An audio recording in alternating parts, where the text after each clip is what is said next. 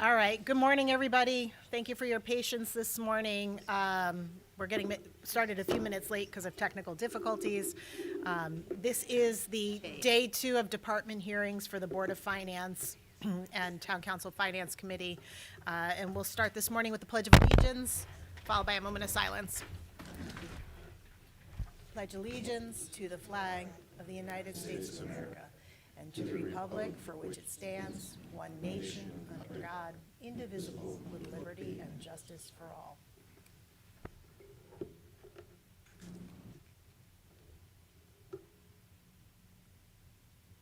Thank you.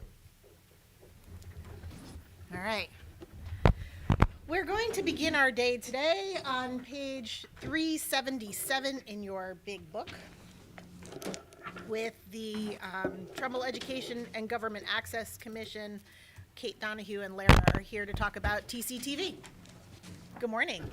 Good morning. This is the first time I've gotten to use these mics, so I'm very excited.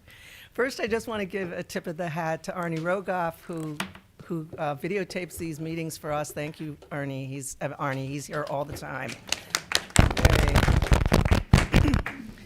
So as Lainey said, I'm Kate Donahue. I'm chairman of the commission, and Laura Walden runs the station on a day-to-day basis. So any operational questions, I'm going to pass to her. The first piece of good news is that we have a full commission finally, which we haven't had in quite a while.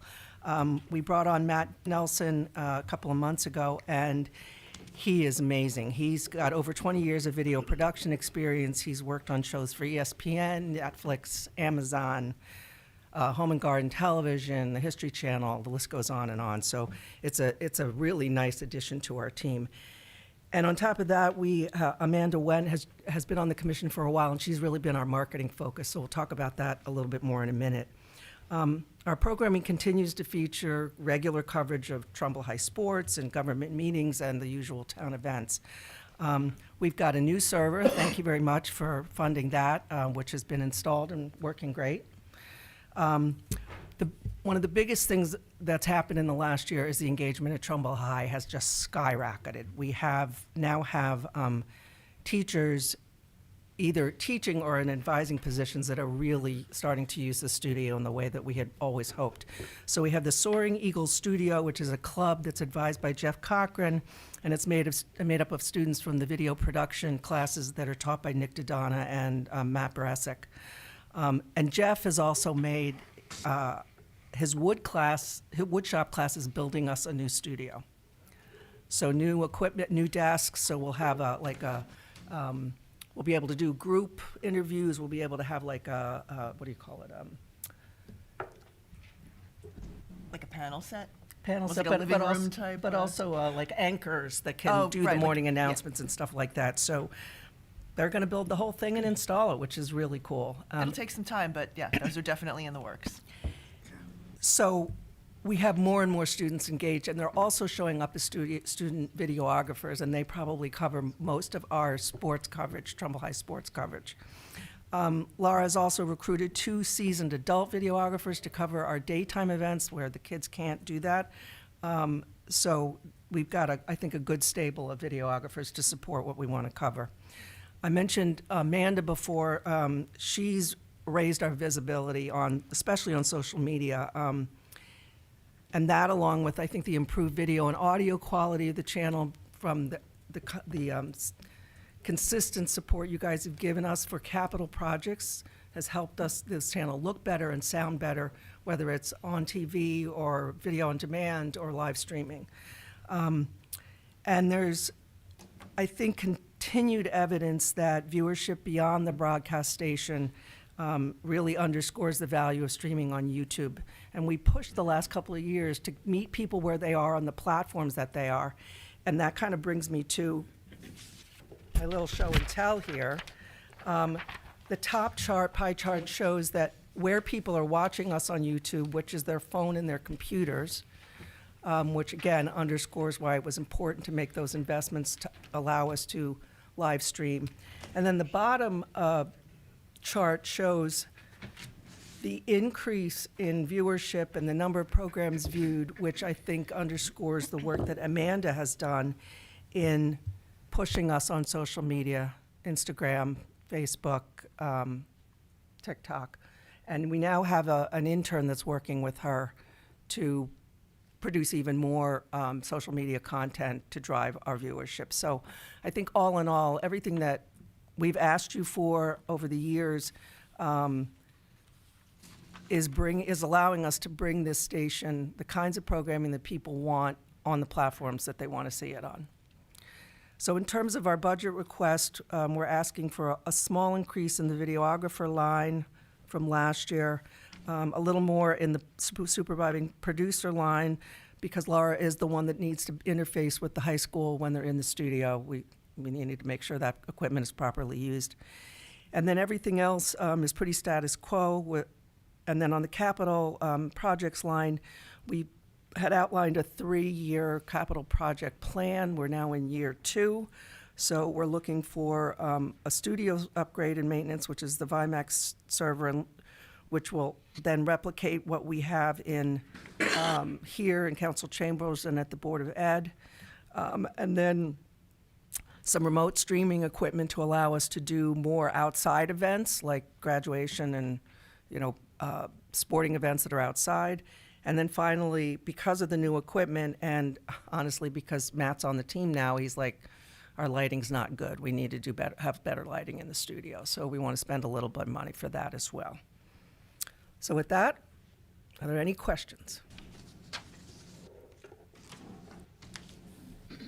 Go ahead, Nikki. Good morning, ladies, and thank you. Just curious, do you receive any funding from the Board of Ed at all for the work you do, or does this come 100% from the town side? Well, the teachers are paid by the Board of Ed. Jeff Van Steenberg is on our commission, and he is fantastic, like really supportive of what we do. That's the best engagement we've had on the technical side from the town. Would you say, Laura? Agreed, yes.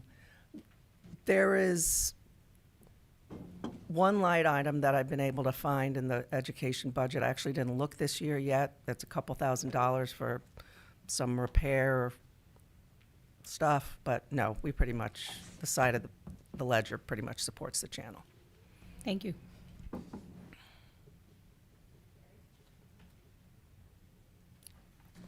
I don't actually have a question. I'm shocked. But I watch some of these things almost as much as I've been watching court TV.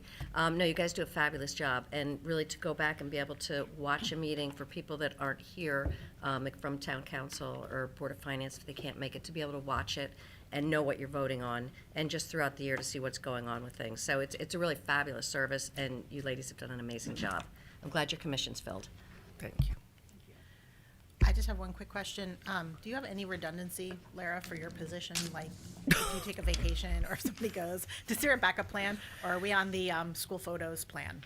Well, usually my laptop comes with me when I'm out of town. So the benefit is it's portable, and if I need to do things, I can do them wherever I am. But the downside is if I need to do things, I can take them with me and do them wherever I am.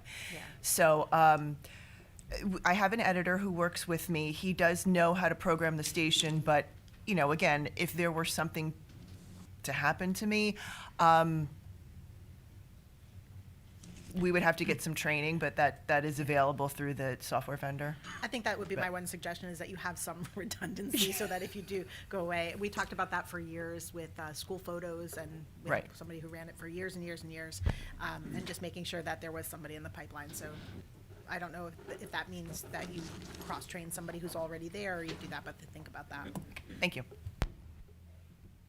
Anybody else? Wait, Dave, you don't want to ask about that increase? Okay.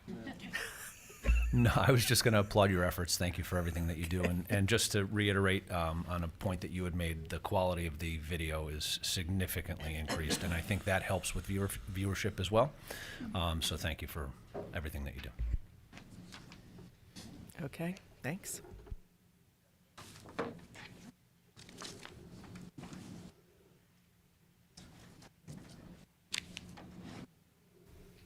Moving on in the big book to page 373, I see Dan Newman has joined us to talk about BEI. Good morning, Dan. Good morning. Give you a minute to get settled.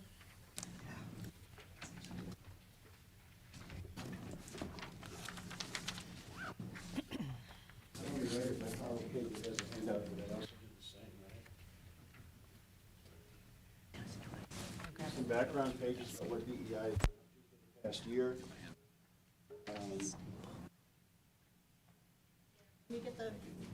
When you get settled, we'll do that because they want us to be able to hear you on the mic. Thank you. Maybe better without them. No comment? One more for you. That's okay, we can share.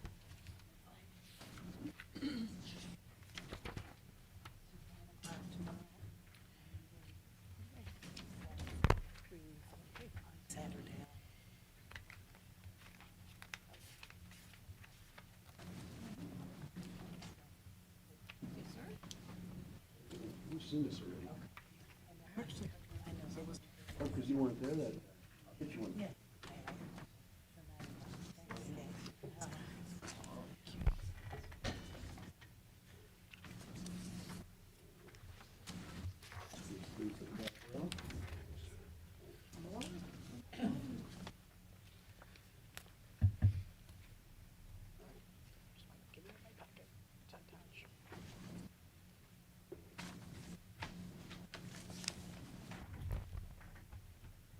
Dan, do you have one more packet? Do you have one extra packet, or did you? Otherwise, can you just send it electronically? Do that, but I'll give you the packet. Thanks. I just want to be able to put it with the minutes.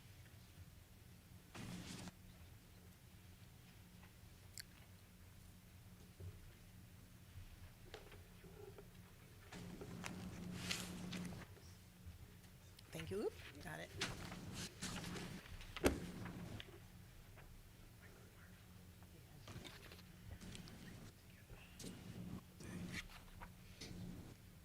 Thank you. Perfect. Everybody good?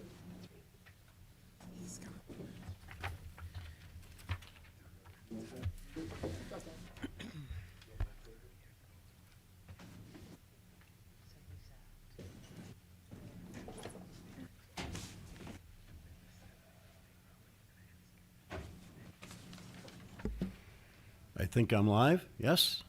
All There you right. go. I haven't had the privilege of being in front of one of these before. This is great.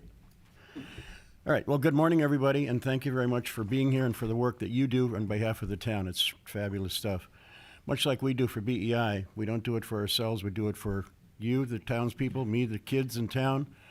And that's what BEI does, is provides opportunities for students to understand what might be available to them after they're done with high school, quite simply. So we do a number of different activities. If you go to 1, 2, 3, 4, 5, 6, 7. Well, there's a page in here, 2 pages, that say College and Career Participation Report. It looks like this. And you'll see that last year there were 5,334 student contacts. And this is all delivered through a very important position that's college and career counselor at the high school that is in the Board of Ed budget. And we sure hope it stays there because this is the delivery mechanism by which these kinds of services are delivered. You can see it's either internships, guest speakers, site visits, et cetera, et cetera. This year, that number, if you go to the next page, is already up to 3,680. On track, very active, highly engaged. You can see at the bottom of the page the kinds of contacts that these kids are given, and it all is to the benefit of helping them understand what's possible after high school. Other than that, the other thing I want to emphasize, and it has an implication on the budget request, if you notice on the page that looks like this, where it's bus inflation or transportation inflation, it's amazing how much bus costs have gone up in the past year. These are comparable trips, and it averages between 25 and 56% increase in bus expenses over 3 years. So that's why we're asking for the additional $1,000 in the bus transportation. Otherwise, we've got to cut back the number of trips because the money is going toward fewer trips because the cost on each one has gone up. And we don't have any discretion over that. We've got to use Durham like the school district does. And that's where that's at. With that, I've given you lots of, one more thing. This is my annual invitation to join us at the recognition breakfast at the Public Library on April 23rd at 8:30 is the annual recognition breakfast for BEI. And that's the program from last year. You get a sense of the kinds of topics that we cover. We have some of the benefiting groups present what they did with the money that we were able to give them with the mini grants. We recognize individuals or organizations that have been tremendously helpful in supporting BEI's mission throughout the course of the year. And we allow Vicki to come and talk, provide a little inspiration. The superintendent does the same, and it's nice to have that support of both the town and the school district to support what BEI does. With that, I'll stop and let you ask questions that you might have. Anyone have any questions? Paul? Yeah, just something simple, Dan, that strikes my fancy here. What is the trip to Jane Ryan School? What is that all about? There's a class that focuses on elementary education, and this is a site visit. They spend a day interning as kids, helping kids at Jane Ryan. And is this an annual stop? Pardon me? Is it an annual stop? Yeah. And why Jane Ryan? Just I think it's because of my a alma mater? teacher connection there that's really eager to cooperate. Because it isn't a position on the teachers, on the faculty to have kids coming in. It's a variance from the routine. Mm-hmm. But they welcome it at Jane Ryan, and it could be others, but that's the one. And you can't take kids out of the high school all the time to go do this in multiple schools. Yeah. Just curious. Thank you. Yep, absolutely. Any other questions for Dan? Dave? Not so much a question, but again, thank you for your support of all of the, specifically the high school clubs and groups that are out there, and the kids who are looking to better themselves with specifically Model Congress, Model UN, We the People, things of that nature, and they appreciate your help, so thank you for that. I appreciate that, Dave. And your son has been instrumental this year in doing a lot of that work, too. Mock trial, those of you that had been in this room before when that happened, up to about 5 years ago when it went hiatus, but the advisor is back. There's 3 teams that are competing a week from Friday, actually, over in New Haven, the federal courthouse. And Dave's son is one of the leaders of one of those mock trial teams, which is very cool. As a senior in high school, getting great experience. Also on We the People team going to Washington, once again, state champions. And we love giving the kind of support to these kids that are going above and beyond the kinds of normal activities that the day-to-day students do. It's really neat to see how much these young people have inside of them that we don't really recognize unless it's put to the test, and then it blossoms. It's fantastic, the opportunities when they're given the chance. So it's good, all good stuff. Mary? I look forward to breakfast. Mary's a regular attendee, thank Yes. goodness. Yeah, last year was It's- tough. and They it's had not to for help the me walk and in. it's not for the food. Well, you know. There is food, Yeah, but there's that's not why you come. No, it's wonderful. It really is. The kids do an amazing job. It's really fun to see the excitement in the room. So I have it in my calendar. But just curious, and there may be just too many kids for each of the trips, but has there been an opportunity to look at any of the vans that the Board of Ed owns? They have the interns that have the V license, I believe it is. And I know that they use those for the elite program and within district. I don't know how many they seat. But I don't know if that's an opportunity to, instead of using Durham, to use those for some of these trips. They see 10 plus a driver. Oh, it's only 10, okay. And so it's not practical in most instances. And the other thing that I have found, and I wish it was different, but it's reality, that the teachers really don't want to take on the responsibility of having to drive the kids and take on that extra risk. I've encouraged it, but I haven't had takers. The other thing I should mention, and which I'm really happy about, that this year, for the first time in my memory, we have representation on our board now from Christian Heritage and St. Joe's, as well as Trumbull High. We've got all 3 high schools represented now. That's been a long-time goal of mine. If you've been following along on this front page about goals, I finally got to achieve all 3 high schools on our board. And this is my annual invitation also. Any of you that wants to join our board of directors, we meet once a month on Thursday mornings for about 1 hour at 8 o'clock at the high school. Let me know. Welcome to have members from the board on our board.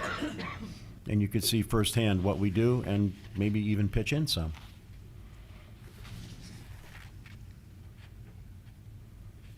Any other questions for Dan? Go ahead, Dave. I'd just also like to say thank you, and you guys do a terrific job. You're certainly a gem in the town. Is there a program for kids that may want to go into the trades and to help them start and run their own businesses, whether it's carpentry, plumbing, landscaping, and so forth? There is. If you look at the last page, is it the last page? No, it's not the last page. Well, anyway, without going through that, the BEI Club, which was student-initiated several years ago and student-run, has regular speakers come in. I know that the fellow, Steve, don't remember his last name, that runs the mobile station at the bottom of the hill, comes in and does an annual guest speaker stint for kids that are interested in automotive repair. There's Constructions Day every year. A group of kids on a bus go up to Durham and look at construction equipment that's used in that trade. We're actively trying to recognizing that it's a comprehensive high school. Not everybody is college bound. Not everyone wants to go to college. And we try to appeal to that group as well, not just aim real high, but the full spectrum of aspirations of what kids want to do, because the trades are just as important these days. Try to get a plumber, right? They're just as important as the college bound. And we try to serve that entire community of the high school.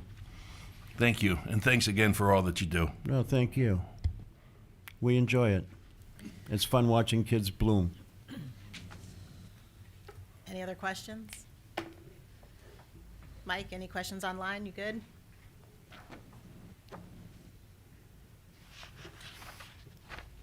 Okay. Well, you're out of the hot seat. Thank you, sir. Seat wasn't even hot. It was just barely warm. Thank you, everybody, for what you're doing. You've got a long day ahead of you. You don't have, you have my empathy. And as always, appreciate your support.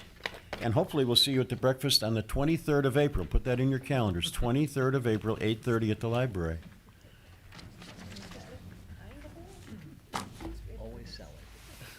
right. While Dan is packing up, we're flipping to page 155 in the big books. That's my wife.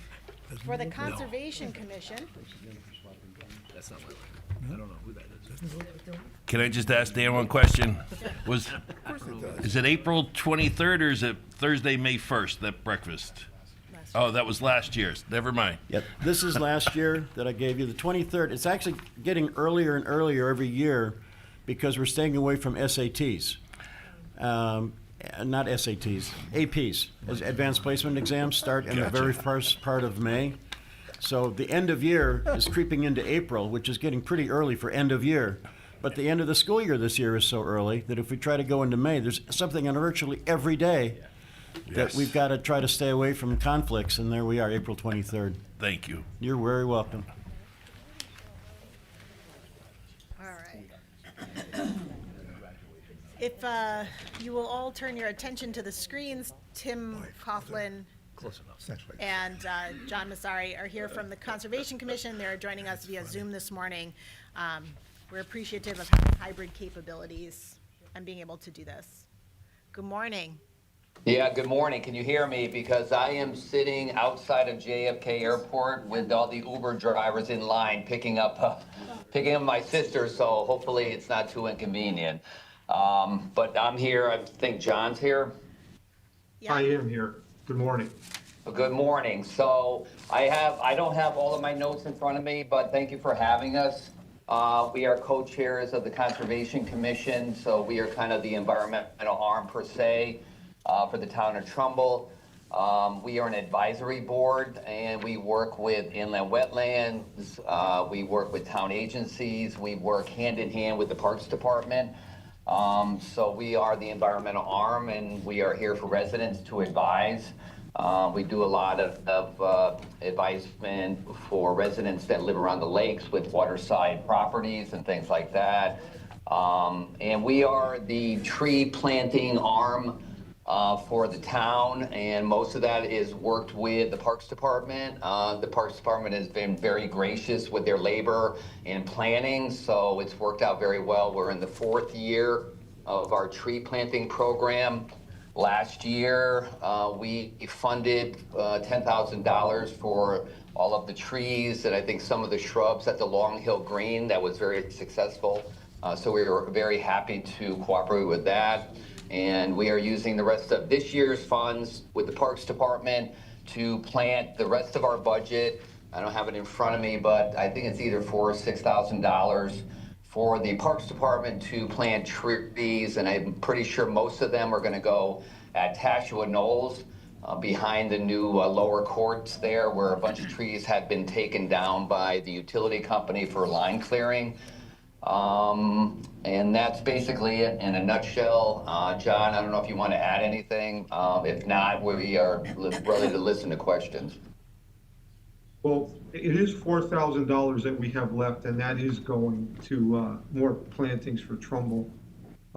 The only real additional thing that we added is we've been working in coordination with the Parks Department with permission to remove vines. We have a vine committee that's actually physically going out and removing vines from parks. And we added $750 for tools. And that's the only thing. We're doing it at no charge, and this, there's no labor involved. It's totally volunteer, and this is really something that the Parks Department hasn't had time to do in the last several years. So it's accomplishing quite a bit, and I think that's about it. Anybody have any questions? Comments? No. So it I just had one question, Go ahead. if you don't mind. So you had mentioned about replanting at the Tashua Knolls facility. Trees were cut down for power lines, and now trees are being replanted, I'm assuming, in similar locations. What sort of actions are being taken to ensure that we don't have power line encroachment going forward? Right, so I can comment on that because I've grown up in Trumbull. I've been a resident of Trumbull for 63 years, so I kind of know the ins and outs of, because I've also been in the green industry for a long period of time. I'm a licensed arborist. So we work closely with the park superintendent. The trees that were originally next to the power lines have been there for maybe 75, 100 years. And of course, Trumbull has been developed. So really the trees were too close to the power lines. They felt they needed to be removed. But we come in strategically, work with the Parks Department, and we will plant these and the right type of species far enough away. There's a gap in between Tashua Road and the back of the courts where they're going to be planted in the middle per se versus closer to the power line. So we take each planting with right tree, right place, and try to really strategically do this. So in 20, 30, 40, 50 years, hopefully there won't have to be a removal. Thank you. Yep.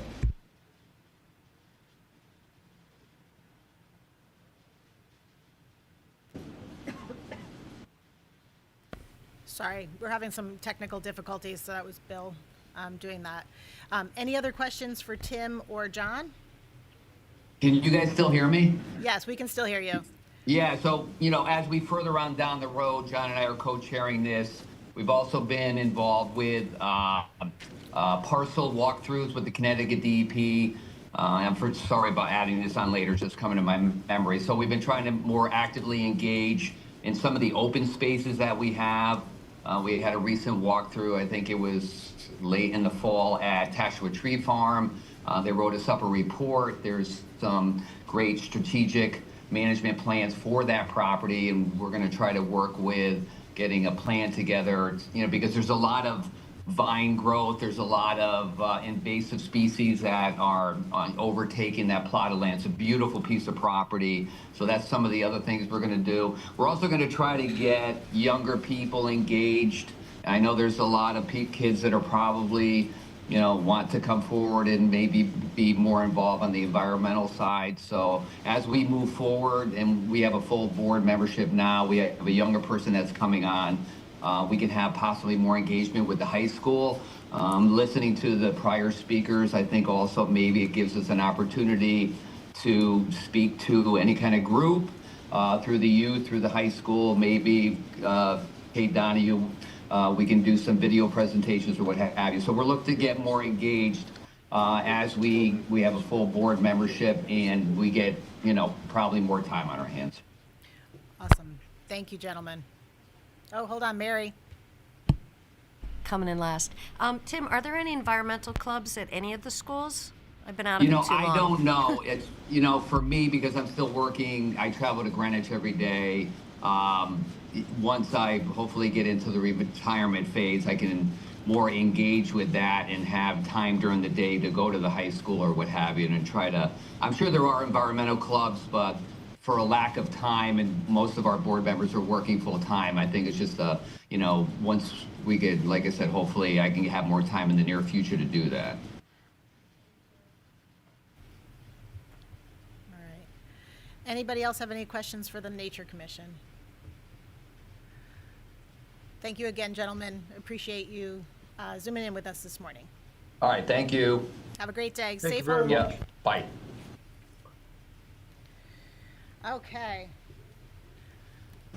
Maria, Bob Dunn is coming next at 9:15. Can we, while we're waiting for Bob, go down to a couple of the items that you have at the end of the day?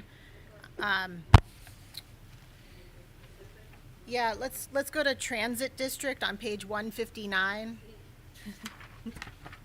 In an effort to be efficient today, we're going to pull a couple of the smaller departments that Maria reports on so that we can have Board of Ed come at 4 o'clock today. The request for 44,084 has been the same for many years. It's basically for the Greater Bridgeport Transit supporting contribution to fund the busing that comes through town. Any questions for Maria on the Transit District? No. Okay, there's no change in that budget. Let's go to page 39 to the Finance Department.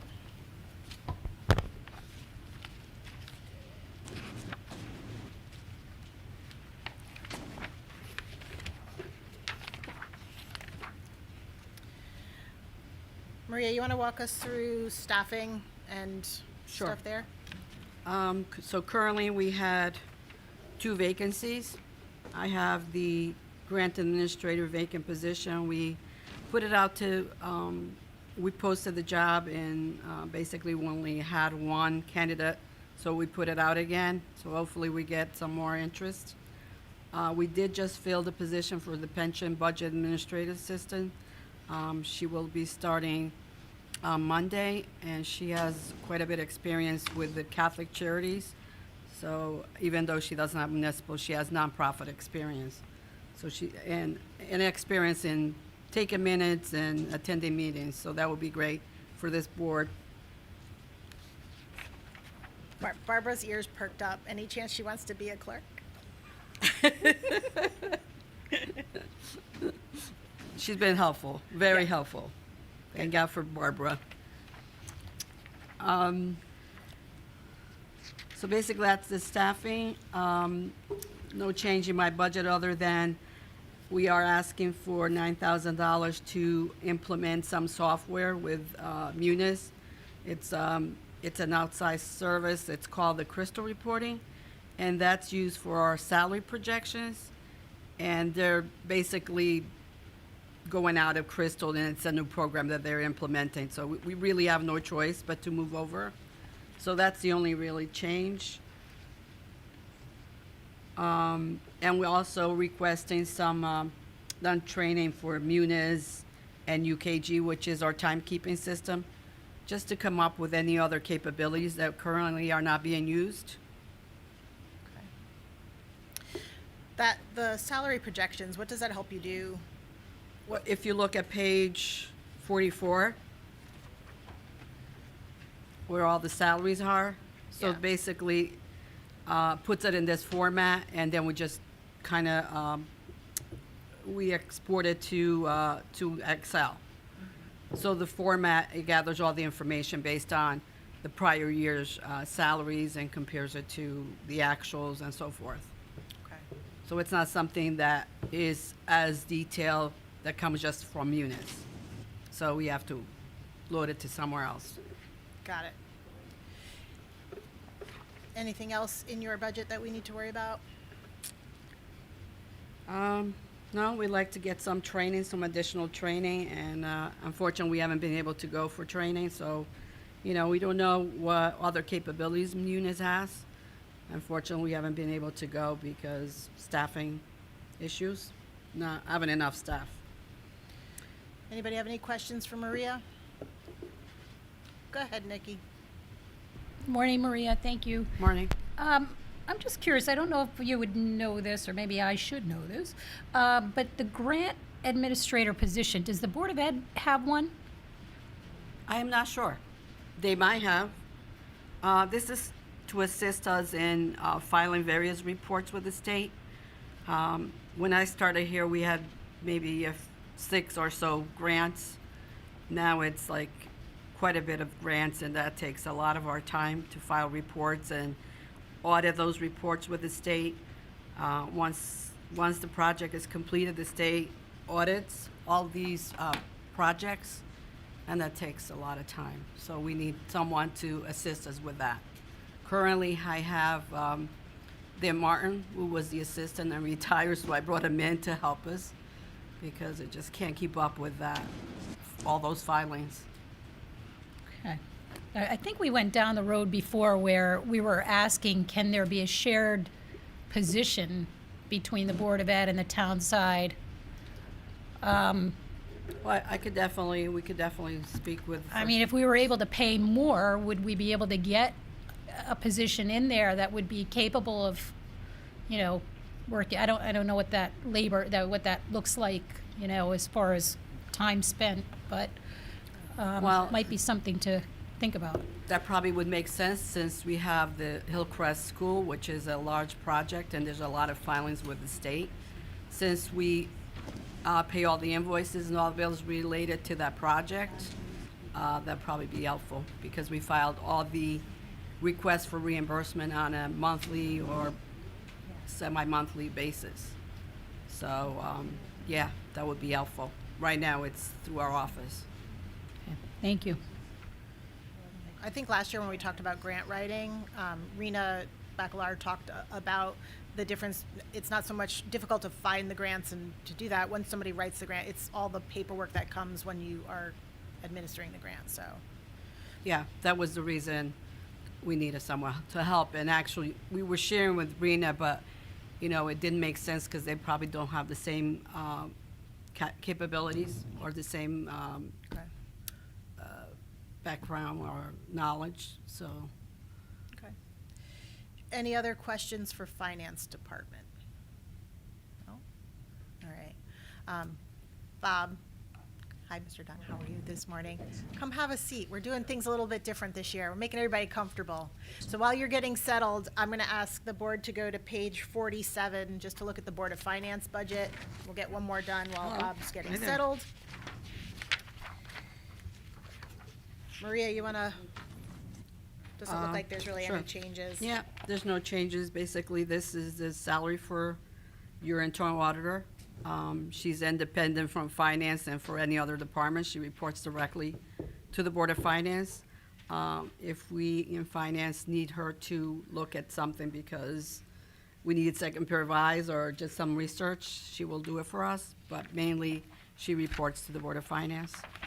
And there's just a legal notice for the newspaper on the budget and her seminars, and which probably need more seminars, but and professional dues. Any questions on the Board of Finance budget?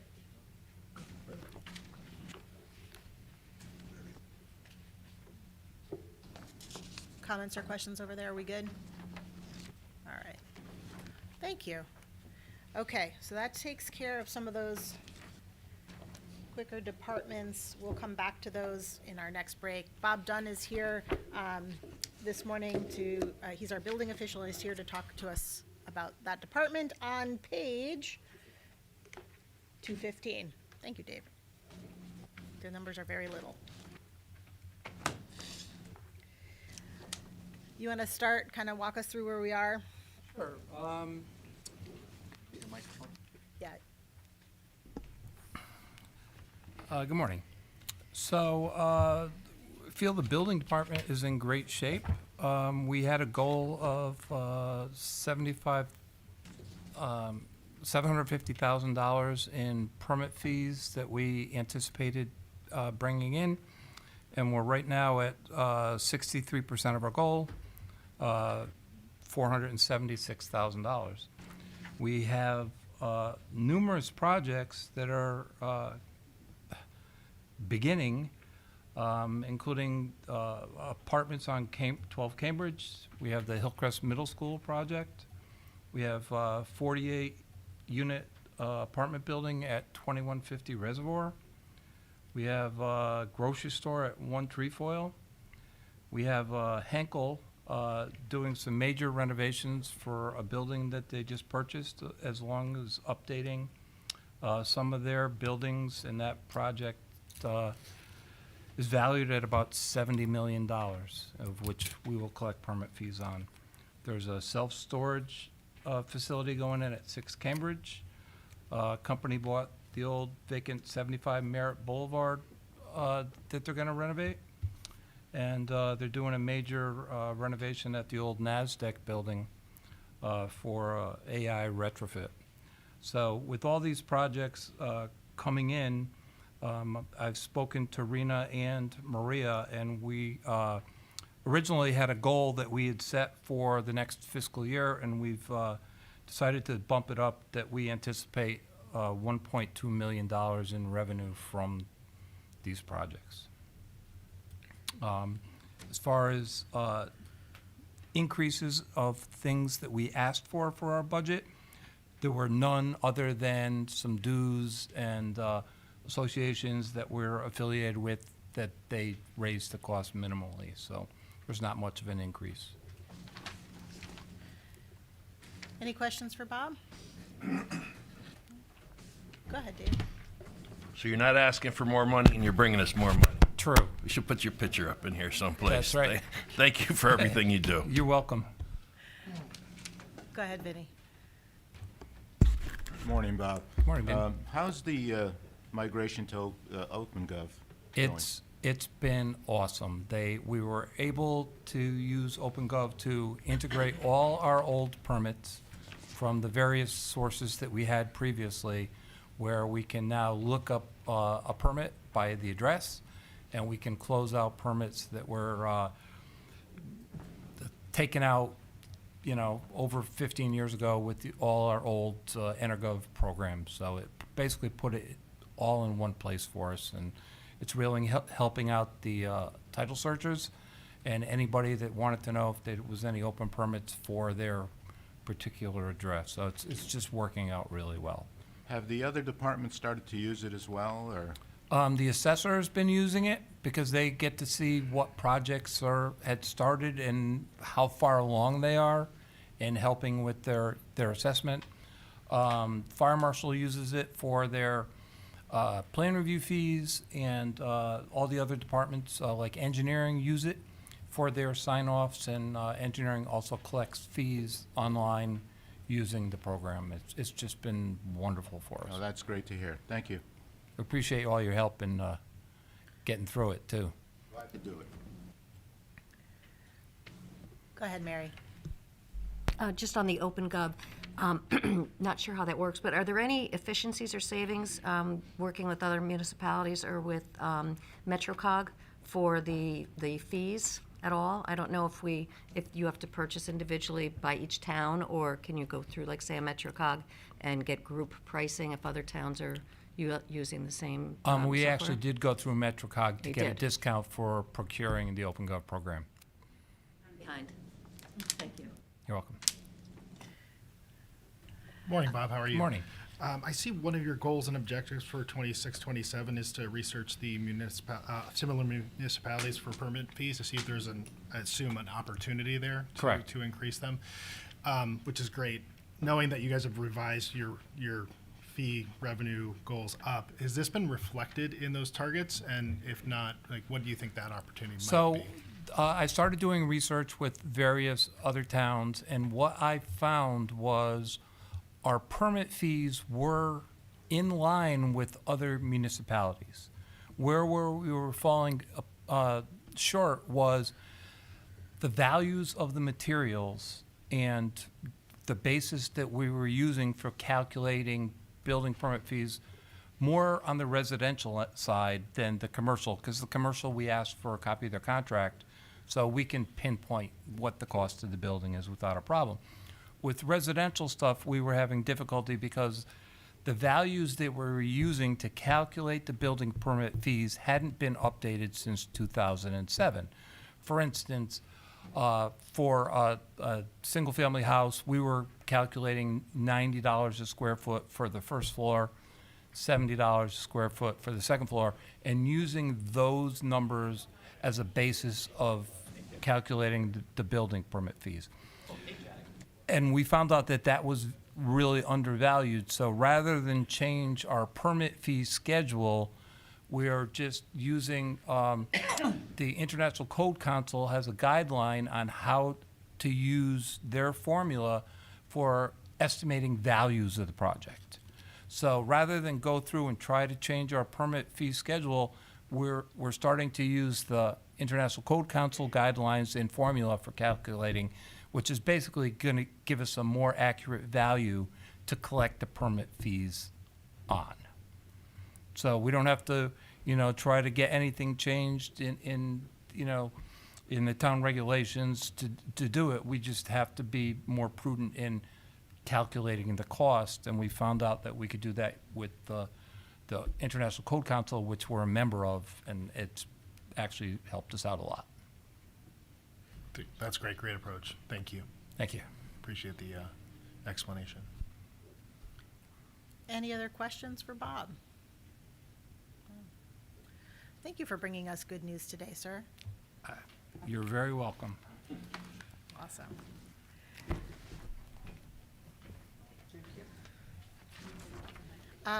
We are running a few minutes ahead on our schedule. I see Michelle Jacob is online already.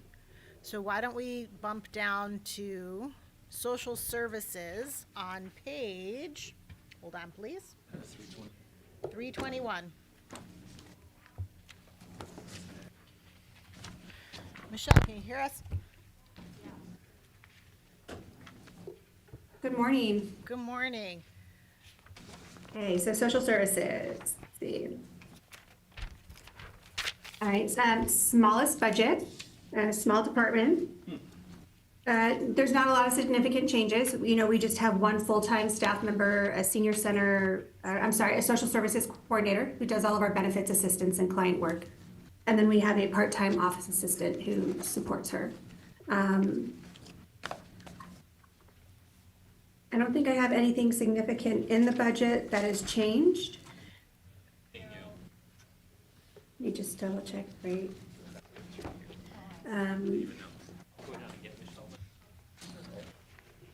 This year, I know the department was really busy. We had a lot of fears about SNAP, formerly known as food stamps, being canceled for our clients. So, back in the fall when the state of Connecticut was determining if payments were going to be going out, I know our staff was really busy and overwhelmed. We were lucky to get a lot of donations from the community to help support our residents. Otherwise, it's been a pretty decent year. Energy assistance was very busy this year. We're wondering what that's going to look like next year for the cost of heat. And we succeeded in providing winter coats, Thanksgiving baskets, Christmas gifts. We had a tree. I don't know if you guys saw, we had a Christmas tree where people could donate gifts for teenagers. So we focused on teens this year and just really got out gifts for all those in need during the holidays. So they've had a great year. Mary? Hi, Michelle. Can you talk a little bit about the food sharing with Daniels Farm and if there's opportunities with the other schools and how that might work out? Sure. It's a pilot program. It's the first school that we've partnered with. So once a week, my staff will go over, or we have volunteers go pick it up and bring it over to the food pantry. And it's all of the school food that goes uneaten. So we're getting string cheese, apples, all the snacks. It's going really well. And it's getting taken by our clients. So I know Karen, is in the works to meet with them again to see if any other schools want to expand. And I don't know if we would end up working with all schools if we could give it all out if there's a need, but I think when we take one school at a time, as long as the food is getting taken and not getting thrown out, we know that we can manage it. But it's been a fantastic program.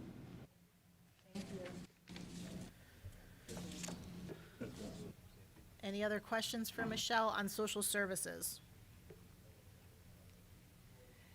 If not, let's move on to senior citizen services, page 339.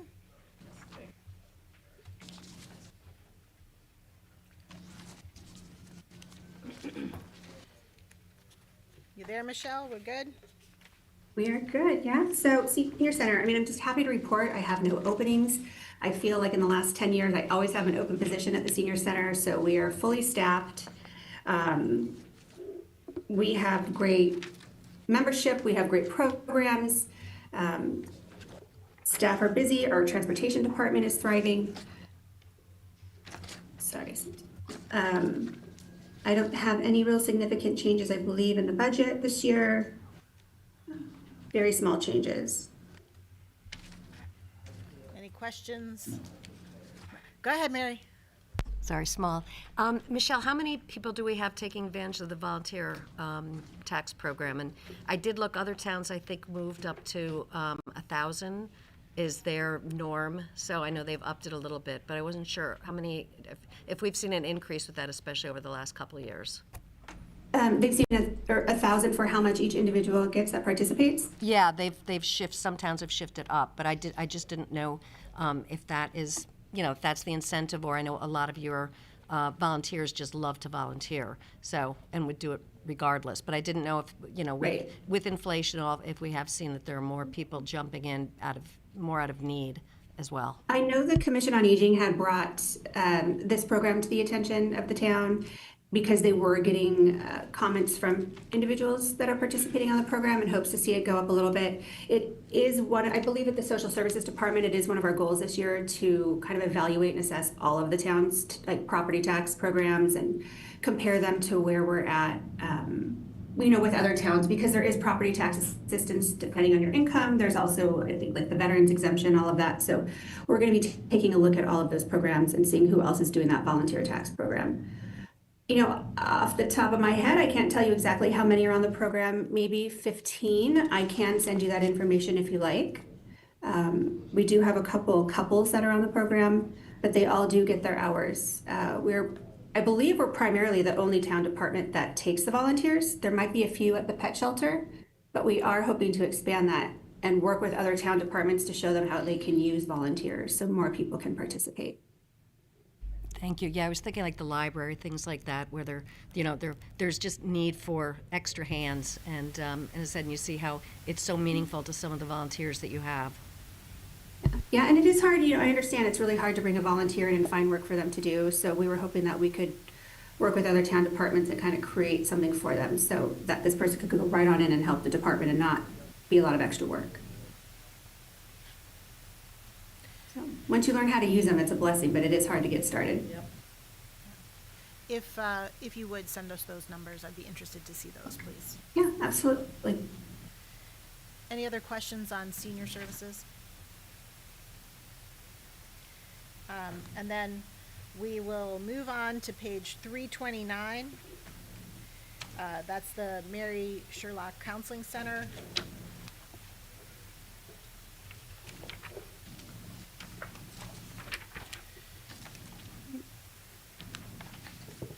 The good news is we are fully staffed again. We have 3 clinicians, and our we used to call the JRB, Juvenile Review Board Coordinator. We're now switching. The state has kind of decided to reframe how they look at the youth, so we're calling it the Youth Diversionary Team.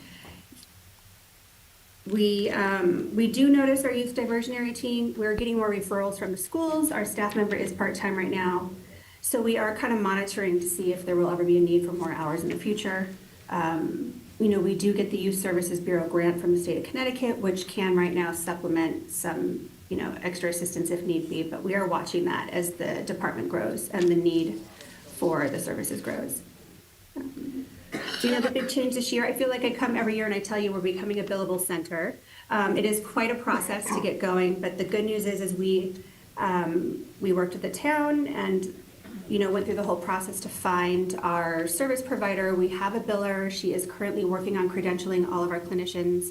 So the next step will be sending a letter to all of our clients, letting them know that we will be accepting insurance. Everyone is getting credentialed with 5 major insurance companies. We've got Husky, Medicare, Aetna, United Healthcare, Anthem. So we're going to be starting off, pretty much being able to serve most of our clients. It won't turn anybody away for inability to pay, though, if they don't have insurance. We'll still continue our sliding scale, but we are looking forward to bringing that to the counseling center. So that's huge. I'm sorry? That's a huge undertaking for anybody who doesn't work in healthcare and doesn't understand the credentialing process. So kudos. I think to we getting get that 12 done. emails a day on like one little question, so it's quite a process, but we are going to get there, and Good. we finally see the light, so that's great. I think that is the only significant change you might see in the budget is the cost for the biller. However, the revenue will offset that. The numbers that are participating in the youth diversionary team stuff, do you have any statistics on how many kids are coming through that program? Yeah, I might have my annual report, and if not, I can send, I can have Melissa put something together for me. I know she just had 5 referrals recently, which 5 referrals coming in at one time is quite a bit. We're not used to that, and then that happens regularly, but let me take a quick glance here at, let's see. So last fiscal year, we served 57 juveniles. 83% of them successfully completed the requirements of the program. Our panel meets twice a month. The panels consist of individuals who are really invested in youth in the community. So we have representatives from social work to the police department. I think somebody from TPOD is on our panel. And what they do is they have this youth take accountability for their actions, and maybe they'll be asked to provide volunteer work, go to tutoring, make sure their attendance is great at school, and once they complete the program, we sign them out. So 83% successfully completed, which is great. And I think, we have 1 employee handling that caseload, which has been a bit difficult. So there's an increase in number of female referrals, increase in referrals for marijuana and THC, and increasing complexity of cases requiring specialized intervention. So we are seeing more and more come through that requires more time from the staff. But I can, if you like, get the year-to-date and get those sent out to you guys. Yeah, that'd be interesting for us to see. Thank you. Mm-hmm. Any questions on the counseling center? Go ahead, Paul. Yes, Michelle, I may have asked you this question last year, and if I did, I don't remember, so forgive me for repeating. Can you comment a little bit about the condition of your building and the functionality of the building? Is it still working out for you? At the counseling center or? At the counseling center, yes, I'm sorry. Yeah. It's tiny. We wish we had more space. It is old. We actually, this year, we had some issues with the heat. We have flooding in the building just from the foundation. So I think we are starting to see more and more things pop up with the building. We have been working closely with Dimitri and George Estrada to make sure they're checking in and looking at it. But the problem is it is very small. We can't really grow.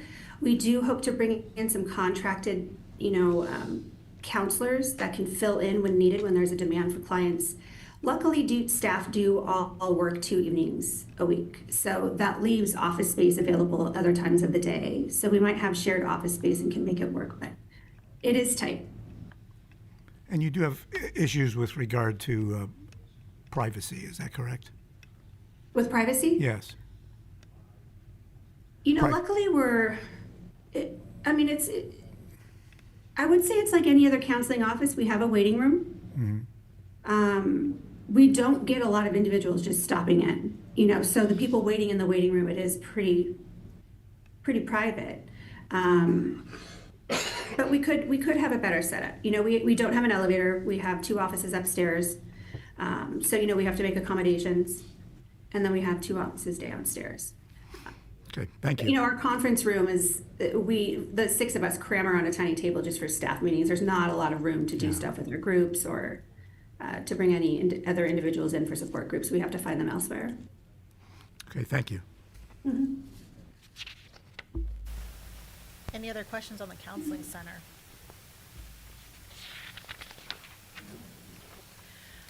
All right, Michelle, I appreciate you zooming in this morning. Safe travels today. I appreciate you letting me. Thank you very much. Have a great day. Take care. All right. Anyone need a little stretch break? Anybody need 5 minutes, or are we good to keep going? Good? All right. Kathy Rasso's here with us. We'll move on to the tax collector on page 65. Hi, Kath.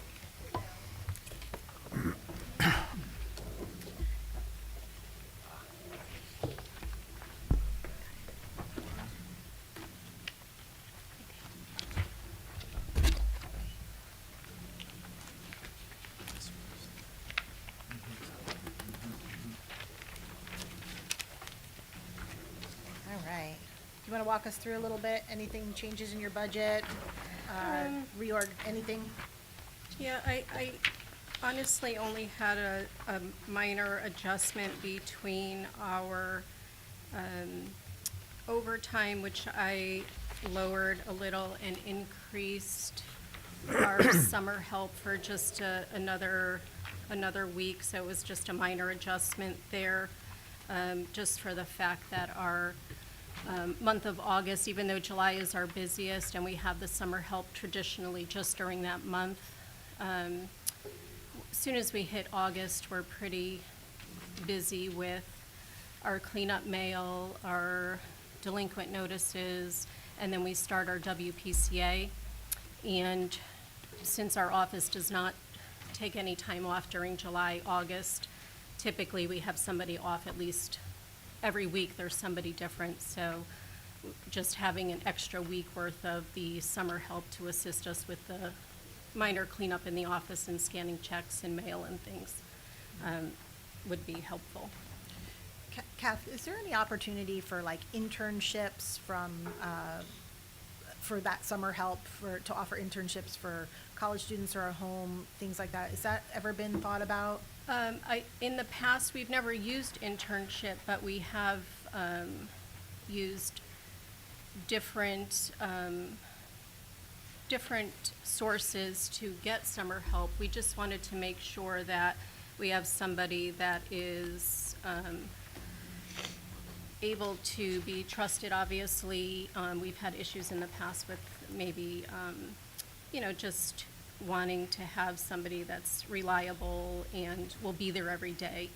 A lot of times in the summer, if somebody is coming in, maybe if they're not committed completely, they might not be there for a week or want vacations and things. So we just wanted somebody on payroll that will be committed to the full 7 weeks, 6 weeks, something of that nature. I would be open to anything as long as we can have somebody that can commit to it down the road. We have somebody for this upcoming year already committed, but going forward, I don't mind exploring that. I know there's so many kids looking for internship opportunities, on We've grades questioned and it in the stuff. past, but we go typically through HR, and we haven't had anybody, so we're usually left to our own resources of finding somebody, but we'd certainly be open to it. Okay, something to think about. Yep. Any other questions for tax collector? Go ahead, Vin. Hi. Hello. You had a comment in your goals and objectives. Yes. And I just wanted you to expand on it a bit. And it was guide staff in providing more empathetic customer service to the residents. Yes. Does that mean that people come in there being like ticked off about what's happening and they need to be kind of coddled a bit, or Yeah, whatever? typically on a daily basis, we have a lot of unhappy people that come in for various reasons, not necessarily toward us, but always our attitude always helps with easing the situation and diffusing a situation. So it is hard, as you can imagine, being on the receiving end of what we receive daily from people and not taking it personally. So it's just, I'm trying to guide the staff more for some of those moments and just kind of lighten the atmosphere a little bit more and just teach them how to just not take everything so personally, just so that it's easier on the side of the taxpayer, because people are coming in for various reasons, and it's not always their fault that they're not paying. They have a lot of personal issues, and when we take it personally, it doesn't help them. So Okay. we see that it helps on their side if you just offer a little bit to them. Okay, thank you. You're welcome. It's very hard to have a job where they don't come to see your smiling face every day. It's difficult, It's but very you can get people used to that by seeing it constantly as they come in. And then some people are happy to come in and see us, so Yeah. you try. Other comments or questions? Go ahead, Mary. On the delinquency, I know that typically you come in at another part of the year, but how are we doing on collections? And then when you send out a delinquent notice, is there a fee included in that for the processing and the stamp or whatever, plus, the time? Yeah. Is that allocated in there? So the biggest part of our, or first, to address the first part, our collection at this point for this part of the year, we're at 78.63%, and we have another quarter to go, so we're over 3/4. So I would say we're where we should be at this point. The delinquent statements, we mail delinquent statements in office, but we also have QDS, our supplier, mail our biggest statements for the year, which is our motor vehicle, and could be over 5,000 to do that, but for motor vehicle, there are so many, it's worth doing it through them. We do that once a year. At the end of every quarter, we in-house do real estate, sewer assessment, personal property, and we mail those out.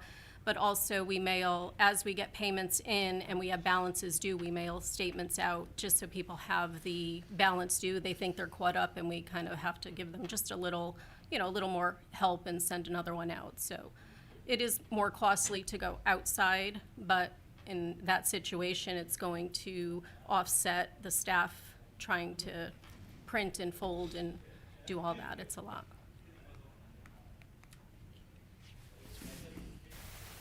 Anybody else? Paul, your light's on. Do you have something or no? All right. Well, thank you. You're welcome. And thank you for trying to make it a positive experience. We will continue. Thank you. Thank you, Lainey. All right. Looking at a list.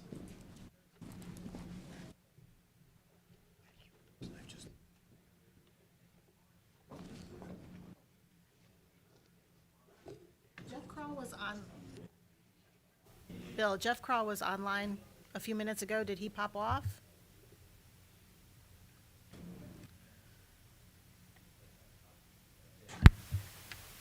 Okay. While we're figuring that out, we are running a few minutes ahead. I would like to take a 5-minute break. Everybody can stretch their legs, get something to eat or drink, and then we'll come back and pick up with some of Maria's later afternoon departments. Is that okay? All right. Take 5. Oh, bless you.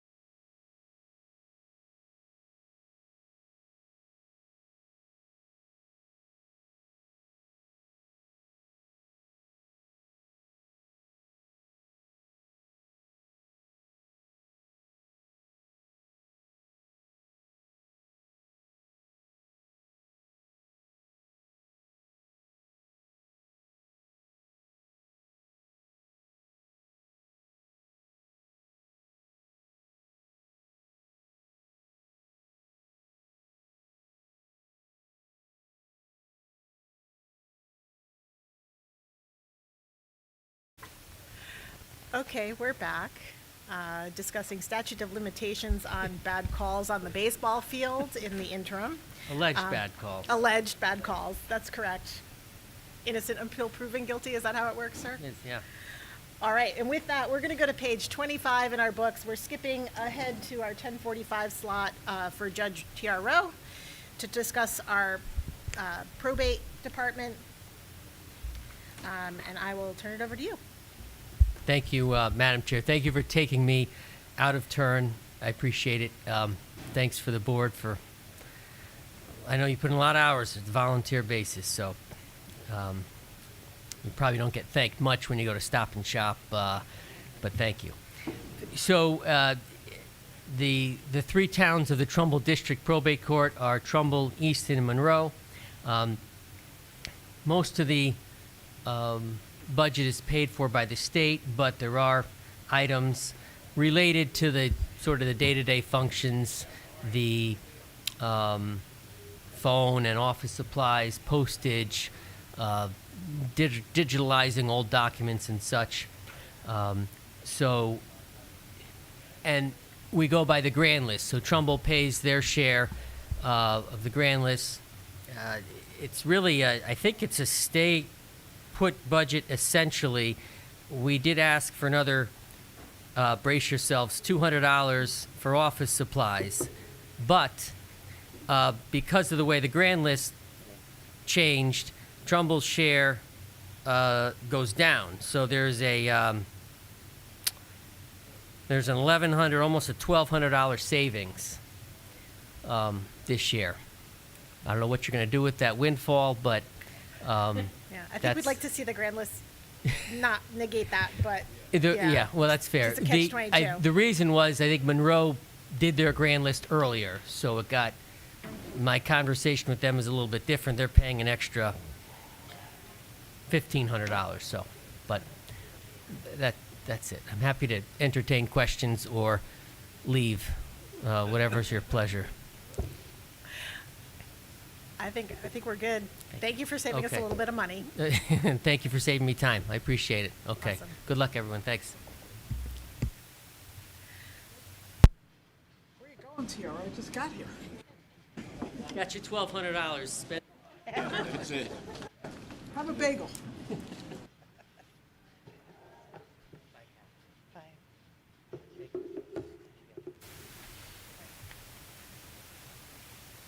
Maria, can we do Ethics Commission next? On page 11. Well, that's an easy one. It's only clerical fees, and we haven't really used it. So we just add some clerical fees just in case there is a meeting. It's a little hard to hear. The thing just went on, and there's some people out in the hallway. Okay. So basically, it's just the clerical fees if there is a meeting, or two meetings actually. But in the last few years, there hasn't been any. I mean, if there are a series of meetings, then we'll have to come back to the board for funding. I'm sorry?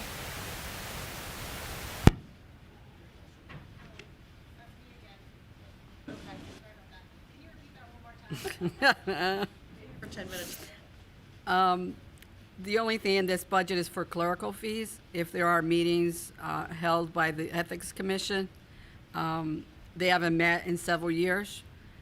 Obviously, if there are more meetings than just the two meetings, then we would have to come to the board for additional funding.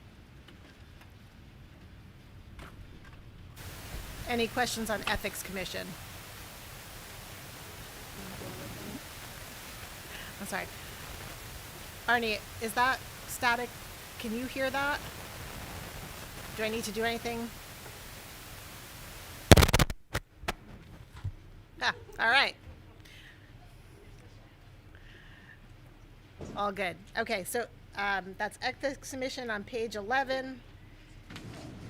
We're still running a few minutes ahead, so we'll go back down to, I was doing the checkoff. Here we are. Let's go to page 73 for purchasing, Maria.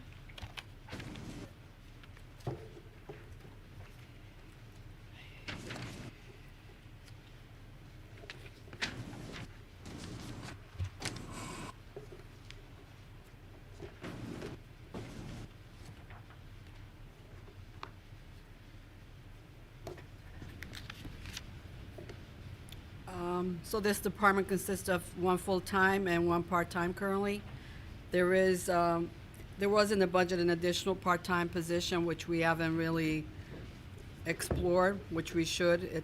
I think the discussion was to possibly help us with any of the Board of Ed bidding. So we'll be exploring that this year. So that money went unused last year? That's correct. Mary, you have a puzzled look on your face? No, I just thought We Yes, did you put it did. in last year and We it have- did not get hired. No, that's why it's. Did it go out as a posted position? No, it was never, we never looked at it, to be quite honest. It was overwhelming. We didn't get a chance to look and come up with a job description and Okay. post it and so forth. But we'll definitely look at it this year. Dave? I see as one of the goals and objectives to lock in oil and gas, and I think we talked about this at one of our previous meetings. Actual, the diesel was at 26247 and gas 2.3054. And last year was 260 for diesel and 2.24 for gas. So we did very well on that. And what was the gas again, I'm sorry?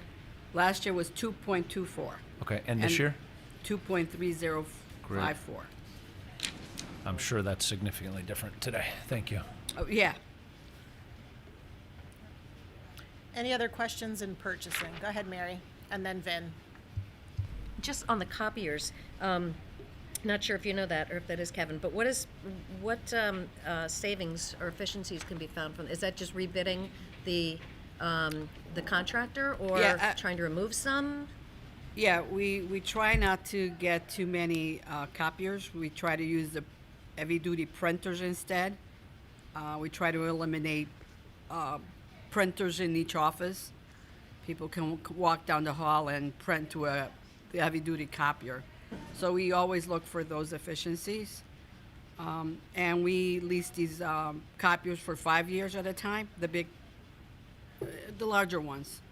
And they're replaced every year. They include the supplies, toners, etc.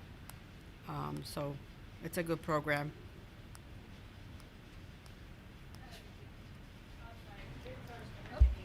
Nat? Does the Hillcrest project require any support from the purchasing group? All the bidding goes through our department, through purchasing. We have several, I think we have 4 major contractors that we bid for, and I don't have them all. Owner's rep, architect, construction manager, and there's a couple others. But that's at the high end. What about all the detail stuff that's Well, going to be? Bismarck is a construction company, and they bid all the subs, all the trades. Right, but like all the, I call it like facilities, all the furniture, all that other stuff. I'm sure you're going to have that requirement, but that's the Board of Education, but we Yes, wind all up these doing it. large projects, even all the capital projects and bonded projects come through the town. So, Comes through our purchasing department, finance to pay all those invoices, and deal with the audit at the end of the year. I'm just concerned about the workload that's going to be coming. Yeah. That's It's gonna be basically not large. even town stuff or anything, but basically that one project. Exactly. It's large, Yeah. yes. On all departments, on the town. Would you do that with a consultant, maybe to do an adjunct? We have various consultants already. There is one consultant that's helping us with some of the filings with the state. They prepare all the documents, we just have to submit them, and they oversee the project as far as finance goes and so forth. So they're on top of everything. And that's in addition to all the regular stuff? Okay. Yes. Thank you. Go ahead, Nikki, sorry. Maria, what's the earliest that you can lock in for fuel the year prior, and what's the latest date that you can lock in for fuel? We always lock it about at this time, right before budget. Okay. I'm not sure of the latest. And how does that work for, do we also lock in for busing? Or does the busing company do that? How does that work? I'm not familiar with that. That's on the Board of Ed side. Okay. Thank you. Do they still, does Board of Ed, do they still use our town? Yes, So, and then we charge them back? yes. So in essence, they get whatever rate we lock in? Right, I'm not sure if the buses come here. I'm not quite sure. All the other vehicles do come to the town So, to okay. fuel the vehicles, but I'm not sure about the busing. It's a good question to ask. Yeah.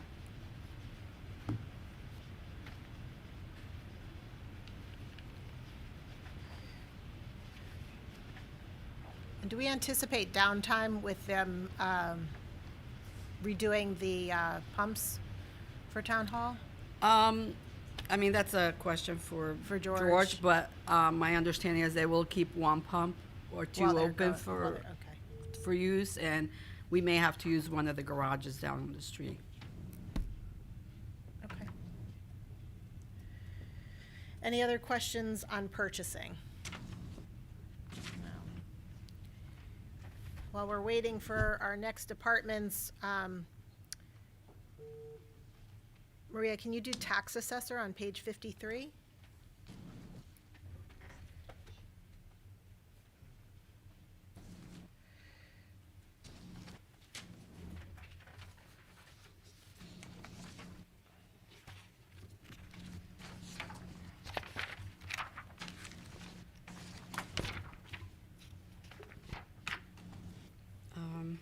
Well, I believe we filled all the positions. There is one position vacant for the motor vehicle personal property administrators.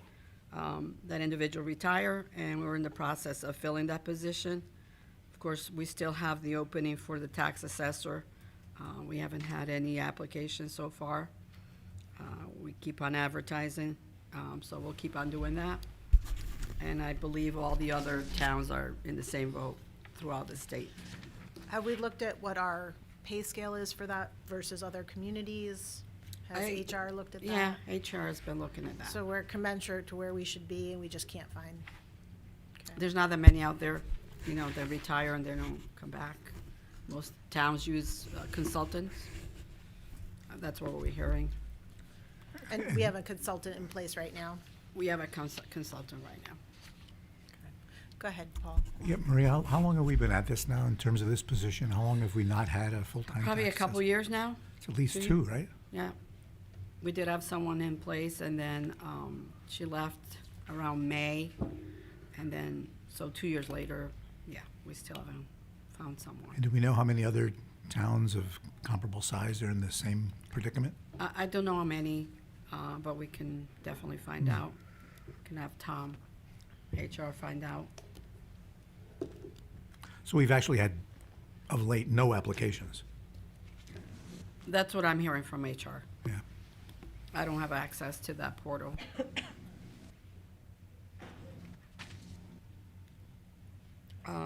So the next large account is the professional services account, and that has to do with Reval. What's a smile? Sorry. I think Paul wants to take the position. You would appreciate that. So professional service, we're doing, as you know, we're doing a Reval. So that's the large $200,000 for the physical Reval.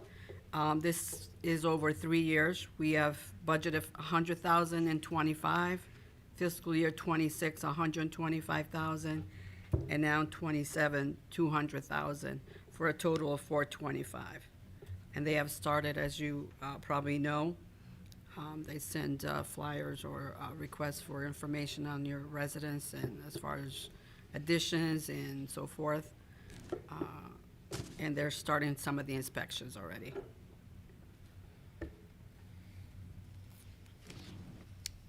The service contracts for the licensing and support have gone up a little bit. QDS, Vision, They have two items that are new, the field cards, they want to print and attach to the pen. It'll be easier to see on file online. The near map, that's a image of the property, and I guess it's a more clear picture. The OpenGov that we were talking about with Bob this morning, we have a $4,000 fee just to bridge from building to the tax assessor's office. Maria, can I ask you a question just in general on software and subscriptions, things like that? I'm going to let Mary make me sound smart for a minute. Have we done an audit of what all the town subscriptions are and whether or not there are things that are unused or that could be combined or things like that? And how would we go about something like that? What department would that fall in? Just under tech? Would it fall under? I wouldn't know. I mean, we can make a list and. Yeah. Is that and something as I simple? probably would have IT help me with that if we need Bill. to. The wizard. Sorry, He's like, oh no.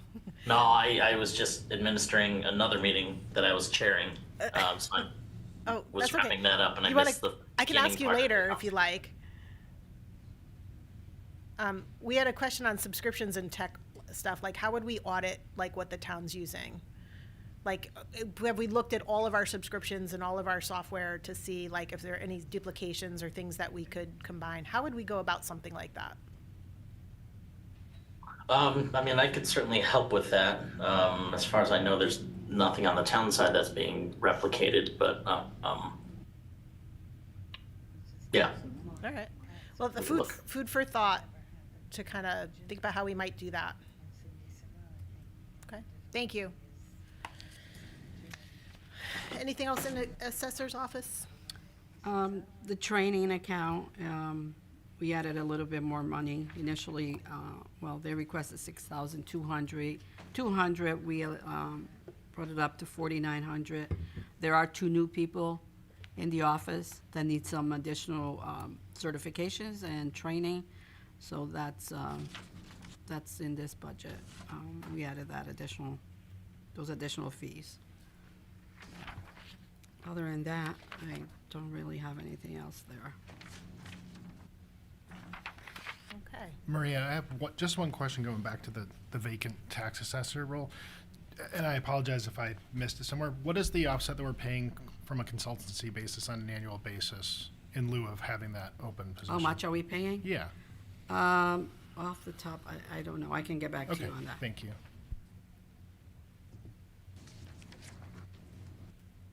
Go ahead, Mary.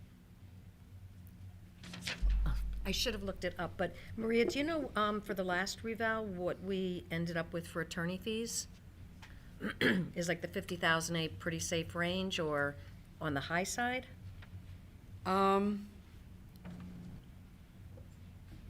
Well, reval is 10/1/2026, and normally the BAA doesn't meet till March, and the appeals, any large appeals are, we need attorneys, outside attorneys for large appeals.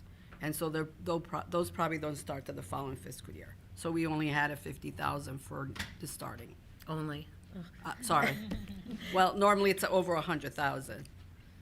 That's why I said And then only. just because I do not understand the line, personal property audits on a contingent basis, not fee basis?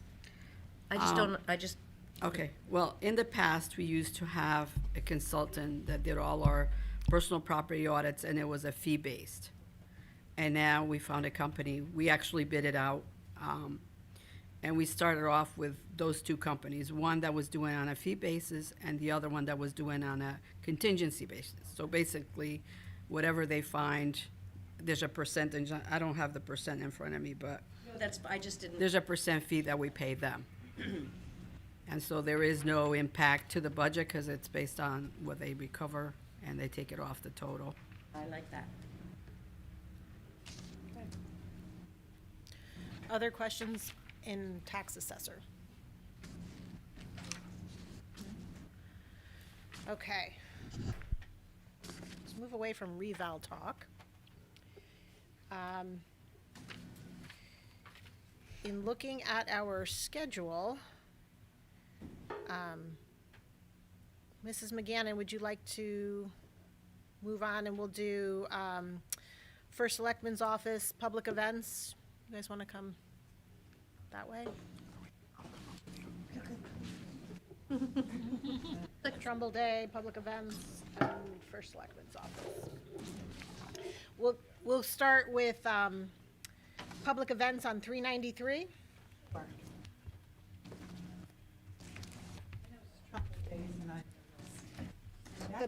It is on the list. No budget. We're gonna have Trumbull Day, though. We're gonna have trouble. Woo!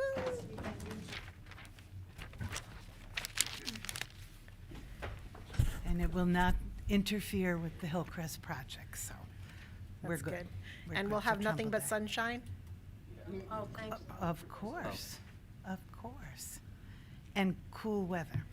Excellent. I don't mind the rain when it's 95, you know. Public events, the price of everything, of course, has gone up. Flags are ridiculous. But I ordered enough last year and that I could order this year.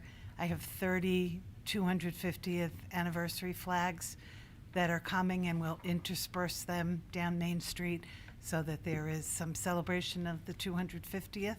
And the other flags are apparently still in good condition. So what I do have to purchase are cemetery flags for the veterans to put on the Graves Gate of Heaven, all the cemeteries around town. So I think I need probably 500 flags. Last year I think I ordered 1,500. There's a lot of graves that they mark. And they always need volunteers to put them in. Their numbers are dwindling, so they get a scout troop or two, but if you ever want to do that, just let me know, and I will let the commanders know and give you the date and the time that they do it. Kathy, just out of curiosity, what is the cost per flag of those flags that we do on Main Street? Just the flag is about $50 for the flag, and usually if the flag is damaged, the pole has gone with it. We didn't used to leave them up as long as we leave them. Now we leave them through September 11th.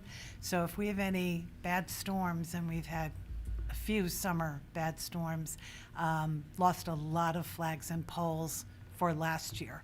So I did spend a lot on flags last year, but we're good this year. I think leaving them up is terrific. It looks so empty when they come It down. really does. It does, it does. And frankly, I'm a little surprised. I thought the cost would be a lot more than that.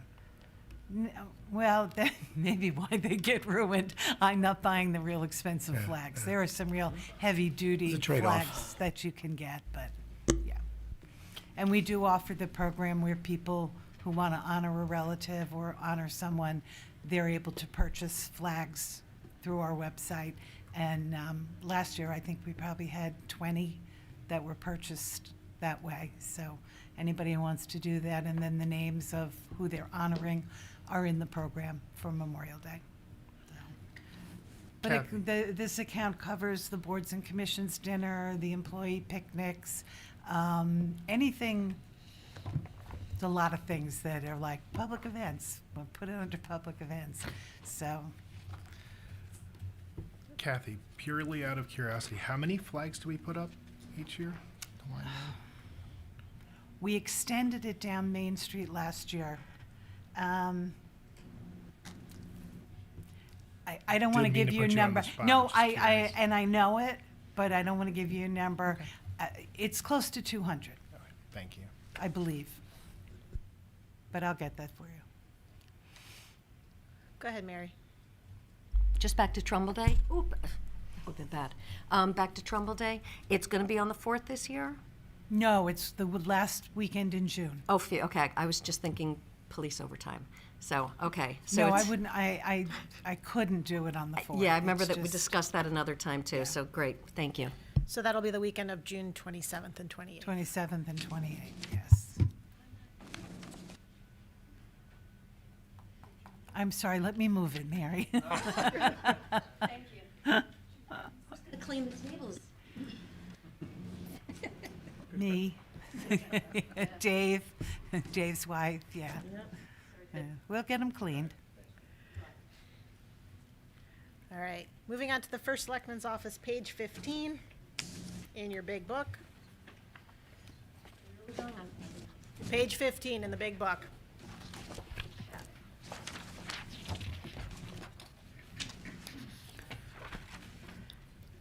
Good morning, everybody. So, what would you like me to do? I could just answer your questions, however you'd like to handle this. You want to just walk us through any changes? The only real change here, obviously the people in my office, myself, Mrs. Katsky, Mrs. McGannon, and Mrs. Altobelli are all the same. So there's only the regular increases that are included in the salaries account. I do have an addition that I'm asking for this year in it's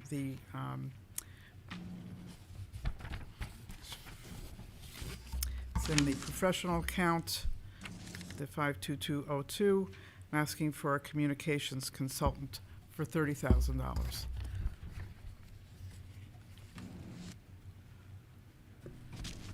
Just ahead, a, Massimo. yeah, just a question on that. Can just because I'm curious, what's the objective of using the So communications I'm just gonna read a statement that I have for you, so we can start off the conversation. So, in response to the increasing demands of economic development, along with the continued growth and prevalence of social media, the town will engage a part-time consultant, communication consultant. This addition will enhance our ability to communicate effectively with the residents of Trumbull while allowing for greater focus and efficiency and advancing our economic development initiatives.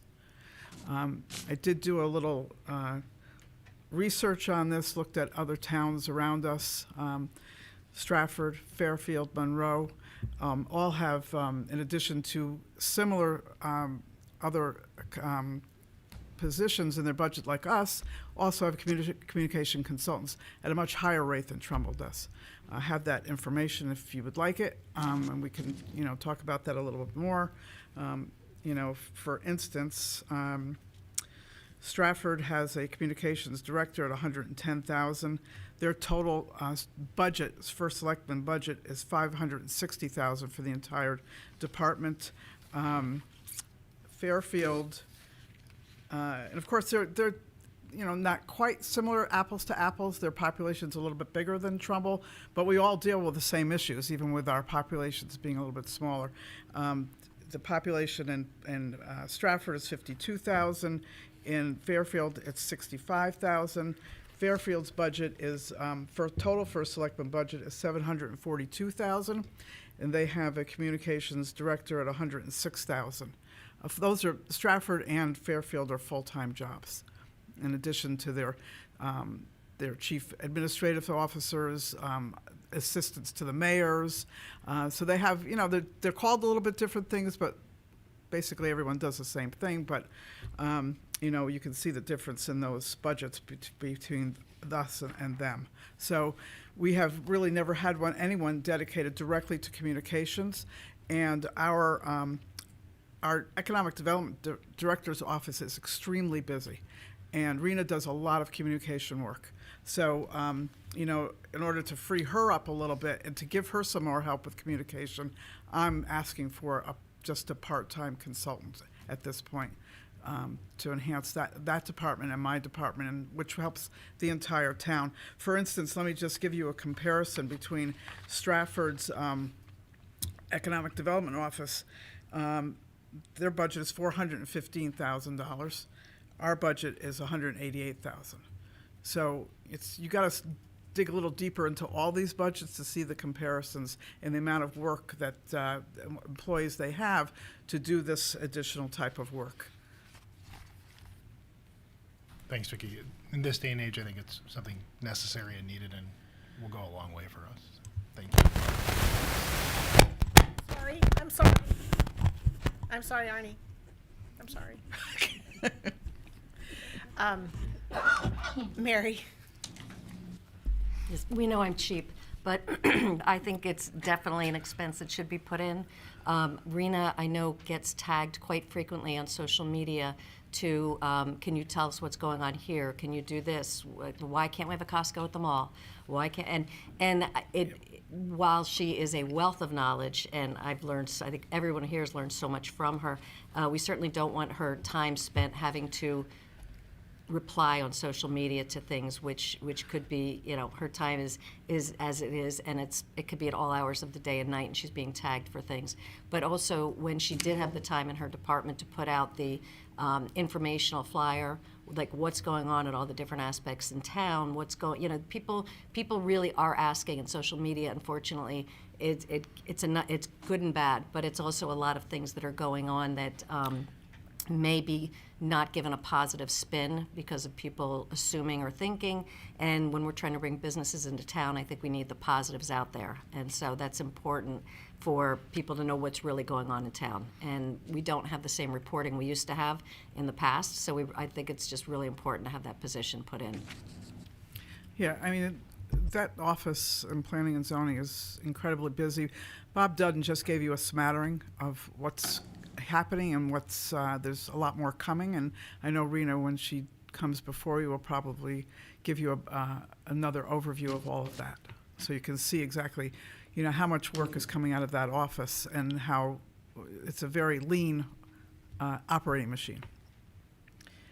So, in that vein, Mr. Tinker, PR is kind of your wheelhouse. Is $30,000 a reasonable consultant fee? Is that like a chip, like I peeing think in the that's ocean? the very, very bottom of what you would need to actually have usually you're talking about a PR consultant starting at about $5,000 a month for a small company.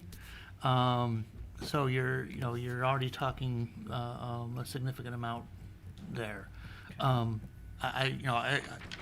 This would get you started a little bit, but I would think you would need probably, if you want a comprehensive PR and communications plan, which I think is necessary here, because right now it's sounding reactive and responsive, and needs to, you want to be a little more proactive as possible, and you also want to make sure you have a well-developed, especially in the social media space, social media policy that lays out exactly how you're communicating, what you're communicating, when you're communicating it, what the parameters of it are, that sort of thing. So, for a part-time position, sure, but I don't think you're going to get the impact, with that amount of money. So not that I think it's something that we recognize the need. Just if we're going to do it, how do we do it correctly to see if we get the benefit out of that? Maybe we need to look at that a little bit more closely as we moved into the budget vote. Maybe we want to talk about that. Mr. Pia? No? Well, I don't, obviously after, looking through other towns' budgets, I don't disagree that that's on the lean side. But certainly I'd be appreciative for that $30,000 to start this process, and then you certainly can discuss it further.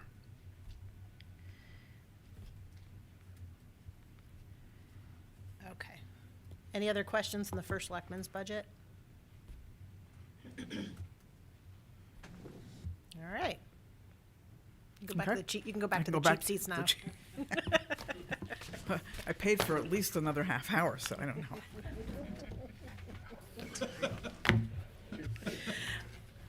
Hi, Jeff, how are you? I'm good, thanks. Come on over, have a seat. Oh, boy. I know. You have the hot seat now. Jeff, is anybody else coming? Is Anthony? I believe so. All right, then we can. Down to two, and now we just picked up the third, so we're back in business. Excellent. Good job. Jeff Craw is here to talk about Board of Assessment Appeals, and I'm getting that page 61. Good morning. Regarding the Board of Assessment Appeals budget, No, on the bottom, green, yep. Oh, And better? can you just reach to your right and make that one turn red? Thank you. okay, now we're all go, huh? Yeah, on the Board of Assessment Appeals budget, the main thing is we're doing revaluation October 1st this coming year. So the historical budget for clerical has been quite light because we go through 5-year cycles, and when people have their homes reassessed, they typically get very frightened that their taxes are going to soar, and they're concerned about it. In this cycle, it looks like it's anywhere from 40 to 60% increase in value. So people are going to see some big numbers. The grand list will grow, but everybody's very concerned that the mill rate won't proportionally drop as well, and we get through that. So there's a lot more hearings. People are a lot more concerned about the situation. So regarding our budget, the clerical portion, which historically we have a number and it comes in quite a bit lower because there aren't that many appeals. I think you can anticipate with revaluation that it'll be remarkably higher. So we were in agreement with the first select person's budget, and just want to call that to your attention. I know it's small potatoes in the town operation, but Yeah. yeah. Anybody have questions on reval appeals? Paul, I saw. Jeff, can you get us, or can you have one of the town departments get us an analysis of historical action within your tax assessment appeal process? How many appeals do we get annually on an average basis, for example? We could try to accumulate that. Can we do that maybe over a 10-year period? What's the number of appeals? And can you break it out as to residential and commercial? Yeah, the commercial, generally, when they're over $1 million, we waiver those. Right. Yeah. Sure, we could. Yeah, I'd like to see that historic analysis. It might be Okay. interesting. We could try to do that, yeah. Thanks. Jeff, can we help with that? Please. Yeah, I'll have the assessor's office with that, assessor's office. Thank you, we appreciate that. Anybody else have any questions for Board of Assessment Appeals? We didn't even get to sit very long. I don't mind. All right, sir, have a great day. Thank you for coming. Much. All right, where are we in our list?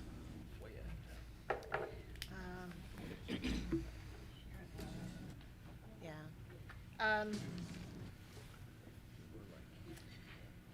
Maria, in a minute, can you do town hall and town council for us? And is it possible for us to ask Mary Markham if she could come in early? I'm gonna go ask her. Yeah, ask her if she wants to come up early. Yeah, whenever she can come up. We're kind of cruising through this morning. And if Tom McCarthy, hey, Kath? He's not in town. He's not in? He's gonna come in through Zoom. Okay, so we can't move him up. Today.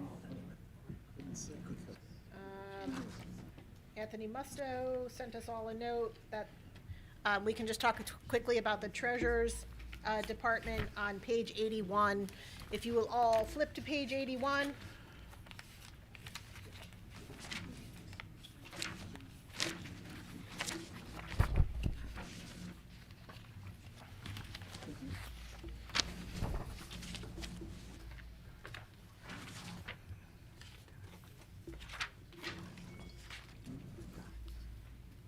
Okay.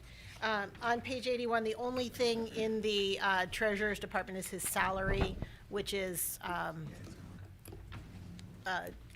part of statute. So nobody has any questions on that? Hasn't changed for what, okay. So that takes care of that. Let us go to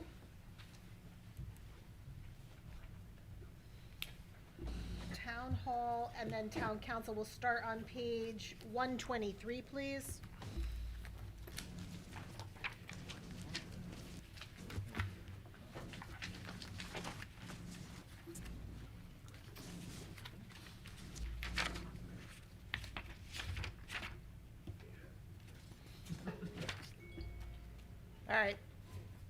all set, Maria. We had a part-time position in this department just to assist any department that was at a missing, at a vacancy, or someone was on vacation or on a long-term leave.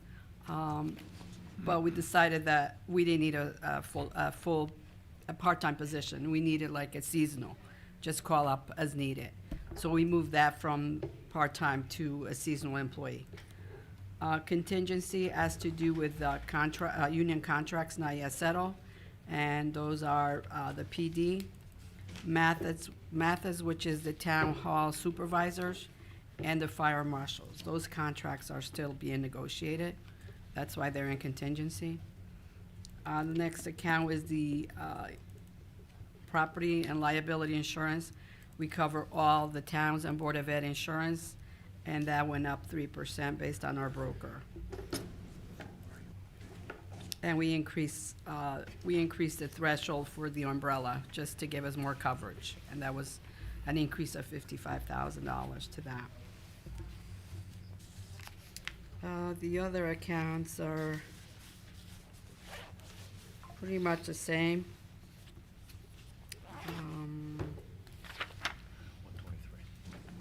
She said give her a couple minutes to finish what she's working on. She'll be up. Okay. While you're looking at that, Maria, is it possible, because that will bring us to about 11:15, is it possible to see if the library or Nature Commission want to come in earlier? That will allow us to call Board of Ed and ask them to come earlier. Okay. Maria, we'll figure that out. What time do you want to 11:30, 11:15, 11:30?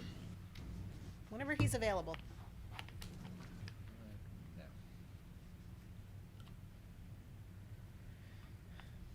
Maria, did you have anything else in town hall?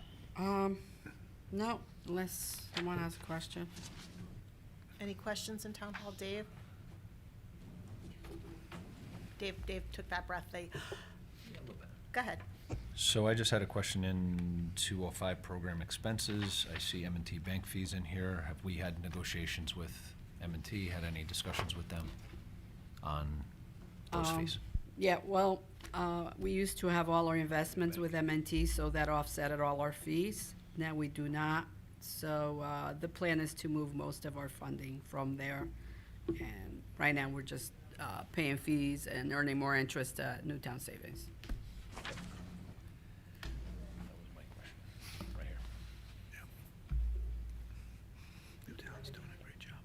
I was going to ask that too. What are in the fees? Just curious. Wire transfers, Okay. ACHs, yeah, so. So based on the amount we bank have in, they'll statements, waive some, and, okay. Detail, that kind of stuff. And then just for the P&L insurance, is that, it was say projected, is that locked in at 3% now, or is No, there- it's not locked in, it is an estimate. Okay, so. It might be slightly lower, but we Do did they not know know when at this that- point. Do you know when that gets locked? Probably at beginning of July. Oh, So after July. this budget is in place. Perfect timing. Okay, thank you. And just to confirm, Maria, I think I heard you say this, but that is for all town and Board of Ed That's insurances? correct. Thank you. That's correct. Other questions in town hall? Other questions in town hall?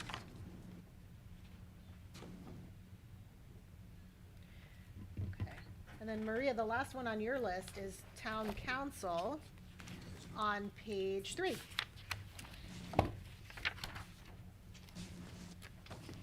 Town council covers all the clerical fees for the clerk that attends all the meetings and does all the minutes. And Margaret does a lot, as you guys know. Professional service has to do with annual audit, and that's an increase from previous year, and that's based on a 3-year contract. This is the second year. This will be the third year. and then the legal notices for the town council. Kids are good? How about your kids? Any questions there? I do. Go ahead, Mary. Just, and you may not know this, but where do we stand with legal notices for, I know when the charter was open the last time and that was discussed and the, with readership and everything like that, I'm just curious because it's within, all the budgets. Is there anything with the state that's changed or? I don't believe so. And I don't have additional information I can ask around. Yeah, I'm just wondering how many people even get the paper anymore. Well, I think by charter, we still have to post them. Yes. So is that like a state regulation, or is it just in our charter? I don't know that answer. Maybe Vicky. I think that's a question also to ask. Maybe Vicky or Attorney the Shopik. attorneys can handle that. I don't know. Well, the attorneys are coming up Yeah, at some well, point, so maybe I'll make a note to ask. Couldn't remember if it was state or just charter or. But So if we were to make corrections, we wouldn't be out of compliance with state regulations or stuff like that. Speak up, the noise here over there is deafening. Oh, is that what it is? It's that noise. Sorry I'm late, Oh, we need more goodies. but I bring you snacks. I wish you all luck today. Good snacks. Where they're from. Did you make it yourself? Stay for a few minutes. Do you miss us? I do miss you, and that's why I brought you cookies so you can enjoy. Cookies. They're from Harborview. See? All right, have a nice day. Oh. Hey, go take care of the dog. Thank you. So if you would repeat what you asked me, I'm sorry, Lynn. We were just talking about like legal notices. We have legal notices in a lot of our departments. Are they based on our charter that we have to post those things, or is it like a state regulation? Is there legal reasons beyond the charter that we have those? It might be a little bit of each. Yeah, that's why we'll ask. We tried to change that the last time, some of that in the charter, and it wasn't changed, so some of it was, some of it wasn't, so that's one of the reasons why we'd like to open the charter. Okay. Maria, is it possible to pull out like all of the legal fees that we pay across all the departments, just so we could see what that would be worth? All right. Any other questions in town council? Stefan will be here at 11:15. Awesome. And Mary Markham was nice enough to trot up the stairs for us a little bit early. And we will go to, hold on, Mary. We're going to page 115. We'll start with the town clerk.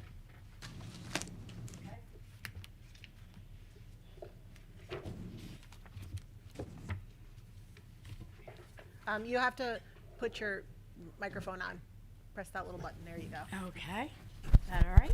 Yes, ma'am. Okay, you have to forgive me, my voice comes and goes. Some people are happy about that. And just on a side, our legal notices are by state. We have to post, There we go. just so you know. Because you were talking about it, I figured I'd tell you. We would like nothing better than to not have to post them. Okay, as far as the budget, there aren't that many changes. The salaries we don't touch anyway. The seasonal, we upped it because it's going to be a state election this year, and we'll have to bring people in, as we usually do for elections. And the state and federal elections take more than the locals. The overtime account, we went up a little because, same reason, it takes more with the state elections. Program expenses for municipal code, that has gone up again. So basically, all of our things are based on what contracts cost you. The program supplies, again, it's the general election, takes more than the locals. Legal notices have stayed the same.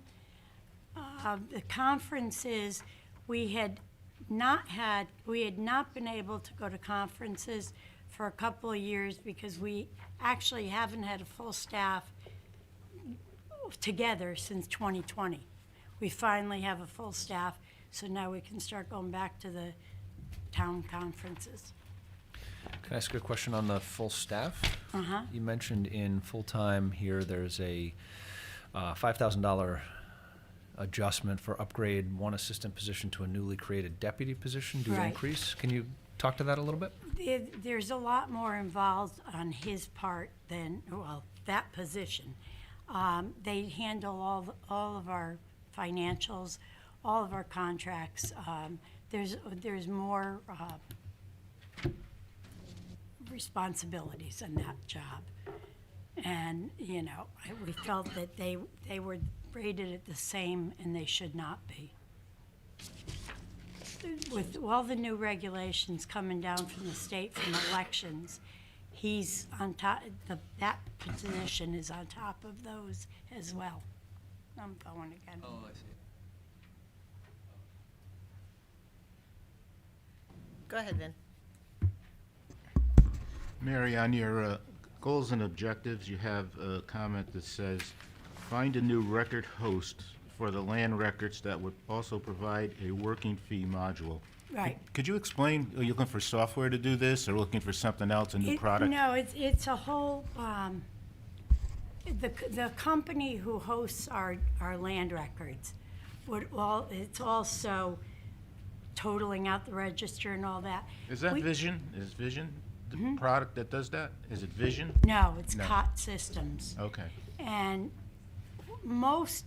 I would say 99% of the towns do not use them anymore, but some of the towns still do. We've been using them.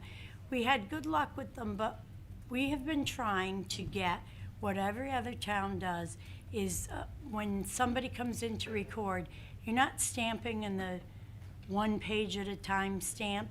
It all is done through a register, and it stamps all the information right onto the document. COT had this program. They've done it in other towns, and it works. We bought the program to come into ours. We bought the equipment. They could never get it to work, ever.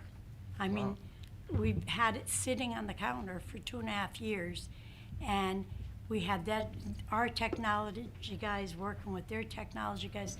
They couldn't get it to work. So now we're looking to go to another hosting company that most of the other towns use that's much more effective. They have a lot more to offer. The only thing is the price is a lot more, and we have a contract with COT that we can't really break.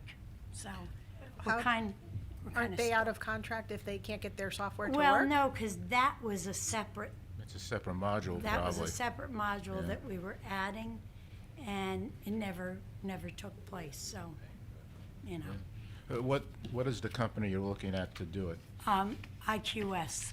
Okay, thank you. Mm-hmm.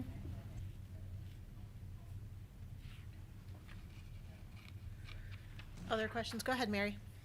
Are we still getting the grant for scanning? I think it was a Yes. historical grant, or? Yes, we got it. Well, this year we did the Board of Ed minutes.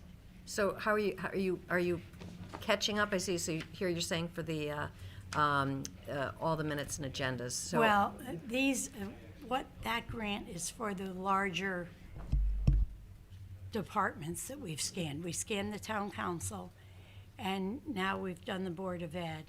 And next, if we get the grant this coming year, not sure if we're gonna be doing Board of Finance or Planning and Zoning. We have to look at the amount of space it's taking up. That's kind of what's determining it. The smaller departments, we're trying to do on our own. Go ahead, Paul.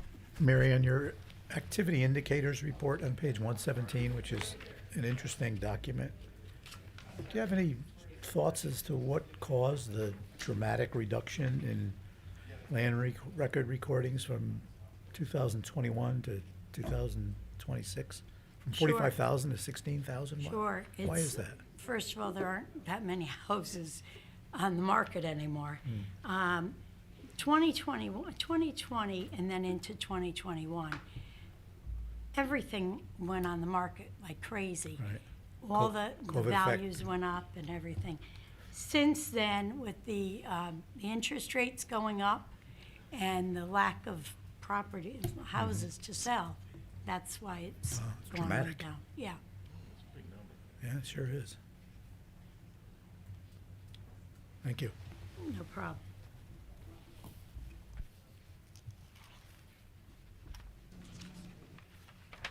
Any other questions for me? It's not a very big budget. And then the other one's vital statistics.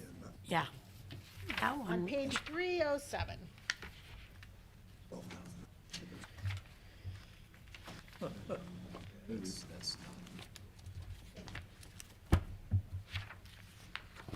Vitals, nothing has changed.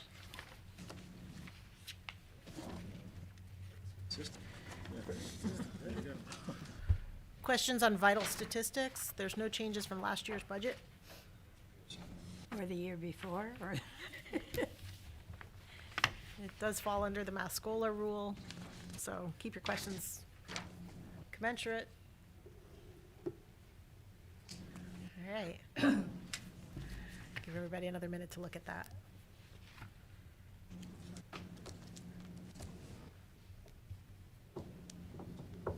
All set? All set. Thanks, Mary. Thank you.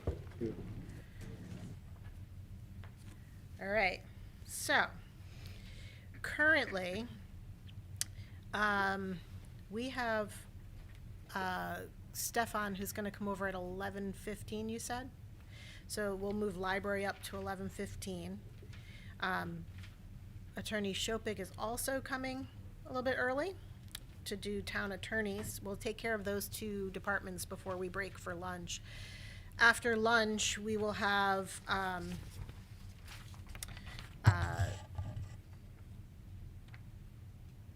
not as much as we had originally planned. We will have planning and zoning, economic development, and human resources.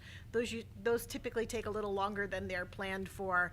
And I have sent over a note to, or a text over to Board of Education asking them if they might like to move up in time.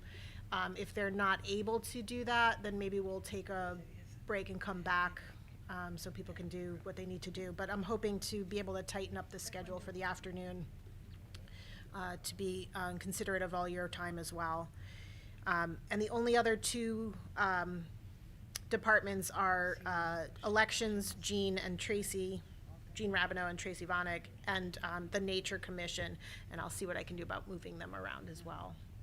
Any questions on that? Okay. While we have a minute, I would just want to go through, are there any other questions or information that you were waiting for follow-up on that you have not received? I sent out some information from the police department. They had some additional considerations that they didn't feel were covered enough in areas that we were looking at. One was in their account for autos or for cars, and one was a question about their salary account. So did you receive that? I sent that, make sure. All right, I gotta make sure I have that sent out as far as that. And was there any other information that we were waiting for? I had sent a list over to Board of Education. I'm assuming we'll discuss those this afternoon. Okay. Let me find from Board of Education, from Police Department.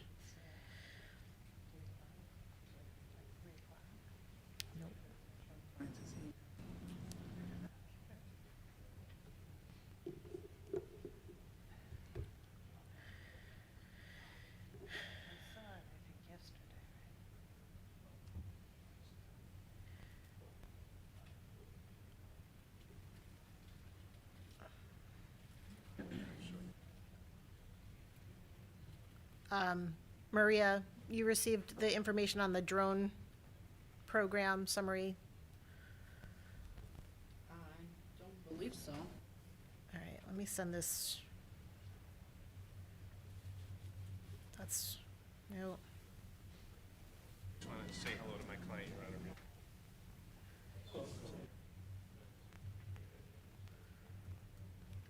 Here it is. They wanted us to look at their full-time salary account. If we go back to the police department on, oh, hello. Actually, we'll hold off on that till we need to fill a little bit more. Stefan is here to do the library. Everybody okay with that?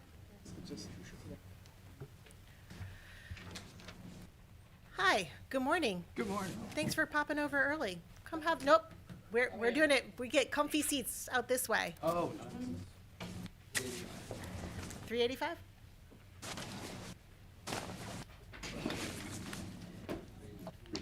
$383 in your big books while Stefan is getting comfortable.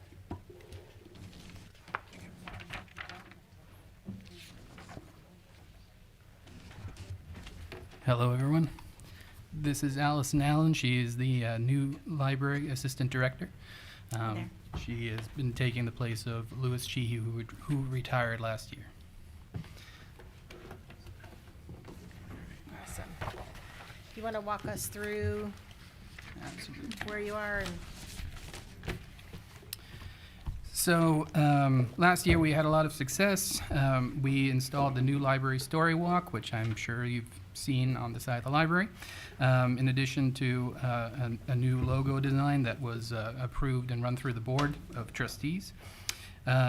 We've also increased, variety of different services, including the new library boardroom has been refunctioned into a multi-purpose room, so it's both a boardroom and a classroom setting, and that has gotten a lot of usage since we have made those improvements.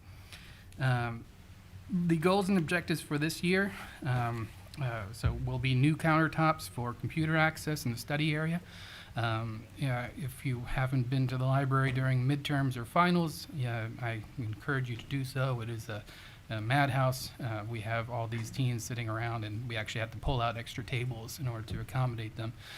We also have a lot of people coming in to do work, a lot of work from home telecommuters that are utilizing our study spaces as well as those other areas within the library in order to conduct whatever business that they need to do. In addition to that, we are also looking at expanding our library card users through marketing outreach. We're looking for our various different opportunities in town, get more people involved with the library, and expanding our popular programming and events. We have a number of large, big-name authors. Last year we had Alison Esbach, who was a Trumbull author. She was on the New York Times bestsellers list for 39 weeks. She's actually a graduate from Trumbull High School. This year we have Catherine Newman, as well as we're in talks with forgot his first name, Rutherford, Mr. Rutherford, who is also a Connecticut author and very popular as well. So we're really excited about all the success that we've had over the past year, and we appreciate all the support that the library receives from the town. All right. Most of our budget is the same as the previous year.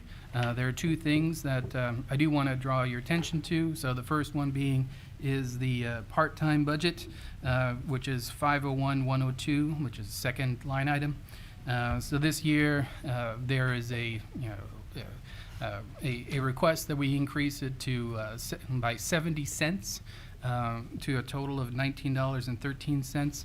This would be in keeping with the median amount that is paid for part-time staff throughout the libraries in our vicinity.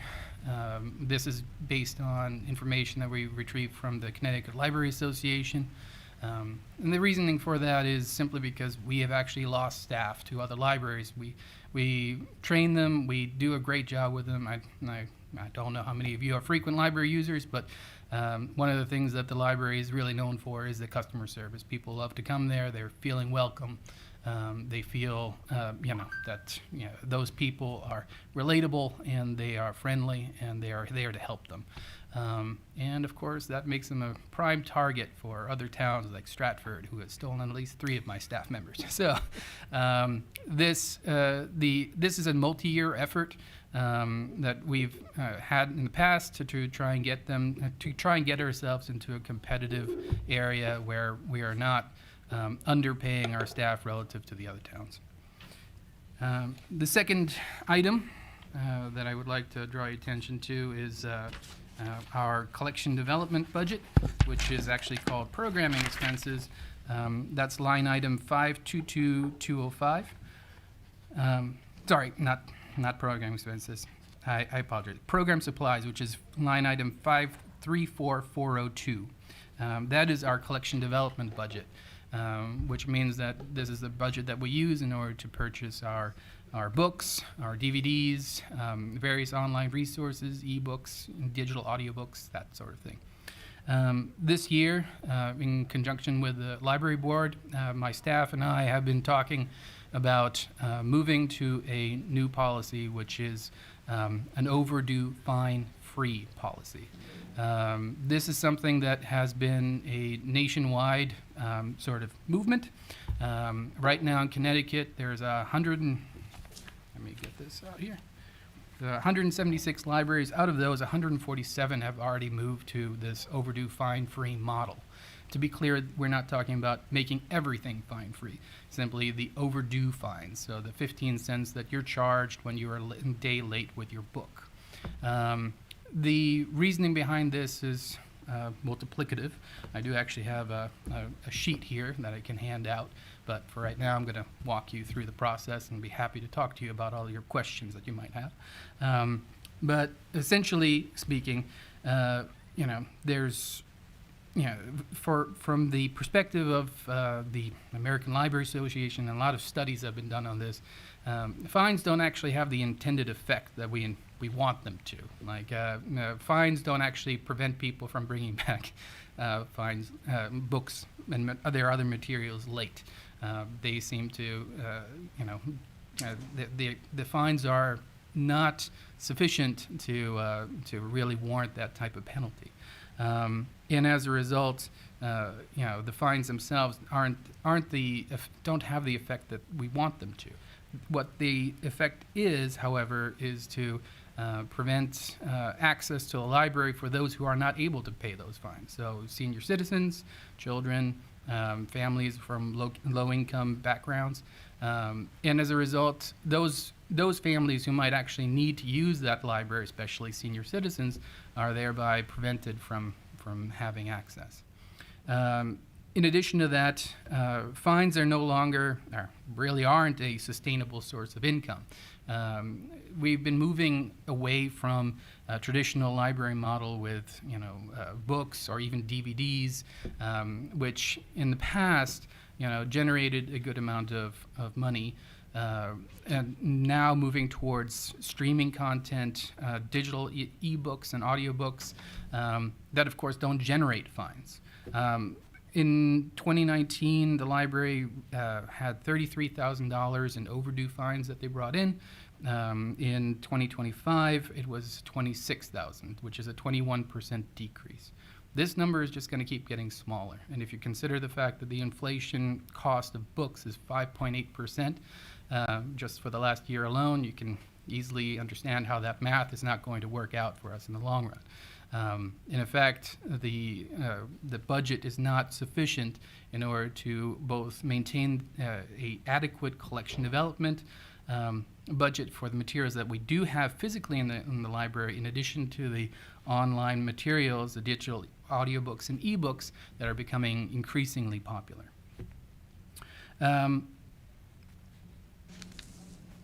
The request for the $26,000 is to bridge the gap in the funding should we move to a overdue fine-free model. So before I keep going with a lot more words, do you have questions?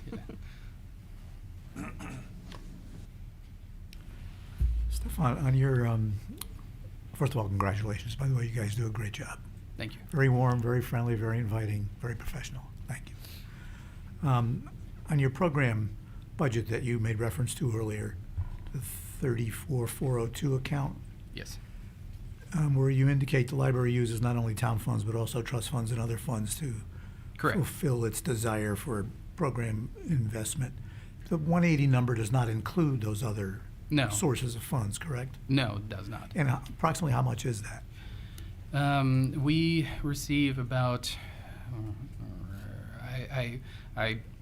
between the Fairchild Association, which pays for the collection development of the Fairchild Library, branch library, in addition to the materials, or rather the funds that we receive from various different trusts, it is about $45,000 to $50,000 that is dedicated to collection development itself.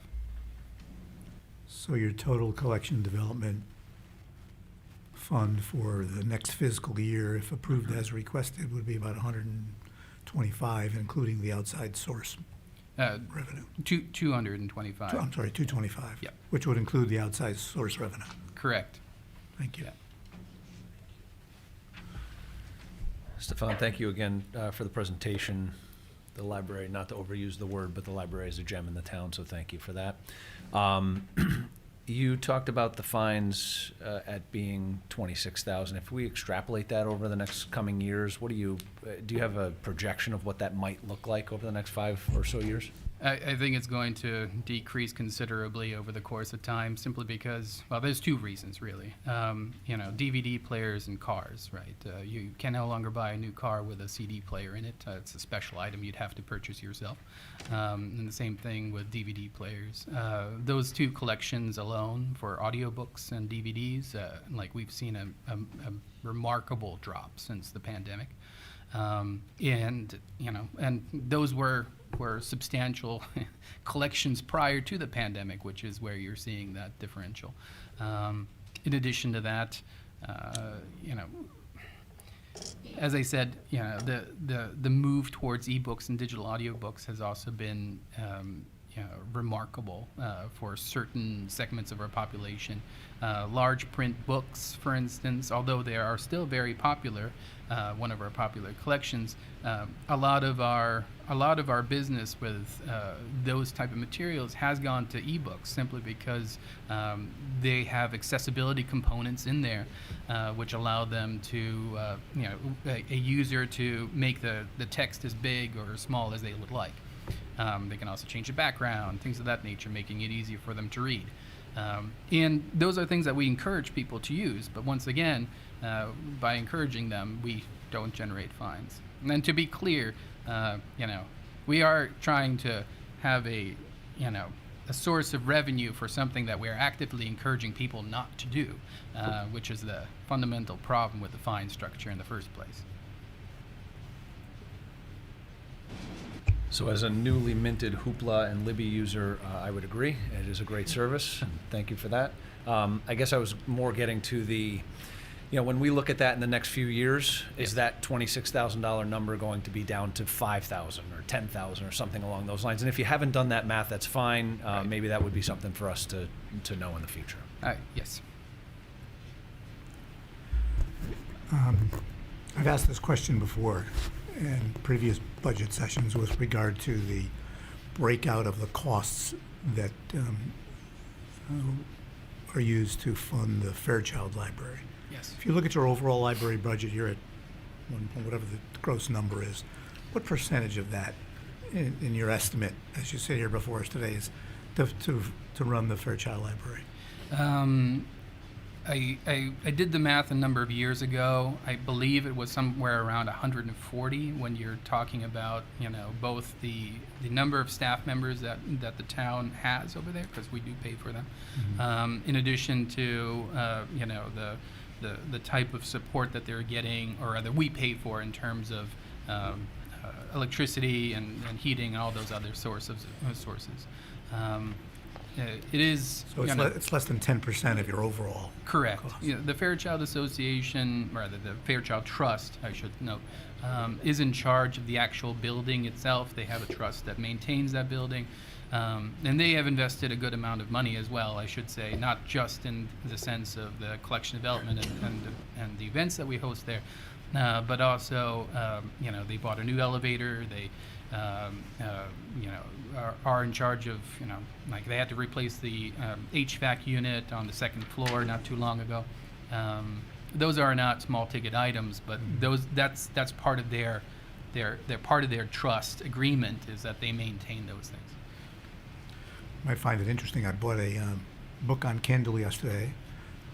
50% of the books I buy are probably on Kindle, and I buy maybe a couple dozen a year. 19 cents it cost me. Yeah. To buy a book. 19 cents. It's almost like one of your late fees. Go ahead, Nathan. A couple of questions. First, on your databases and so forth, do you have, if you had a wish list of what databases you would want to be able to have that you do not have access to now, what would those be and what would the cost be? I don't know if I have a wish list. We do regularly evaluate our databases.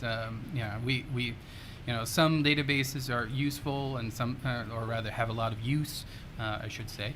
And some databases, prove themselves to, no longer be as relevant. And we are always on the lookout. Recently, we purchased access to a language learning database called Mango Languages. That was after doing a lot of soul searching, but also in reflection of trying to figure out how people are using our collections, especially in this case our language learning collections for our Spanish language and all these other things. And of course the obvious move away from the audiobooks, because audiobooks were actually one of the main methods in which people would learn a secondary language. You would sit there in your car and plug in your 50 CDs to learn Chinese Mandarin or something. So Mango Languages now fulfills that niche, and now we are developing our collection plan in mind with that in place. So when people go to that shelf, we are advertising those books, but we're also not going to try and buy as many books simply because this is a better source of that type of learning and access. I've got 2 librarians in my immediate family, and they're always ranting about not enough databases, not enough access, et cetera, et cetera. My second question is on your personnel list, you have 2 open, or at least listed 2 vacant circulation positions and a marketing support position. Are those still open? And not because my family is looking. I'm not saying that at all. In fact, they're happily employed. But I'm asking about, what is the challenge there, and what the opportunity is. They are currently in the civil service testing process, as I understand it. Human resources, like we did post those jobs at the beginning of January. And it's just taking a while. I think the police department had a major hiring project, and that consumed a lot of their resources. I will say, those positions only had funding for half the year, so we weren't able to post them until January. So it's just, plodding along. Hopefully I will have a list to start interviewing people in the next week or 2. We'll see. Stefan, going back to the 402 account, if that increase is not fully funded for the next fiscal year, does that fully preclude you from implementing the fine-free policy? And if not, what would you do? We would have to make some critical assessments about what it is that we're purchasing access to, and the collection development budget as a whole. And try and really figure out how we can make it work. We are, my staff and I have talked about a number of times. We really do want to do it. there's 29 libraries left, at least in July of last year. I do not intend to be the last one, so that's one thing. But more importantly, like it is something that I think is going to manifestly change the relationship a lot of people are going to have with the library and encourage more users. And at the end of the day, that's really what we're about. More people utilizing the library for what they need to use it for. And I think that's an important element for our type of community library that we have. Thank you. I'm going to ask it a little differently. Thank you for the answer on that. Yep. If it is not fully funded, will you still look to implement the fine-free policy and figure out how to? That is our okay. our intent. Yeah. Got it. Thank you. Yeah. Go ahead, Mary. This is not popular. I just find it surprising that it would be a deterrent for people versus an incentive. I mean, my kids alone built the children's area with not finding books. So, but that was also my thing to them is, allowance or whatever. You were late with the book, and I just find it surprising that seniors and, people of lower income, and again, there's probably things out there, and I get it, and you want everybody to be warm and welcoming at the library, but I just find it surprising that it would be a deterrent, and versus, as I said, like, I was just lazy and I didn't get there, and that's my fault. And then secondly, I do use my Kindle, which is probably why I have such eye issues, but I return on time. So there's no fee if someone is to go through the No, ebooks don't generate fines simply because they disappear off your device. But you know what? That's why I was asking, because I hear people that cheat. I'm a very honest person, but they turn their Wi-Fi off so that they don't have to. So it can't be, which I find obnoxious, because I'm sitting here going, you have 8 weeks till you can get the book you want, and so I don't, whatever. Just thought I'd mention that, but. So I can just touch on what you were saying before about the fines not being a deterrent. Basically, what happens is when an item is overdue for a certain amount of time, that item will become lost, and we would bill the patron for it. So we'd turn off your account. You're not able to check out any items. You're not able to access Libby, Hoopla, or any databases. So right then and there, that's kind of putting a stop to it. But the problem is when you would return that lost item, yes, that fee would come off of your account, but you're now responsible for paying for these overdue fines. And in the case of families who have multiple children who might be checking out 40, 50 books at a time, which does regularly happen, you have a max fine of each of those items at $5, which can really quickly add up. And so those people are now not able to access the library, and a lot of the time they just don't end up coming back. And on the other hand, the people who are taking advantage and who just don't bring the books back because they don't mind paying the 30 cents are going to do that no matter what, whether there's a fine or not. And in my experience in other libraries I've worked in, we have moved to going fine-free. We have not noticed a difference in the number of books not being returned for a long time. And we actually saw the opposite, where books were now coming back in because people weren't afraid of that overdue fine. So it really ended up opening a lot of librarians' eyes, where these overdue fine structures were just outdated, and they're really preventing people from being able to use the library who need it the most. So I know at other times, and I don't remember how long ago it was, but there used to be in the summer, they would do like a month of a food drive. So so they'd waive the fee and you could bring in a canned good or non-perishable for the food pantry. Would you consider maybe even doing something like that? It's a goodwill gesture. If people, not mandatory, but I just think it's kind of a nice little thing. Just, Stefan, you can smile. I will say we did that a number of times, especially when I first got here for a few years. Then Michelle Jacob and I had a conversation, and basically what came out of it was that it's great, but unfortunately a lot of people turn in materials that they can't use, either expired foods or things of that nature, and then it just turned into more of a hassle for the food pantry than anything else.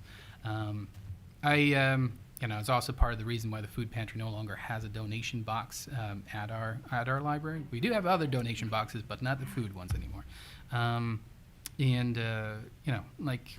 we can certainly talk about that type of amnesty, program, but I will say, this is fundamentally, something that is happening throughout the rest of the nation. It's not just Connecticut. This was actually spearheaded in New Jersey or somewhere else, and it's just, even in where I was in Florida, they no longer have fines, which I didn't think it was ever going to happen, but even they managed to move to that model. Thought I'd ask. Fees like that tend to, they're hard to enforce. Like, even if you do that, I always find it funny, things like overdraft fees. You didn't have enough money in the account, so we'll just charge you more money that you didn't have. It's very hard, even in, healthcare, for not arriving for an appointment. There's all sorts of rules about, what you can charge and what you can't charge. And it's a big dilemma, and not necessarily the deterrent that you think it is. I am curious, though, do you limit the number of books that people are allowed to take out at a time? Like, 40, 50 books sounds like a lot all at the same time. If you limited that, could you promote them coming back more frequently? As somebody who did not take advantage of the library as much as I could have until recently, understanding what you guys do offer, it's mind-boggling. We've utilized the study pod for a meeting. We've done different things using the the Hoopla account for Kindle. Just amazing stuff. So that's the first part, is could you do that more as an incentive? And then the second part is, do you do more community outreach? Like, it's great if you go in, they'll spend time to show you how to use all those things. But have you done programs at the senior center where you teach a lot of people about the audio and digital devices at one time? Yeah, we do have a librarian that has done that in the past. We are looking at doing more events. Actually, we have a new outreach committee that is meeting. There's more outward bound activities towards schools. We're looking at getting involved with maybe Trumbull Day. I probably need to talk to Kathleen about that. We also have plans. We've met with the Parks and Rec department to be involved with their Arts Fest and yes, Arts Fest and the farmers market. Yes. We were at the farmers market last year as well. Excellent. So there is plans for more outreach to try and get more people in that way as well. Any other questions? Anything else that you want us to know in your budget, or with just those two? No, I think that was great. If you do have any questions, if you would like, one of my little fine free proposal sheets here to think about, or if you have any questions, I'd be happy to answer anything that you might have. I'd love at least a copy to put into the minutes as well. Absolutely.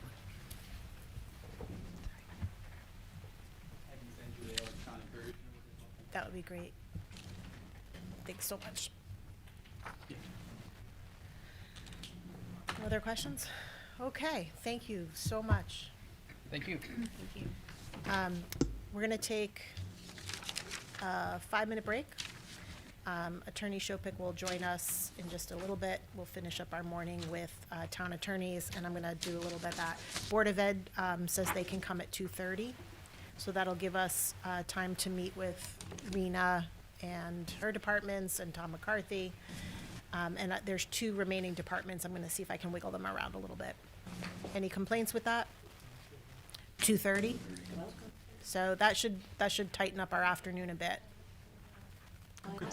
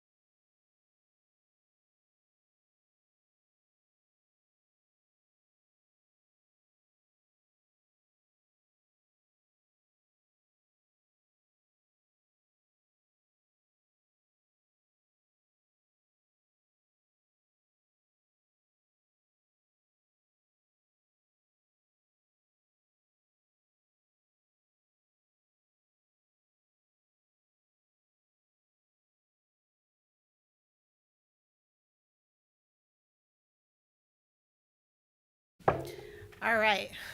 I appreciate everybody's patience. It was good to have a little stretch break.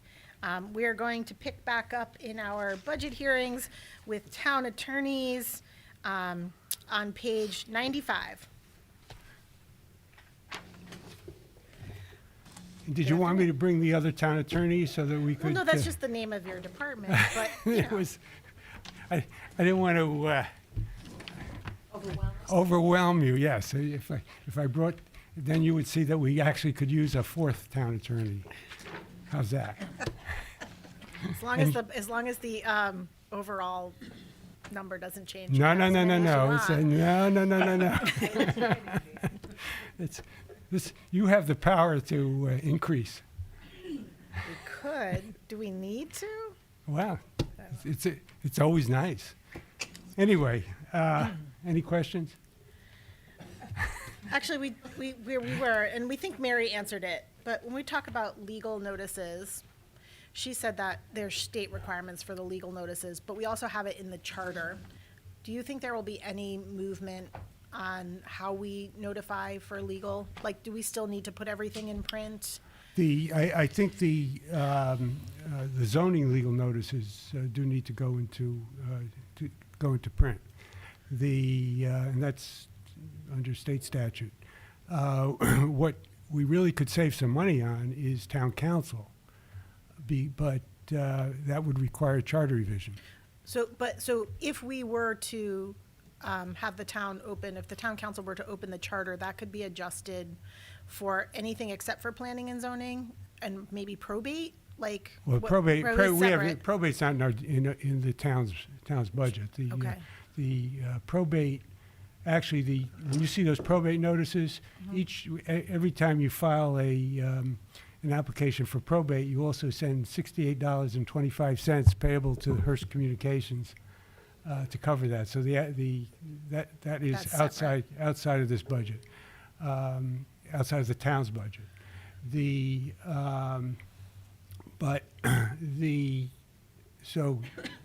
I guess inland wetlands and zoning, those things are covered by state statute, and I don't believe that there would be an ability to change that. But we put in a lot of verbiage that nobody reads for town council meetings, town council notice of the meeting, and then decisions subsequent to the meeting, and those are not required by anything other than the charter. Okay, so we could reduce that if the charter were Yes. to open. And Maria, you'll be able to pull out what else that we're not required by state statute to do. I can't tell you what's not required.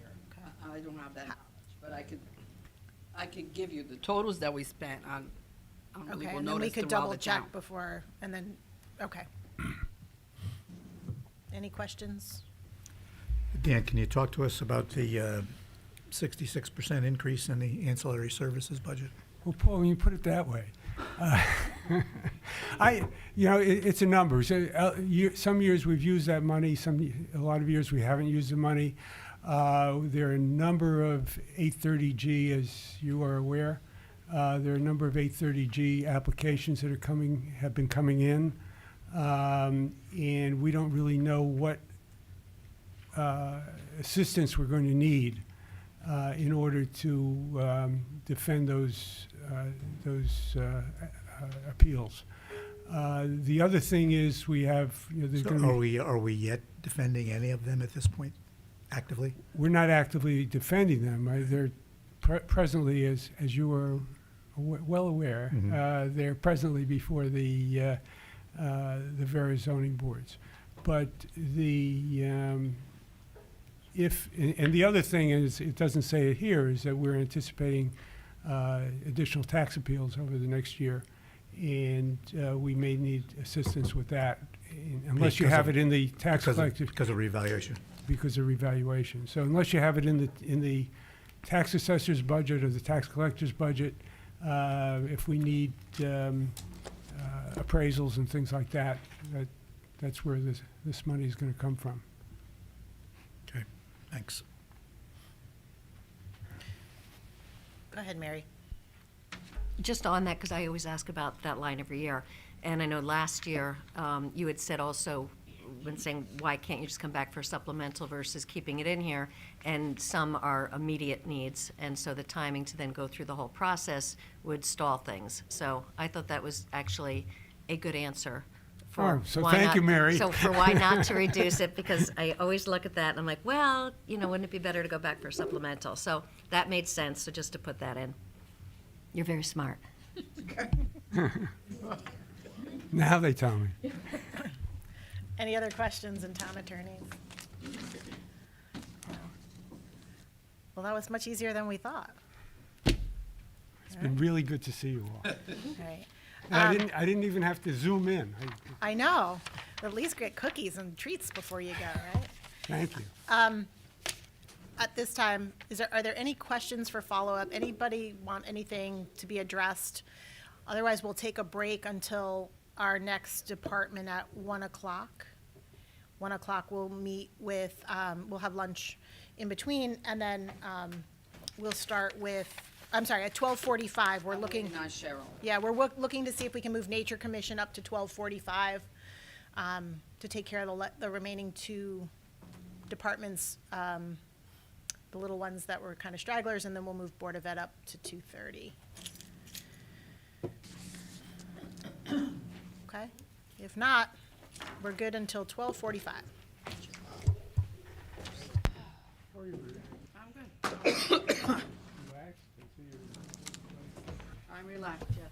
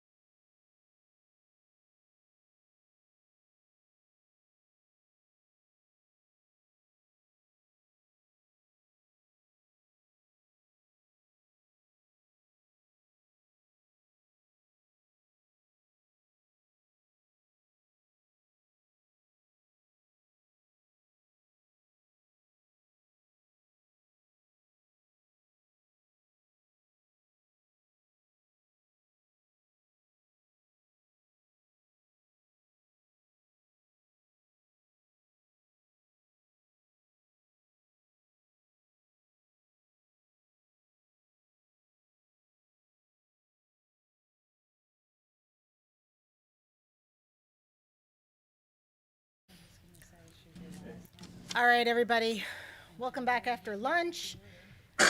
Day 2 full-day hearings for the Board of Finance with our town departments. We're gonna pick back up with the Nature Commission on page 7. And we have Cheryl Bowman, Emily, and Jack Boynton on. Emily Schufrin. There we go. Hi, everyone.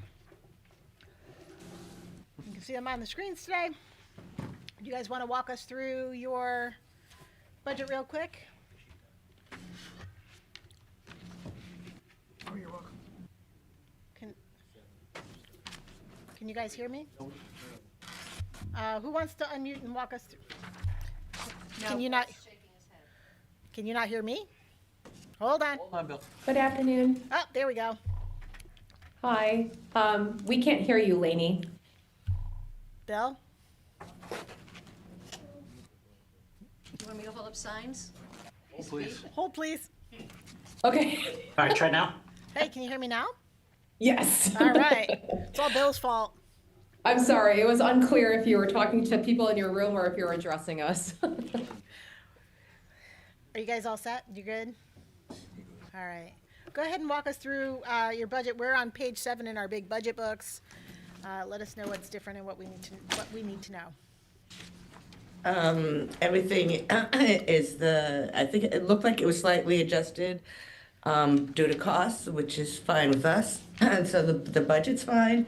We have a couple of tasks that need to be completed but repairs to the building that are needed. Both George Estrada and Dimitri Paris are aware of these, and they said that they will look into them. So we're fingers crossed that gets done during this upcoming fiscal year. Were these things that were budgeted for previously?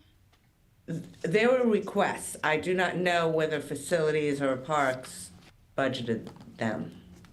Okay. Is it a lengthy list? Is it something we should be looking at to make sure it's in there? It's not a lengthy list. It's pretty short. It's just repair of flashing and gutters and a floor repair or replacement that had water damage.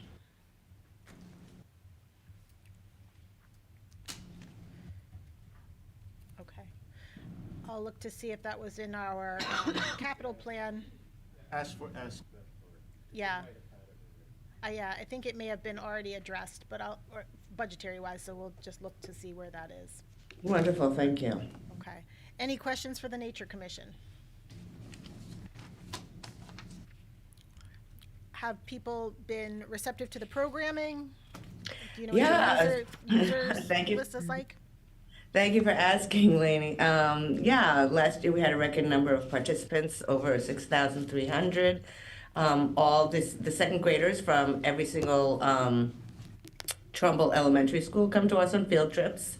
We go into the school on a scholarship. A donor is paying for us to visit all the fourth graders for the second year in a row for an in-school program. We also go to all the kindergarten classes. We're also scheduled, again, we do our egg handling program. Plus we have our weekend programs for our families. We got grant funding to develop new programs, which are starting this year for memory impaired seniors and for a Mommy and Me type program for 18 to 36 months. That's getting off the ground in April. So also, we received grant funding that has allowed us to make repairs to the building ourselves. So, and Maria's aware of this.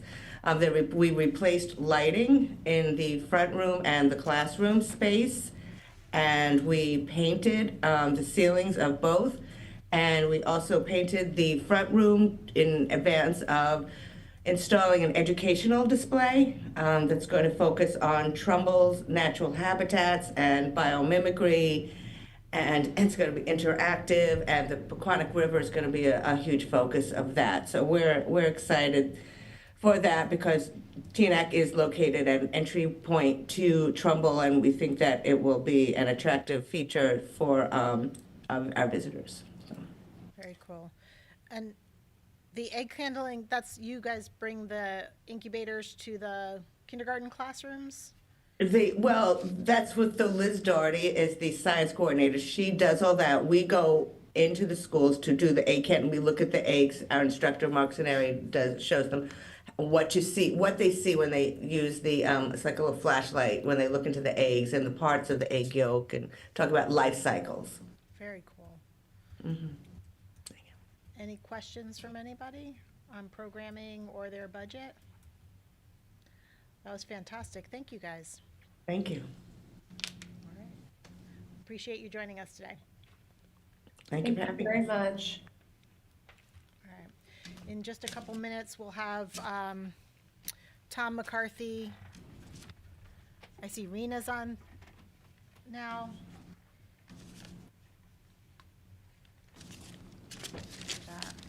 Hi, Rena.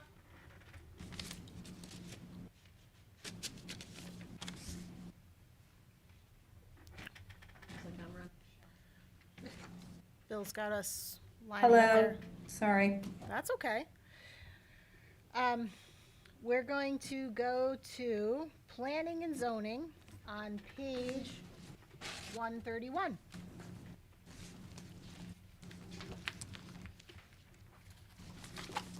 Are we waiting for Rob, Rena? Yes, he's not on yet. I'm just looking. Not yet. Why don't we go to your department for economic development on 139? Okay.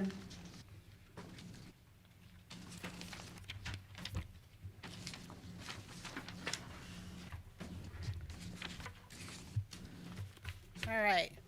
You want to walk us through some highlights and where we are? Hold on one second. No problem.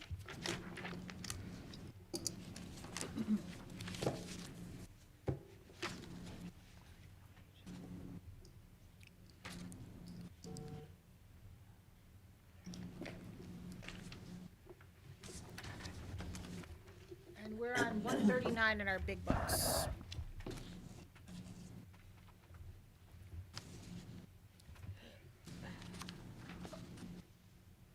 Lainey, do you want to just walk through the budget entries, or did you want to do an overview? Haven't been listening to the other hearings. Do you have a little overview you want to give us, and then we'll walk through what your changes are and anything we need to be aware of?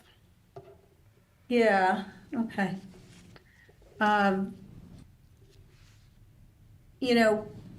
Basically, we have a similar budget each year. There's not a lot of change in terms of, what we're using money for. We have some flexibility within the budget because we do different things, whether we're promoting, a community program like our Main Street Dollars, or we're doing technical work to support development and other things. So we're kind of all over the place in terms of how we use some of these line items. We give ourselves a lot of flexibility to do that. So I just wanted to say that first of all,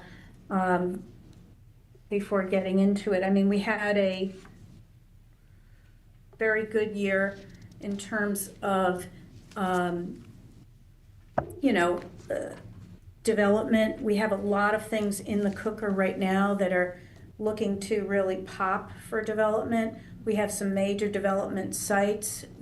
I think you've all heard a little bit about the mall, the work we've been doing there for a long time, the mall being for sale at this point, which we knew we would get to this point. This should be no surprise. This was the next step in the process. We have, I think folks may have heard that we have robust interest in that property already, that we expect that property will, this process for the mall purchase will go fairly swiftly. We are well positioned to, really move on this. I think that doing the study was key. If folks have not seen, and I know some of the folks here have seen, but if you have not seen the listing that the broker put out for the mall sale, I think you should read it. We can get it to you if you haven't seen it.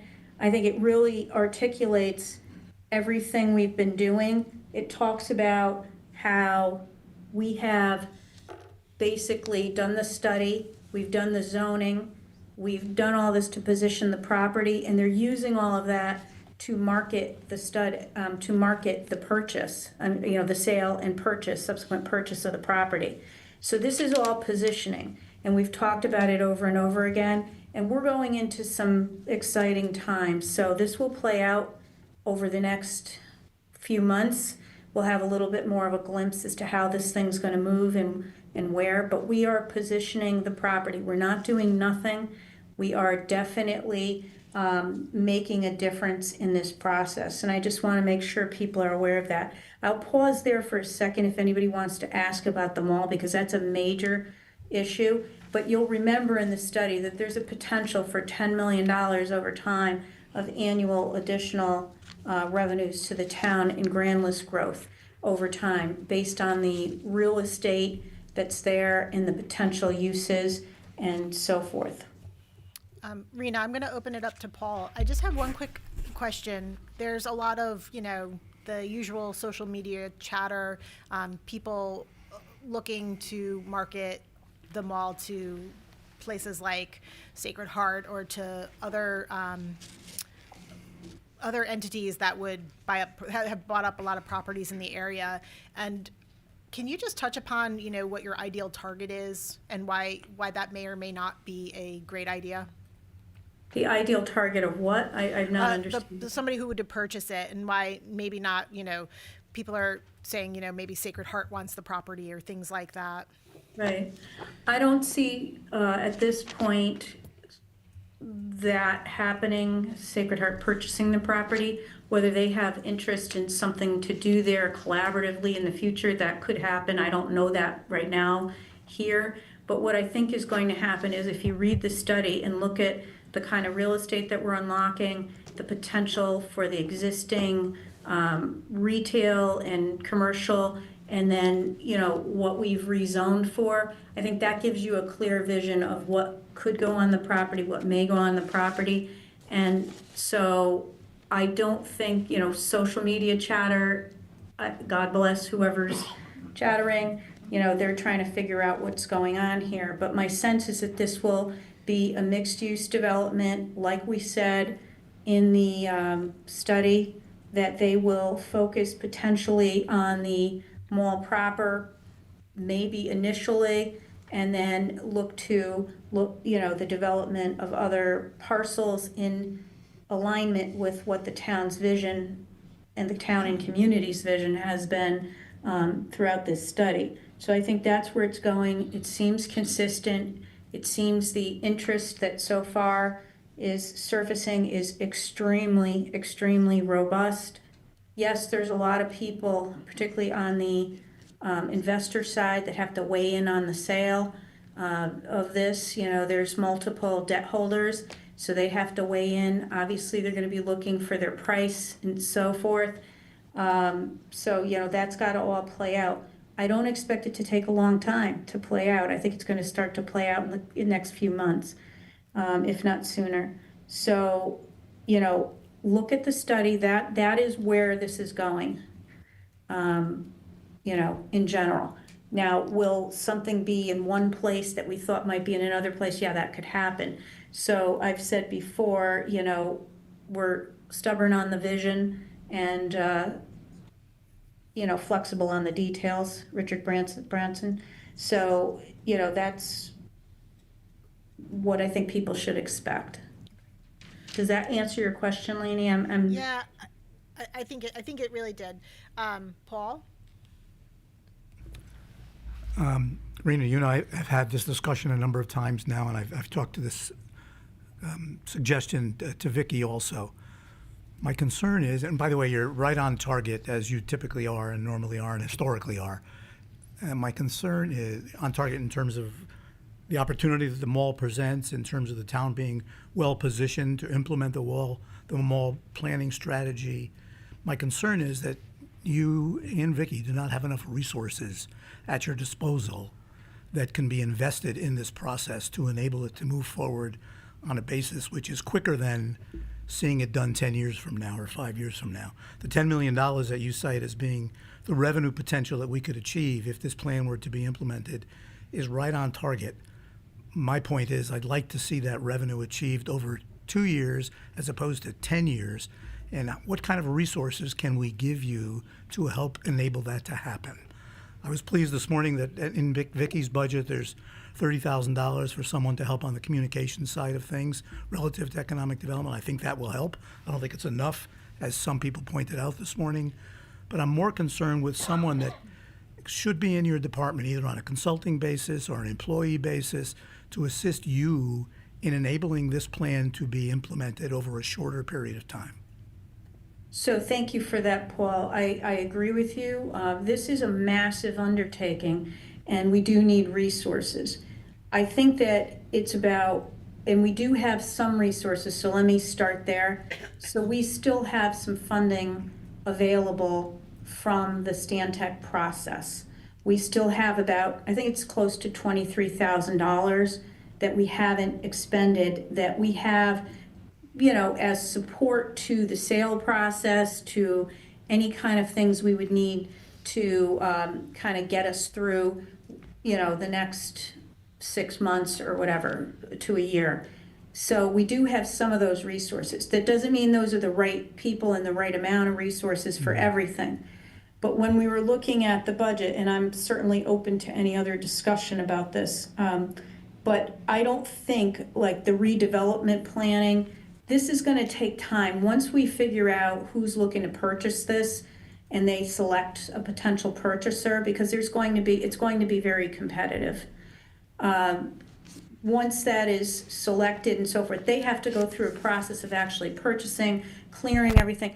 You're talking about months, all right? And then the redevelopment plan has to start to emerge, the potential, how they want to approach this property. So, you know, I think that a year from now, we're in the place to start spending money, so to speak, on capacity and so forth. What I don't want to see is we got money here, it's not being spent, we're not in the place to do it yet. We're working on other money that we have to support this for now. If people feel differently, I won't stop anybody, but I just really don't think we need it yet. We're going to need it, and but I don't think we're there yet. And I think, you know, next year we're there potentially.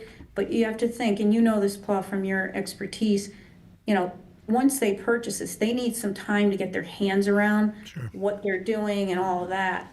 They're not going to be ready for us to charge in and start, you know, doing this. I see the money that we need as money to manage, you know, the whole project from a redevelopment perspective. So we need a person dedicated to this, whether it's a consultant or it's a part-time staff or maybe even a full-time staff person. I don't know the answer to that. We have to kind of see where this lands a little bit and what kind of buyer we're looking at and how swiftly they want to move on the redevelopment side. Well, I for one would encourage you and Vicki to come back to us at some point in the not too distant future with a plan that shows the kind of resources that we could put on the table that would help expedite the implementation of the mall study. I think that's very. We don't need to necessarily do it in this budget process, but shortly thereafter, I think we need to have an idea of what kind of resources we can invest to help make this move forward faster.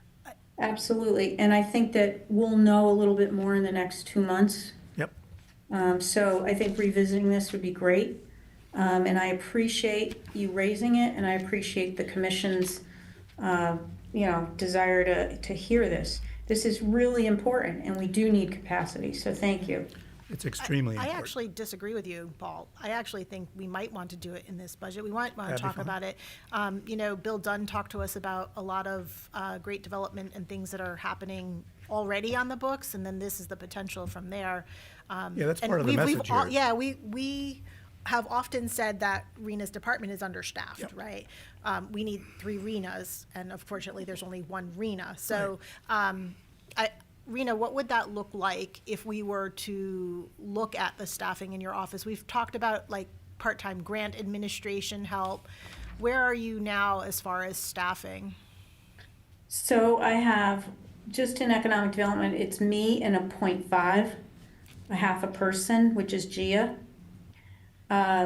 So that's the staffing. I think that we have consultants, for example, we've brought Stantec in. Now, that's not just for my department, that's planning and zoning, it covered other things. But, we don't have a lot of staff capacity, and I certainly think, given the mall stuff, we need it. But we need it in the right places at the right time. I think we need to do a little bit more conversation about, if you're talking, I didn't anticipate this question exactly. I knew the mall thing would come up. But if we're talking about overall staffing and how it should be utilized, that's a little bit different. We are in the process of looking to upgrade Gia's position a little bit, because she does things beyond her job description, and we'd like to compensate her properly and give her challenges as she grows in her role. So that's a process that's underway right now. We're waiting on LaBrandy, oh gosh, what's his first name? But anyway, Steve LaBrandy. Not the one sitting here, but the other one. I'm confusing my LaBrandys. Yes. But we're waiting on Steve to get back to us on some things. So that's in the process. Not that that solves capacity necessarily, but we are going to shift. We're shifting some things around internally already, putting Gia in more high value. I use the word high value, but kind of using her skills at a higher level. So that's a process that's underway now. But Rena, That you doesn't have answer the question. Rena, but- you have okay. Gia as a 0.5 staff member. Would expanding her role to a full-time position be beneficial to allow that to happen? So, yeah, she's full-time now, but she splits her time. So half of her time goes to the planning and zoning stuff, so she staffs the zoning board of appeals, other things like that she does for that side of the house. She doesn't do the planning and zoning stuff, our other clerk does that. But, so she's definitely working full-time, just at different things. If we were to shift her into a full-time economic development position, if she was interested in that, I think that was wonderful. And then take that other half-time and put in a part-time clerk that could absorb that other stuff. We've had a part-time clerk years ago before I was here. I think that was helping out with some of this stuff. So, that would help. But I do think we need professional capacity that is more technical, and that is economic development and related. And so if a I might- dedicated, go ahead. If I might, I think the person the resource that you bring on ultimately needs to have more than technical skills. They need to have some deep-seated, long-standing political skills. Because there are opportunities out there, as you know, and probably much better than I do, to help fund the kinds of things that we need to rebuild the infrastructure there and rebuild the building capacity there. And you need someone that is going to be able to tap the halls of Hartford to enable that to happen, again, much more expeditiously. Yeah, I don't disagree with that. I see some of that as my role continuing. That's sort of, but I can see that. I see that clearly as your role, but again, you're only one person. You cannot I work more than 60 hours a week. Yeah, no, I understand that, and I'm certainly open to the help, believe me. But what I'm saying is, I don't know yet what, I agree we need somebody with political skills, I guess, or understanding. But I actually think I know what we need, because I'm talking to all the people that are, and we need somebody to really be boots on the ground, working with the development team, working through all of the ups and downs of that process too. So maybe that, in addition to, what you just said, but not dismissing at all, because I think that that's where the time is spent.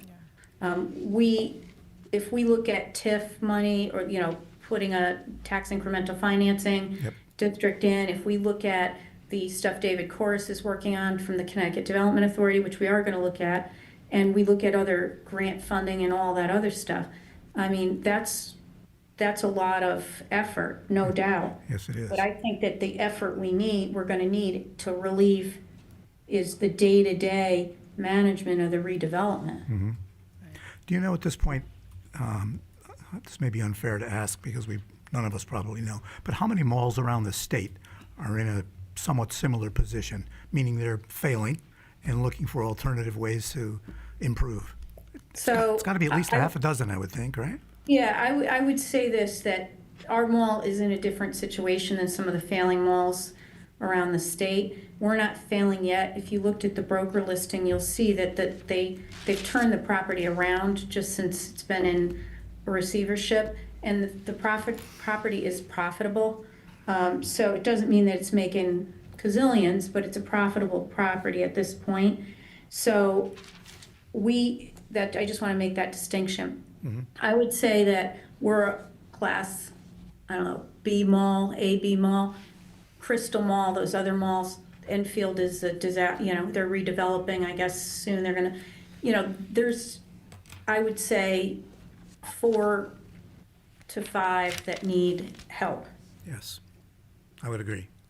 And so there's been discussions with some of the folks we just listed about how to help those malls from both a policy perspective and technical assistance. So, they're in various states in looking at the real estate and so forth. I think we're more solidly ahead in terms of the investigation we've done and the planning and the positioning.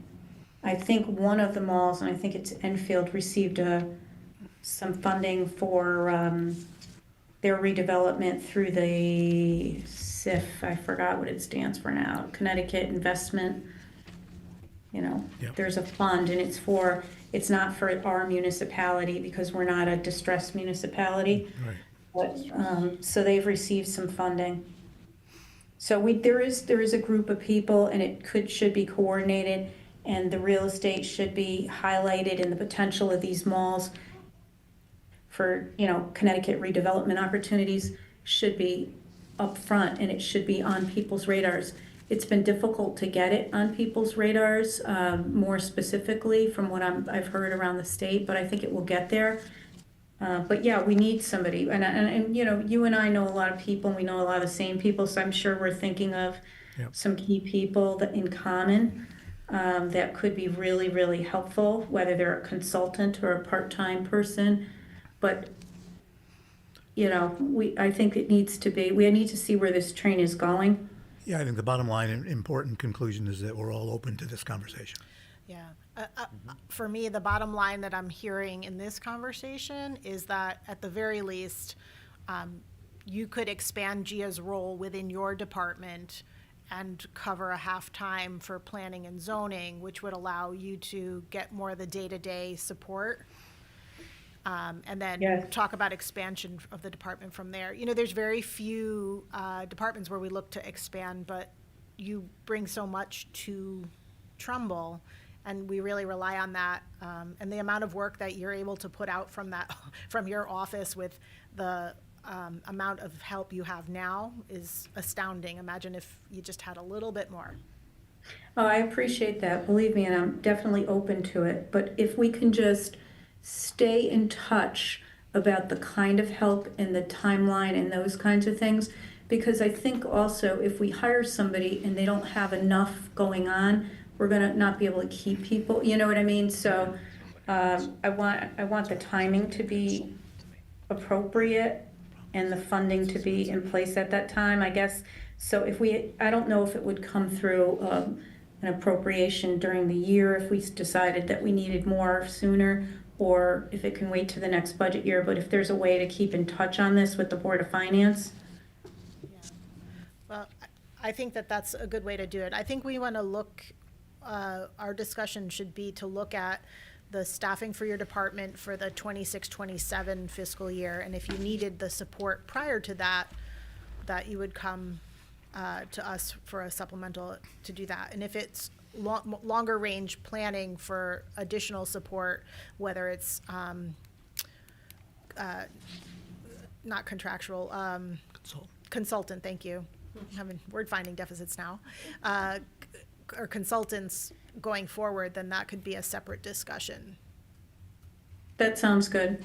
All right. And as I mentioned, the thing with Gia is sort of in motion now.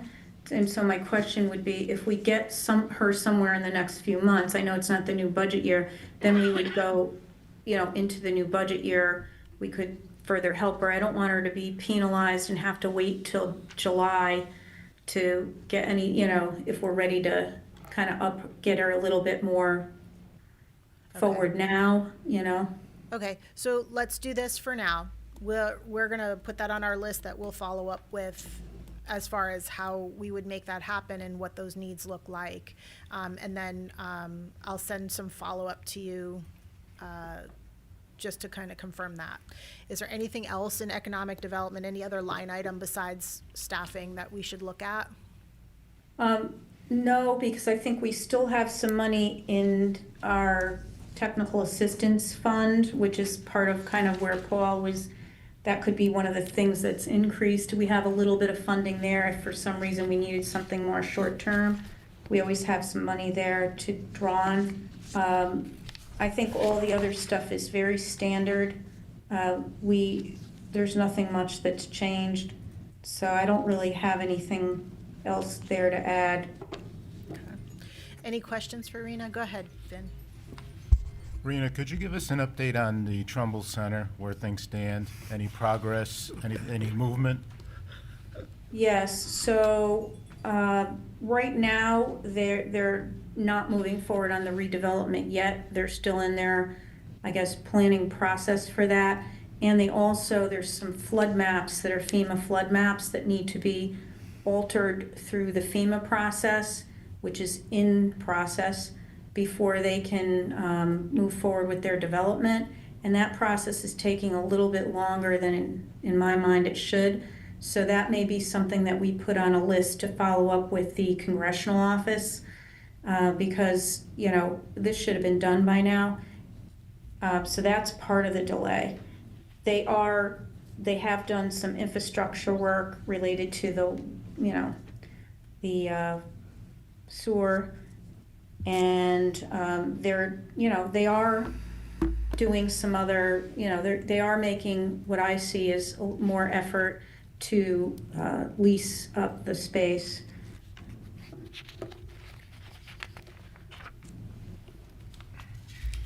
Thank you for that. It just seems very, it's disappointing that every year we ask the same question about it, and it seems to be at almost the same status. Yeah, I mean, right now they're sort of, I have to say that the flood maps need to get corrected. So that is a legitimate, issue that we have to follow up on. So, but, they are doing some work on the property. You saw a little bit get done. Yes, a lot more has to get done. But I think that, they're positioning for that. When it's gonna happen, I don't know exactly. Not soon enough, like we said in our, but I really don't have any other information on their status beyond what I just shared. I can say that there are definitely people looking at space there still, and we've got a few new tenants, and we'll, hopefully have a few more coming. Okay, thank you. Any other questions on economic development? Any other questions on economic development? Go ahead, Mary.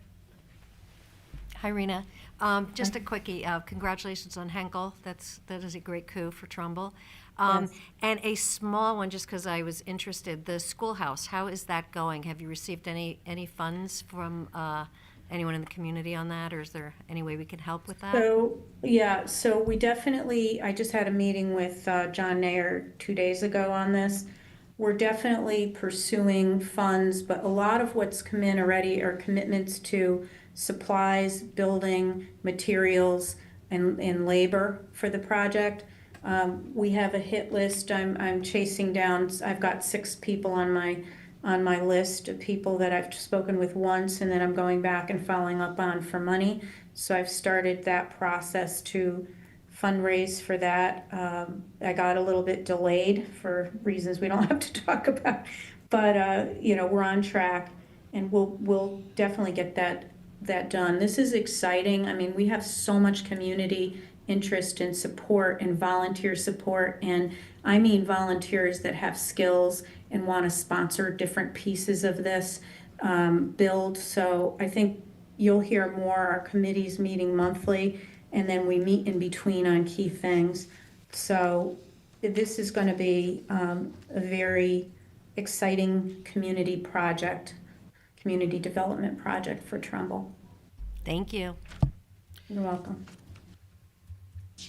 There's a lot going on with other developments, so I want to encourage people to reach out to me or to tune into our economic development meetings if you haven't. We've got major development that is popping, including the Gateway Commons project, which is going to have a new name on the Trumbull-Monroe line. We have a meeting on that this month. I expect hopefully that'll go to closing soon. We've got so many projects that are ready to pop. We have another couple of very interesting businesses that are looking to locate to Trumbull. So Cup Tech is in the process of getting ready to fit out their space. You all remember them. And so, I think that you're going to see a lot of things that have been percolating. I mean, the Henkel deal, I just would like you to know, took 3 years from the first phone call we had to the groundbreaking to get through that process, so that they selected a site, they determined they were going to stay in Trumbull, then they had to determine where in Trumbull they were going to expand and what real estate was available, and then move through their whole process of approval with their corporation and so forth, until we finally got to the point of planning and zoning, 2.5 years later, and then approval and then groundbreaking. So this doesn't happen, Paul knows this really well, it doesn't happen overnight, but to Paul's earlier point, we want it to be expedited as much as possible. So that's why these resources we're talking about are critical. Rena, are there any updates on the Trefoil Drive project, the corner of Trefoil Drive and Main Street and or 48 Monroe Turnpike? Anything movement with those properties? So there is movement on those properties. Some of it I can't speak to yet. It's confidential, but I will say this, there's movement on both. The project for One Trefoil that you're asking about is a major grocer that's going to be coming here. That deal is still solid. I'm in touch with all these folks regularly. So it's unfortunately, an appeal process, and there was something else filed recently that has to be dealt with, so that will get dealt with in the next couple of months, and then we'll see where it goes from there. But hopefully, I'm hoping by the end of the summer, some of this stuff will clear and they'll be able to move forward with their project. But to my knowledge, it's not at all at risk. My most recent conversation is it's solid, the project and the tenant.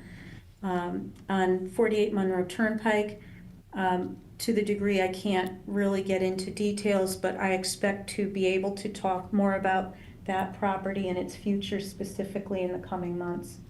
And as soon as we can get into more details with the public and with commissions and you all, we will. But I do believe that we're going to see something very positive there soon, steps being taken. And they may be some different steps. Thank you. Anybody else for economic development before we move on to planning and zoning? Planning and zoning can be found on 131.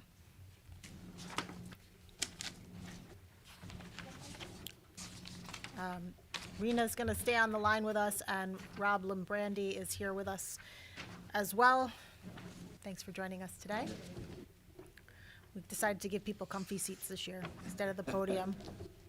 It's a little Do you want to talk a little bit about where we are for planning and zoning and what your budget's like? Sure. So, just what Rena was just reiterating, same thing with pretty much planning and zoning. Everything concerning any type of building, economic development, residential development, it's come through the planning and zoning office. One of our main focuses this past year was updating our accessory apartment lists.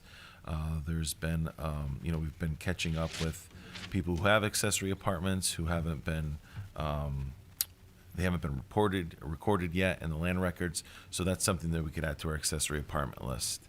So we've been, the staff has been working really hard with finally getting those numbers together, which definitely has helped our potential number.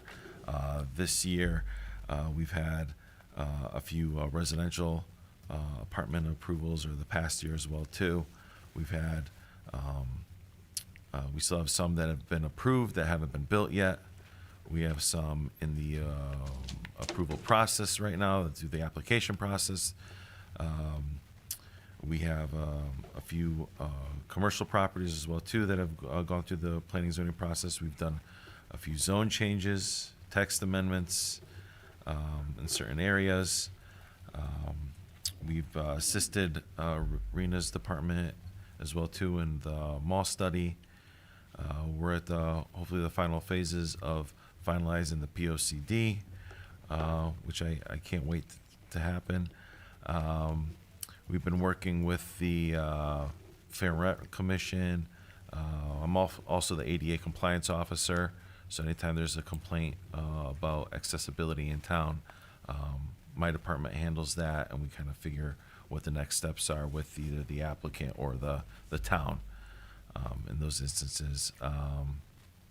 Other than that, we've been very busy with projects. Every meeting, we at least have 3 or 4 applications. So it's been very busy with our department. Speaking about the budget itself, nothing has really changed from last year. You know, we feel that the budget is pretty solid for what we need in our department. One thing we did ask is that there's ever-changing rules and regulations with state law, and just having our staff up to speed on everything and getting them their Casio licenses, so that they're up to speed, so that we have everybody in our department that has that certification is definitely helpful in that aspect for training. Is that reflected in this budget, or did you? I believe so, yes. It was just for our zoning enforcement officer, but it'd be great to have our clerks as well too updated on those certifications as well. Are they required, so your zoning enforcement officer is obviously required to Yeah. have those? Mhm. Is that something that you can do in-house training, or is it something that they need to actually go to the course? Is it an online thing? They need to go to the course. It was online, and I believe they may be putting it back to in person. There's certain levels, and our zoning enforcement officer has to go to the 2nd level of certification. And most of the clerks in the state really go to that 1st level, because it's so informative about legal notices and what to put down in minutes and how to review plans and stuff. So it's very helpful for the staff to kind of get that level. And that's already reflected in this budget? Correct. So we don't need to, we No, would it was need only to change for, that? yeah, it was only for the ZEO, but we would like to keep it on so we could get our other clerk certified as well. What would that difference, what would that cost? I believe it was around $1,200.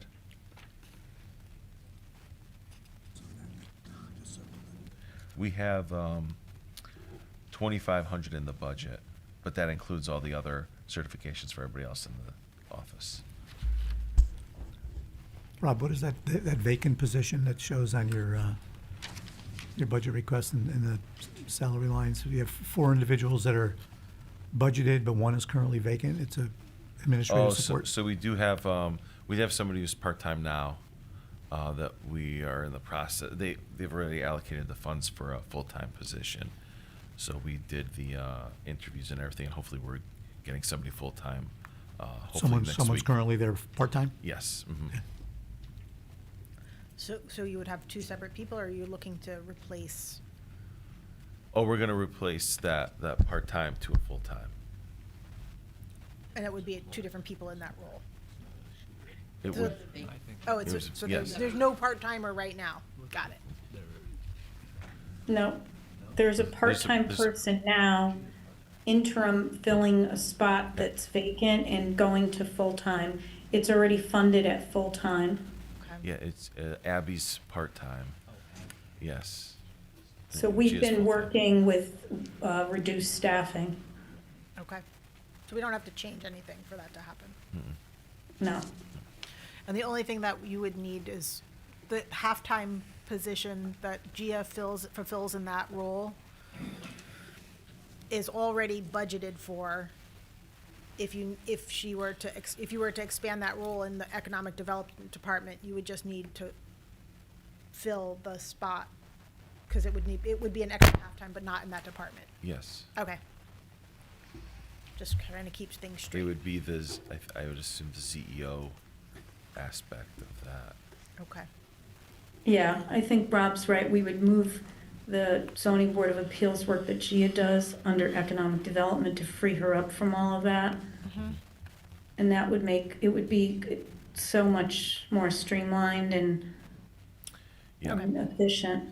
I will send a follow-up just to make sure that I'm clear on where falls what. Okay. Any questions for Rob on planning and zoning? Go ahead, Mary.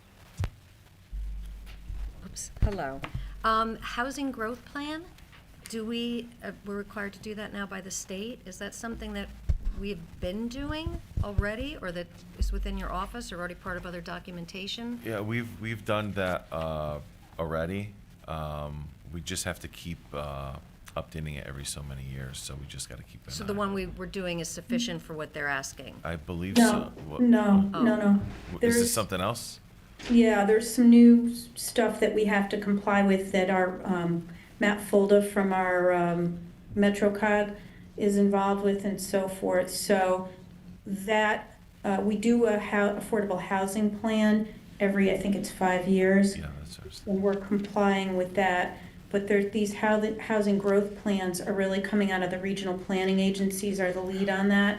And they determine like how many, they estimate how many new units you need to kind of grow your housing. There's all statute around this. Some of it's still being sorted through since this stuff got approved last year. And I think that I think there's an upcoming housing forum being scheduled as well for this area. We need to, and Matt Fulda is going to be, he presented recently, I think, at a forum, and I think we need to bring him in so that we understand exactly what we're responsible for. So that's a new component that is a little bit different, and a plan does have to be developed specific to the number of units and so forth that we're supposed to be targeting in terms of growth. So. Okay. You can put that on your to-do list, Rob. Yep. And then That actually falls under, well, it kind of falls between both of us, but it's community development work. Sorry. No problem. Just so you know. And then you were saying for updating for the accessory, and then what's already been approved recently. Where do we end up on our percentage towards the 10%? Are we still like in the high 4, low 5, or? We're in the 5s, 5.38, I Oh, think it was 5.38. last one. Yep. Great. Getting there. Getting there. We're up a little, down a little. That number is difficult to achieve. I think what we're working toward is a moratorium, a 4-year moratorium. So when Rob talks about the accessory apartments, they're really important for our housing stock, but they're also important for our moratorium. How can we go from, I thought we could only do 1 years to extend it. We can go to a 4 if we have a certain percent? How's No, that work? that's a different, you're talking about the planning and zoning moratorium, that's internal that's Trumbull policy, but we can apply for an 830G moratorium at the state if, once we achieve a certain number of points, and those points come from, adding certain kinds of housing to our stock. Accessory apartments give us some, senior dwelling units give us some, regular dwelling units, and especially anything that's affordable gives us the most points that we're adding. So we're in the process of, we have a very strong idea of how many more points we need. There's some units that have to be investigated a little bit further, and COs that have to be closed, as Rob alluded to, in order to do that. And if we have some project approvals at planning and zoning that allow us to build, add some affordable units, we can be very close to a moratorium, if not already at the moratorium once those new units get CO'd. So that's a process. Even if we get a moratorium, it takes about a year after the moratorium units are closed, and CO'd to, basically get the actual moratorium approved. There's a big process around it. But without a moratorium on affordable housing, we're wide open to any kind of developer coming in on any kind of parcel of land. And some projects are good and some are not. So it would be nice to be in a position to, choose our fate instead of being at the whim of, developers that not always are don't always have an understanding of our community. So that's where we're at. We have to, that's a top priority, I think, to look at that moratorium on 830G and work toward it. And we've been focused on it very, very specifically in our office. Rob, myself, Gia, and Abby, the four of us. Great, And I thank think you. We're Yeah. getting some support from the building department as well on the COs. I wasn't aware of that. Thank you. Any other questions on planning and zoning or economic development? I just had one thing, if Go I ahead. could just add. So our zoning enforcement officer goes out and he does inspections every day. And I know in the past we've requested for this commission or the town to see if there's any type of another vehicle that he could use. The one that he has a check engine light that's constantly on. It's very old. It's always going in the shop. So just if we could take a look at or see if there's something else out there that's safer. Maria, where does that fall in our fleet inventory?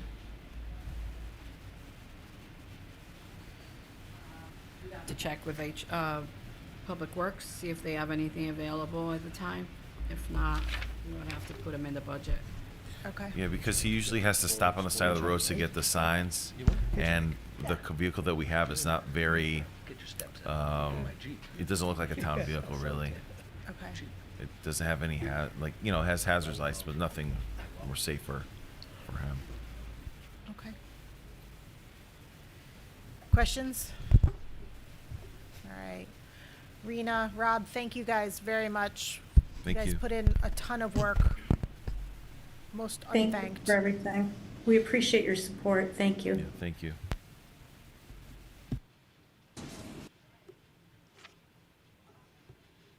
Tom McCarthy is online, zooming in.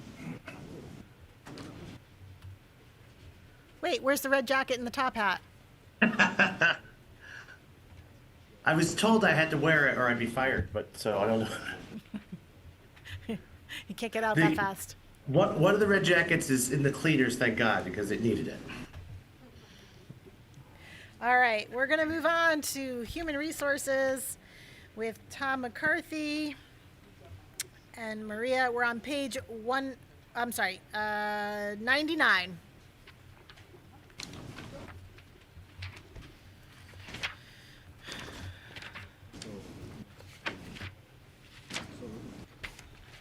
Ready for me to go? Or? Go ahead. Oh, yeah. So yeah, we don't. My personal budget is not exactly going to change the world here. Nothing much has changed in our budget. Maria and I had some discussions about where we were charging our background checks, what line, and we thought it was not in the right spot. So we have moved that to 522202. You'll see that's a $2,700 line there. We moved that there, so that's my big momentum for the year. That also, we have asked for more money in that line. You currently get $1,100, and we're asking for $2,700, and that is what we do to our background checks when we hire employees. And we're doing a significant amount of hiring. We're actually very proud of the fact that the HR really has hit a great stride in terms of turning hiring around, and I have to really give the credit to Steve Labrandi in my office and Luisa Rosario, who do a phenomenal job of getting that stuff done. But with the background checks, we have discovered that as we dig deeper that we're missing one component in our background checks. I don't think it's the be-all and end-all, but I think we'd rather cover our bases than not cover our bases. We are not getting counties when we do our background check. We pay an organization to do background checks for us. So we're getting local, we're getting state governments, but we're not getting county governments now. And so we're asking that you give us the extra $1,600 to allow us over the course of the year to increase our coverage by getting the county. We think it's money well worth spent. Around here, county government doesn't mean a lot, which is why we don't think about it too much. But in other parts of the country, county government's very significant. So we just want to make sure we're not missing anything with our background checks. We also do, sexual offender background stuff. All that is encompassed in what we do. So that actually is the only real increase that we're asking for in our budget, other than the regular increases due to our vendors having their normal yearly increases, which we have included in our budget. And that's mostly things like our Test Genius. Test Genius is what we use to help us coordinate our testing for civil service purposes. Like, for instance, when we do Excel tests for folks to see what their skill set level is, we have an entire program. We can actually have people take it from home, and they get monitored by Test Genius, meaning that if they get up and leave, or they try to go to somewhere else to quote unquote cheat on the test, this Test Genius knows that and gives us notice of it. So it's actually very sophisticated testing software. That went up a little bit. NeoGov is the platform that we use for all of our hiring. So if you go online and apply for a job, it is NeoGov is coordinating that.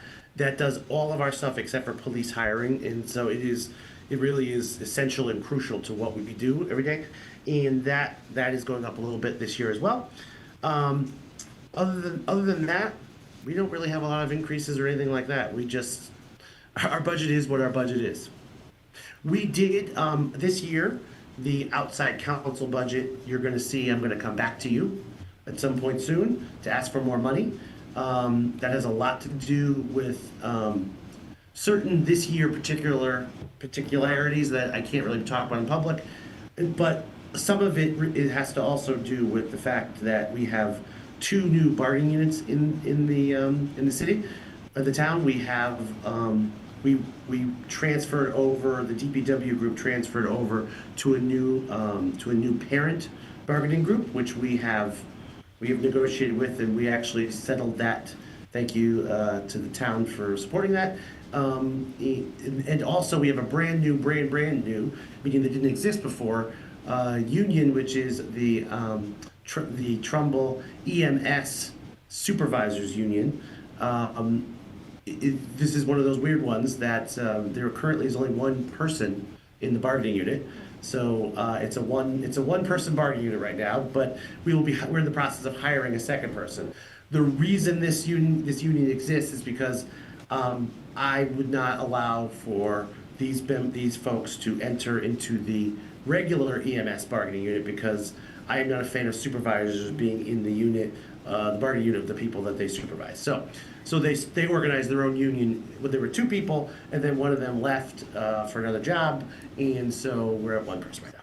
So, but that means that I have to negotiate a full-fledged contract with that union, even though there's only 1 person. It is the exact same process if I were negotiating a new contract with a union of 400 people. So we're in that process right now. We have good news, very good news. I don't know if you know, but a couple of years ago we had an OSHA inspection from the state. OSHA came down, and we have been working with them. And the good news is that I can officially announce that we are done. We have met all their standards. We have been approved for all of our changes that we need to do, and everything is now over. That doesn't mean that the OSHA consultant that you guys pay for in one of my lines goes away. The OSHA consultant now becomes a regular training apparatus for us, and they update whenever there's a change in the law. They'll update our standards of operation. They'll upgrade our policies. They'll update our policies, and they come in and do regular trainings that were required by OSHA Like, for instance, bloodborne pathogens is an example of something. They come in there, they organize all of that stuff for us, so that will be an ongoing expense for us.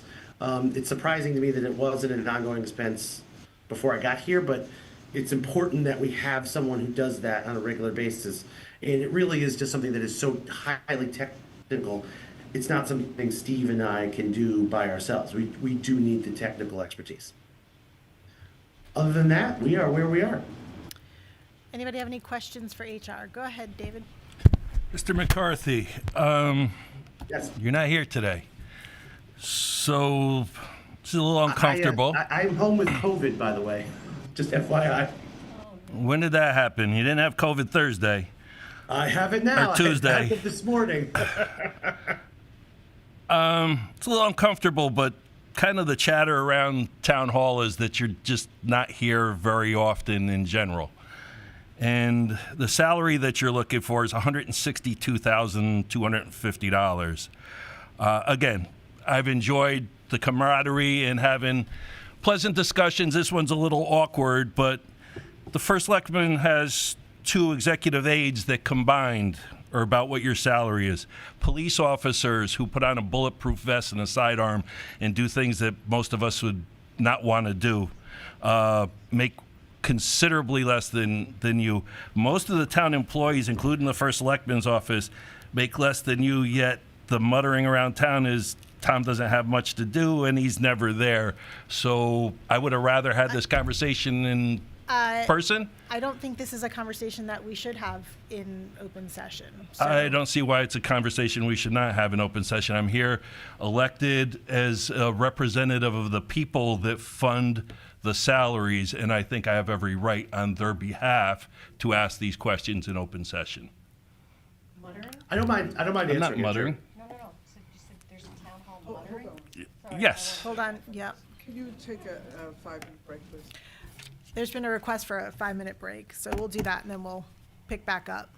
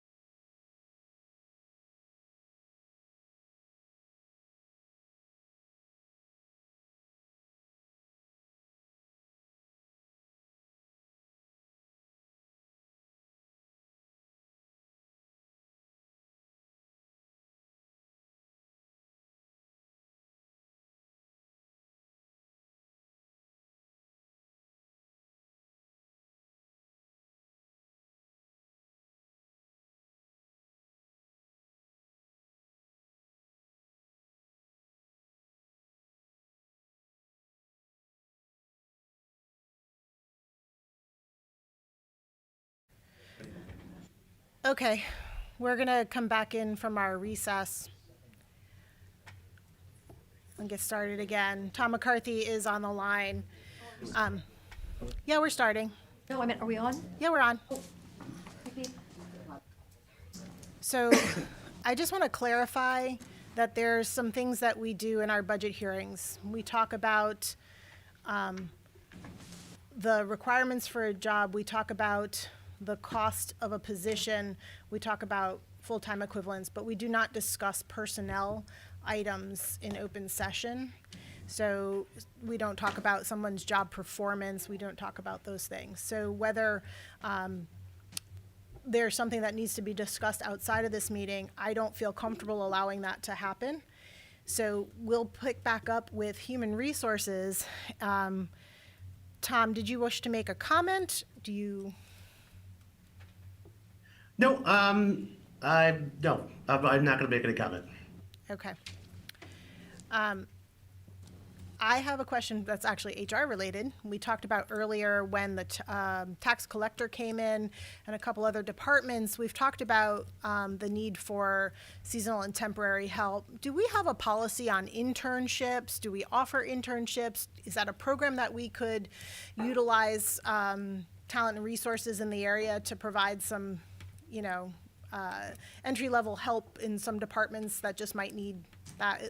What do we have for internship opportunities? We do have internships currently, and they're very, very limited though. I would say a problem with internships is that, internships, if they're done correctly, require a significant amount of supervision, particularly if you're doing it through universities and you have a requirement to do tracking and grading and evaluations. And so it's a much more significant job than people realize when you take on interns if you do it correctly, and we do things correctly in Trumbull. So we do that. There are places where they've had them, and like for instance, Rena's office, had an intern that turned into their part-time person, right? That has happened before. There was an internship, fire marshal's office, where the person was getting credit, and they were very successful internships. But it does take a significant amount of overseeing and coverage and review and evaluation. But we do allow for that. Is there potential to utilize that more than we do, or is it not cost effective? Operationally, I think it's a department by department decision, because you have to, again, have the time to invest in the training and the evaluation of the intern. And so, some departments are stretched and find it very hard to keep up with that kind of thing. Okay. Any other questions for human resources? Go ahead, Mary. Whoops. Hi, Tom. Hope you're feeling better. I know that the edit, or hopefully won't feel worse. I know the edit committee had some discussions about diversity training, perhaps in the town. You were looking into that. Is there any update on that, or do you feel that we are covered sufficiently as people are hired, or when they go to general training, or anything that would be specific for this?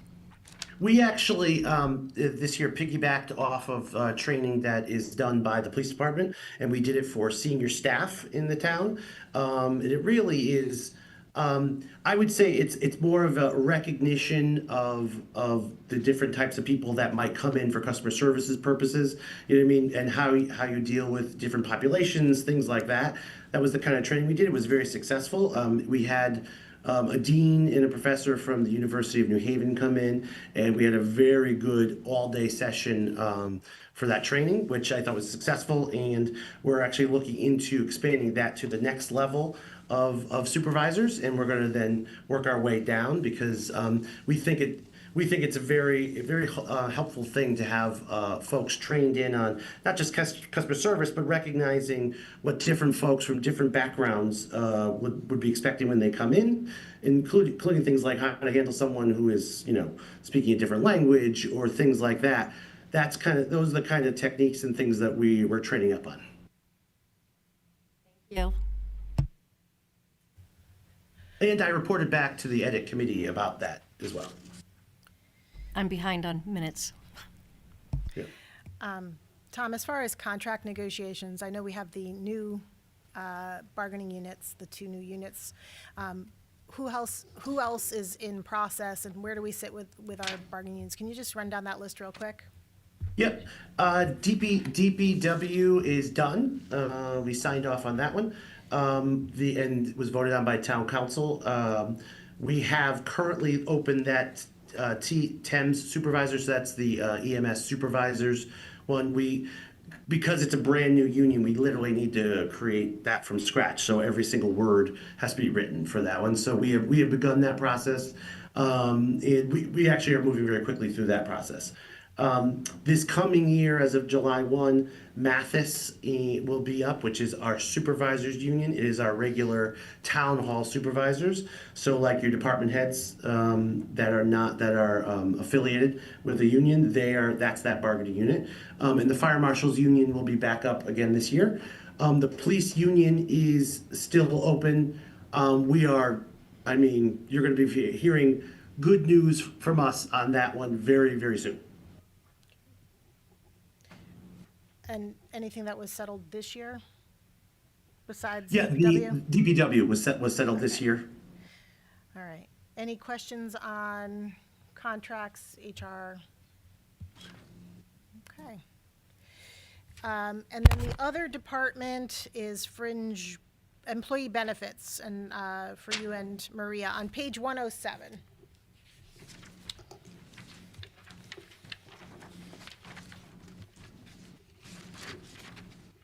While we're flipping pages, Mrs. McGannon, is it possible for you to reach out to Jean Rabineau? We sent her an email earlier. Can you see if you can text or call her and see if she's available to come earlier? So that or we'll do her at the end of. What do you want her for? But as soon as she would be available. Yeah. Let's see if she sent me an email. It was Tracy's available, both of them. And we're looking at page 107. Want me to go? Yeah, go ahead. Yeah. So for the employee health benefits, we participate in the state partnership plan. The state partnership plan is all of the state employees are in the plan, and the state law changed a bunch of years ago to allow for municipalities to piggyback on top of that plan. So in other words, we go into the plan, but we get the benefit of having negotiations of the very, very large group of employees. Because when it comes to benefit negotiations, the more bodies you have in your plan, the more likely you're going to get a discount when you negotiate with pharmacies and all the other healthcares and hospitals and coverage like that. So we have been piggybacking on and been in the partnership plan for the last few years, actually since before I got here. The partnership plan over the last this is my 6th year here, and my 6 years, if you take it as an average, we actually are doing very well in terms of healthcare inflation. We've had many good years. There have been spike years though. There have been years, 2 years ago was a spike year, those are years that the increases go up pretty significantly. I would probably call this a spike year. There are a lot of factors that we have no control over and nothing to do with us, with the partnership plan, including what's going on in Washington and things like that. There's a lot of stuff happening that is driving up the healthcare inflation. And so this year, the increase came in at 12.5% for Trumbull. That's the increase. This is how it breaks down. It's really an 11.5% increase, but they do a cost adjustment. So because Fairfield County is more expensive for healthcare than the rest of the counties in Connecticut, we have a +1% surcharge that is added onto us. Other places actually will get a deduction because it's cheaper. So if you go to the quiet corner of Connecticut, they figure that they pay less. They should pay less because their healthcare is less expensive. I mean, we have quibbles with that information, and believe me, we mention that every single time there's a partnership meeting. There are quarterly meetings, and we are very vocal in the meetings on that question. But the answer is we're at 12.5%. Let me tell you why that is still very good news. We also monitor our actual spending, so they give us our expenses and claims, as they call it, for the partnership plan. And our claims are running higher than what our premium cost is. So that's a bad thing for the world, but it's a good thing for us, because if we were saying we were self-insured, we would be paying the higher rate plus administrative fees. So even if you include the administrative fees, we're still paying less than what the cost of the actual healthcare benefit that we are getting as a town. That is a yearly thing that has to be analyzed, and there's general claims that follow a pattern, but then there are spike claims. Like, for instance, if one person who has a major heart operation, for instance, just an example, that would drive up your cost for one benefit for the year. That claim will drive the cost up, and we have a few high cost claims this year that are driving that issue. And so this year, particularly, we're doing very well by being in the partnership plan. You could not, and we have, just so you know, every year, particularly the spike years, the first selectman directs us to go out and make sure that we are covering our bases and checking cost outs are going out, and essentially getting people to give us unofficial bids on what the costs of covering us would be. And because we're such a small town, it really is cost prohibitive. It would be way more expensive to go to a private plan. And also, because we're so small, we don't have the ability to smooth the risk out by doing self-insured. Like, for instance, Bridgeport and New Haven, Bridgeport is now the partnership plan, but for years, Bridgeport and New Haven, where I was before here, they were self-insured because they had enough bodies to smooth out the risk, right? So we are a small town, so we don't have that ability. So being self-insured is a real big danger for us. You'd have to buy significantly cost coverage on insurance, on stopgap insurance, if the costs went crazy and we had high claims, and that would be very expensive for us to do. So the bottom line is that although it is significantly more expensive to be in the partnership plan, we are still making out very well for being in that plan. Okay. One of the things that we had looked at is, does the town offer a stipend for those who choose not to take medical benefits through the town? There are like a very small number of people that have that in their contract still. Most people do not. It is something that every single time we negotiate, we have a debate in the office on it. Sometimes what you do with that is because you have to offer it to everybody. And so we have people that already do not take our plan because of a spouse's plan. They choose to take, it might be cheaper for them, or maybe they think it's a better benefit, although I doubt it because we have very good benefits. So sometimes you'll be rewarding more people than you would be getting a benefit for that. And so we're doing a constant analysis on that, and we have decided so far not to offer that again. But it is something that every single year we are having a conversation, not just Steve and I internally, but also with our Siegel, our healthcare consultant, and we run the numbers, and it's always a close call, to be very honest with you. Okay. I know logically it seems like a great idea, and by the way, it can be if you were able to do it in a way where only new people would be able to claim it, people that would be newly off our plan. The problem is no bargaining unit's going to agree to that. They have to agree to that. If one can get it, they all. And that can only be done at contract time? Yeah, that's really when you can address the benefits. Okay, so that can't be done outside of the contract. Well, I don't want to say can't, because I could ask them to reopen a contract, and the union could agree to do that, right? But when you reopen up a contract, you reopen up the contract, the whole thing. can't So if just I were to part. say, I want for that, they're gonna say, okay, well, we want X, Y, and Z. Okay.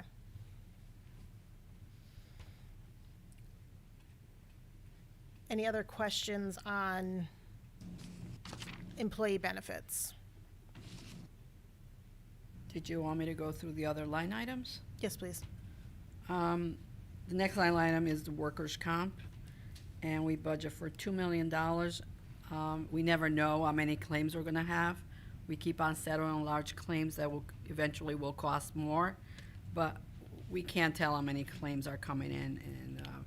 And I know Kerma is our third-party administrator, and they, you know, they can come to the board, to a board meeting and explain more in detail. I think they came one time, so we can bring them on again. Had we looked at going out to bid for that at one point? Well, we'd have to go out to bid for fully insured. We're self-insured, just Mhm. like with the medical, with partnership plan. But we're self-insured, which means we paid all the bills, you know. If it is more costly, and they had told us that, but, yeah, we could look at it. It's just more costly. I wasn't sure. There had been a large claim, and at one time we had talked about whether or not we would look at a different provider.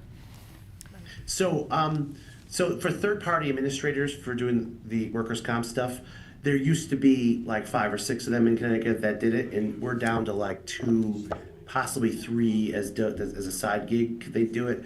There really aren't the same level of people doing that anymore.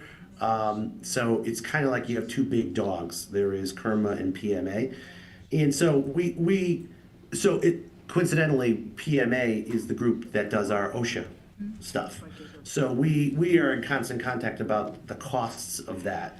Kerma does a very good job. We're very happy with them. But yeah, we check the costs, and we keep our toes in the water on that kind of stuff all the time. And it's one of the reasons why we brought PMA in to do the OSHA, because then if we ever did want to change, then it would be an easier change because they're already here doing some of our work for us. But so far, you know, I think, you know, I want to speak for Maria, but I think Kerma does a very good job of controlling our costs. It's just that you like Maria said, you just never know when someone's going to get a very serious injury. I mean, we are very vigilant with our safety stuff and our training, but people get hurt sometimes, and so and those sometimes become very expensive. Okay. Maria? Okay, the other larger ones are the pension contributions.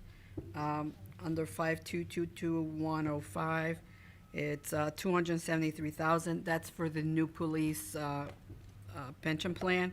That's for the new hires. That plan just got implemented July 2025. We do a actuary evaluation every 2 years. So the next one we're going to be doing is July 1st, 2026, and that's for all 3 plans. The next account is the 5222-106, and that's the regular police pension for the legacy plan. And that plan is 91.65% funded at this point. And again, we'll do a actuary evaluation as of July 1st, 2026. The next one is the pension for the town and the Board of Ed employees, and that's $5,921,000, and that's 54.38% funded. And again, the actuary evaluation will be done as of July 1st, 2026. Can you give me that percentage again, please? 54.38%. Okay. It's gone up, but it takes time to get there. Defined benefit, defined contribution plan, it's increasing because the new entrants to the previous town plan, they're no longer eligible for it, so they're going to the defined contribution plan, and that's $888,000, which is offset by the forfeitures. If someone leaves the town, is not fully vested, we end up using those forfeitures for the town contribution. And next one is just the Paul- administrative fees for the Paul has a actuary. question on pensions, I think. Not specifically related to pension, but. Sorry? Not specifically related to the pension, but do you, or maybe Tom, as we sit here today, do you know the current town FTE number? What is our full-time number of employees? About 350 maybe? 350? Yeah, I mean, I could certainly get you the exact number. I We mean, could, yeah. Thank you. In the summer, there's a lot more. Because of the it seasonal. significantly it grows in the summer. Right. Go ahead, Vin. And just one more comment, and remember there is it's hard to give you the exact number because think about our EMS. We have a significant number of people that sometimes are doing full-time hours, but they're actually per diem on the system, right? And so it's a large complicating factor, but I'll get you a real number. Thank you.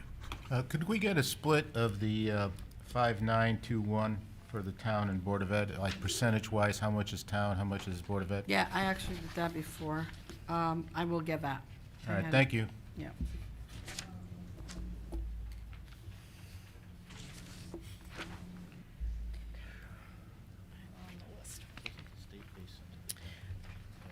Anybody else? Okay, Maria, sorry. That's okay. That's anything else we need to go through? Massimo? Actually, I don't know if I missed this, but based on what the percentage increase that came back for the benefits, is there now going to be a revised budget Yes. request? Yes. And do we know what that is yet, or no? For the town, it's just approximately 55,000. We budget 13.5, it's now 12.5. Thank you. I'll put it on an email, all the changes. The medical, it was the golf director there. And I'll look through to see if there's anything else in my notes. Anybody else have any questions? Mrs. McGannon, what did Jean say? Kath? Kathy? I'm sorry. What did Jean Jean? is driving from Norwalk. Okay, so when she gets here, we'll squeeze her in and we'll do that. Board of Ed will be here in a few minutes. Anybody else? We have any other departments, any other questions? All Some right. of the Board of Ed is here. They can come in whenever they're ready. They're gonna come in two parts, I think, because they're finishing up PD. Anybody need a break? We good?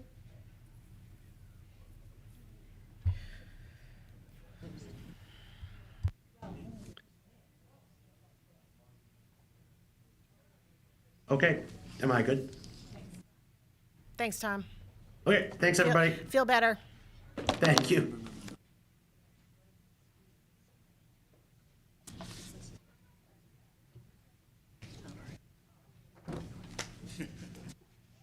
Dr. Summer.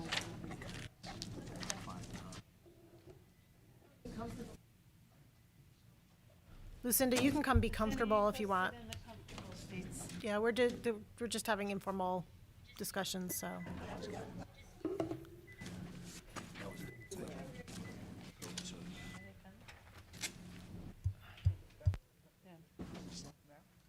Yeah, they can come in.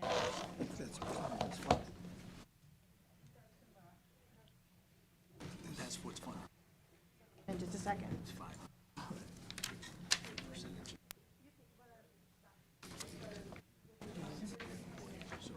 I'm sorry. Hi. Sit here. Here.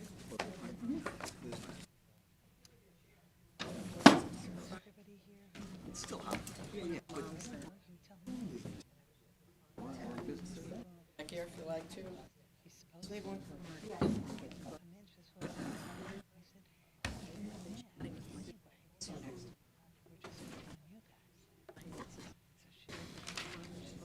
Sorry, how are you?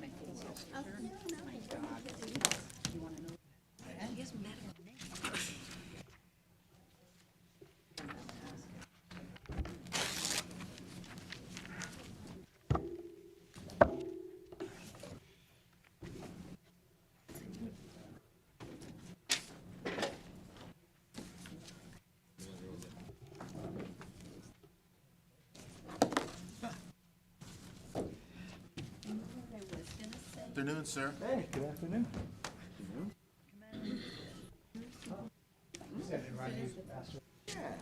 Dale's coming?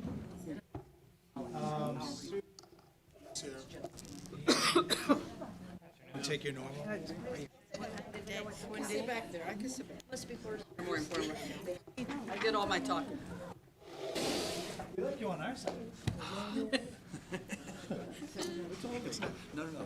Mine right there. We're working together. I just swung my leg. Just a streak. It's all good. Pass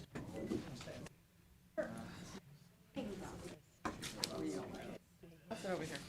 You're good. No, it's That's all right, not a big deal. How you guys doing? We're one next week.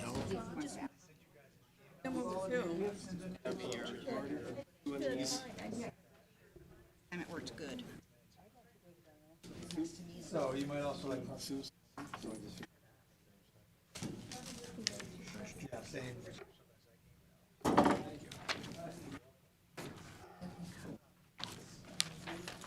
you need more? Lane's gonna need. All right, no, this is all mine.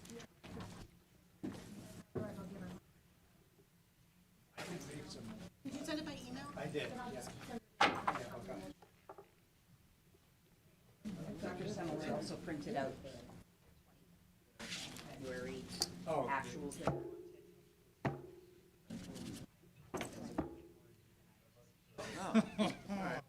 March Madness. He's not Can we throw one? Yourself. Do you want me to go make some? I'm so sorry, I only. That's all right. Probably like maybe about 5 more. There are 5 more. Okay. Thank you. Several more. Share. More of these? If we could, I could, if these. We're good sharers. Sure, I have one extra copy. Why? There's. Finished with the auditor yesterday. Just Because gonna I go saw you late because she's finishing up with. Over there, yeah. Text. Yeah, next year. What's that? Next year. Yeah, or there's a spot. Anybody else coming? I think that's everybody. Oh, Julia might be coming. Gonna do that, I don't know. Yeah. Open next week.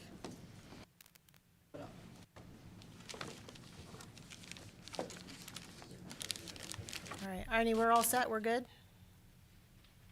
Okay. Thank you guys for coming back this afternoon. This will be easier than an evening meeting. It's been a long couple days already. We sent some follow-up questions, and we really wanted to have kind of a meaningful discussion of where we are and how we get to where we need to be at the end of the process. Allison just handed out the year-to-date, which I know we wanted to take a look at. Your Munis system doesn't kind of match ours, so you have different numbers and stuff, so I'll give people a chance to look at that, and we'll talk about that towards the end, if that's okay. As far as that, we had sent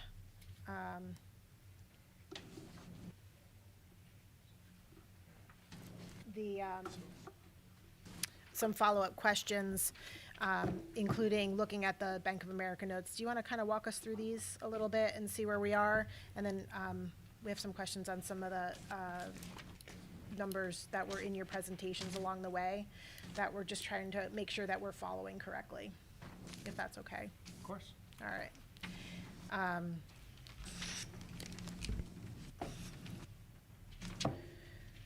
Ben, these are the Bank of America notes that were recast in, I think it was 2020. We said they were recast when you looked back. Did you Yes. look at those numbers?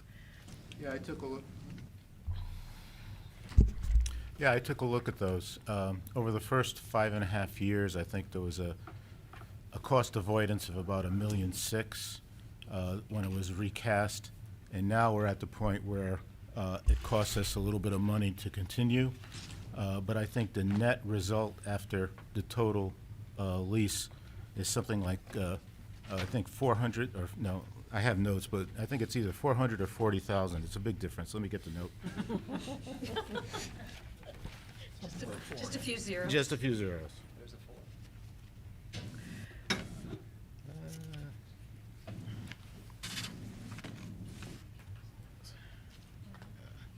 403,000. And how far out does that go?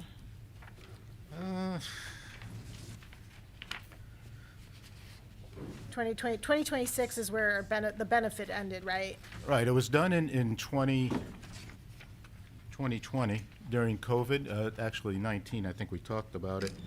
And I think it goes out for 15 years. It's 13 years. 13 years, okay. At one point, Paul Hendrickson looked at whether or not to pay off some of the loans. Which ones did you actually? So I know so when Paul and I were working together, we were looking at some of the TD loans Bank? for leases that were done for technology, which we know not all of those were paid for technology, but we ended up over the past few years, nothing last year, I don't believe, but a few years before that, we paid off some of the TD Bank. I think it was the TD Bank loans, and that helped us avoid those future costs. Yeah, I think all the TD ones were paid off. I think they're all done. So this is the only one that I think is there. I think it's 423. A year. And I think it's a 2% penalty if you want to get out of it. It's paid twice a year. Right. Yeah. So now we have to think about what we do with that going forward to avoid the 400, which was always identified right at the very beginning that it would be a cost. Is there benefit in looking at this now? Do we? Well, is it still 4.67 Yes. million at this point? Well, that's the total. That's the total left That's the total amount of the initial loan. of the initial loan. Do we know how much is left? We can get a balance. I think it should be just about half or something like that. It's like 2 something. And I haven't checked it for the actual balance. We've only been But paying that. you could recast it and release it if you choose to take it over a longer term to reduce it. The question comes down to how long do you want to keep this thing? And, you may want to just get rid of it, but it becomes a business decision as to what you want to do. Right. But we know that we don't have the money to pay off that loan. Well, no, maybe not this year, but going forward, you may want to look at that as part of the planning for the future years to either get something to take it down or maybe recast it at a lower, but the actual, I think the interest rate is like 2.2%, which I don't think we'd get now. Right. So it still seems to be a pretty good deal overall. At the time, it avoided a lot of cost where we were hurting for COVID. So, Yeah. So it was a good thing to do at that point in time. And as I said, it was like $276,000 a year that we avoided in cost. Okay. Any questions on that?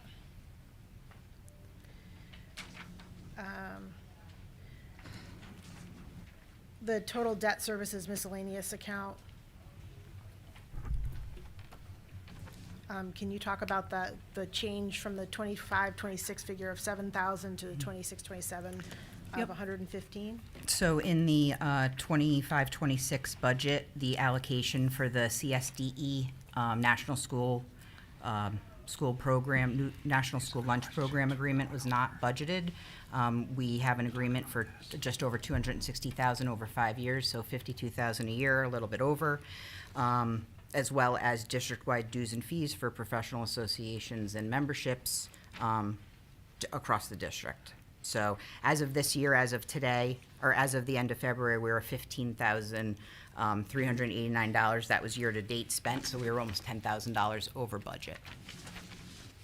Okay, so this agreement, how is it, it wasn't budgeted for before, so this is a new agreement? Can you just explain that a little bit more? Yeah, I can talk about this. It's a very frustrating time in my life.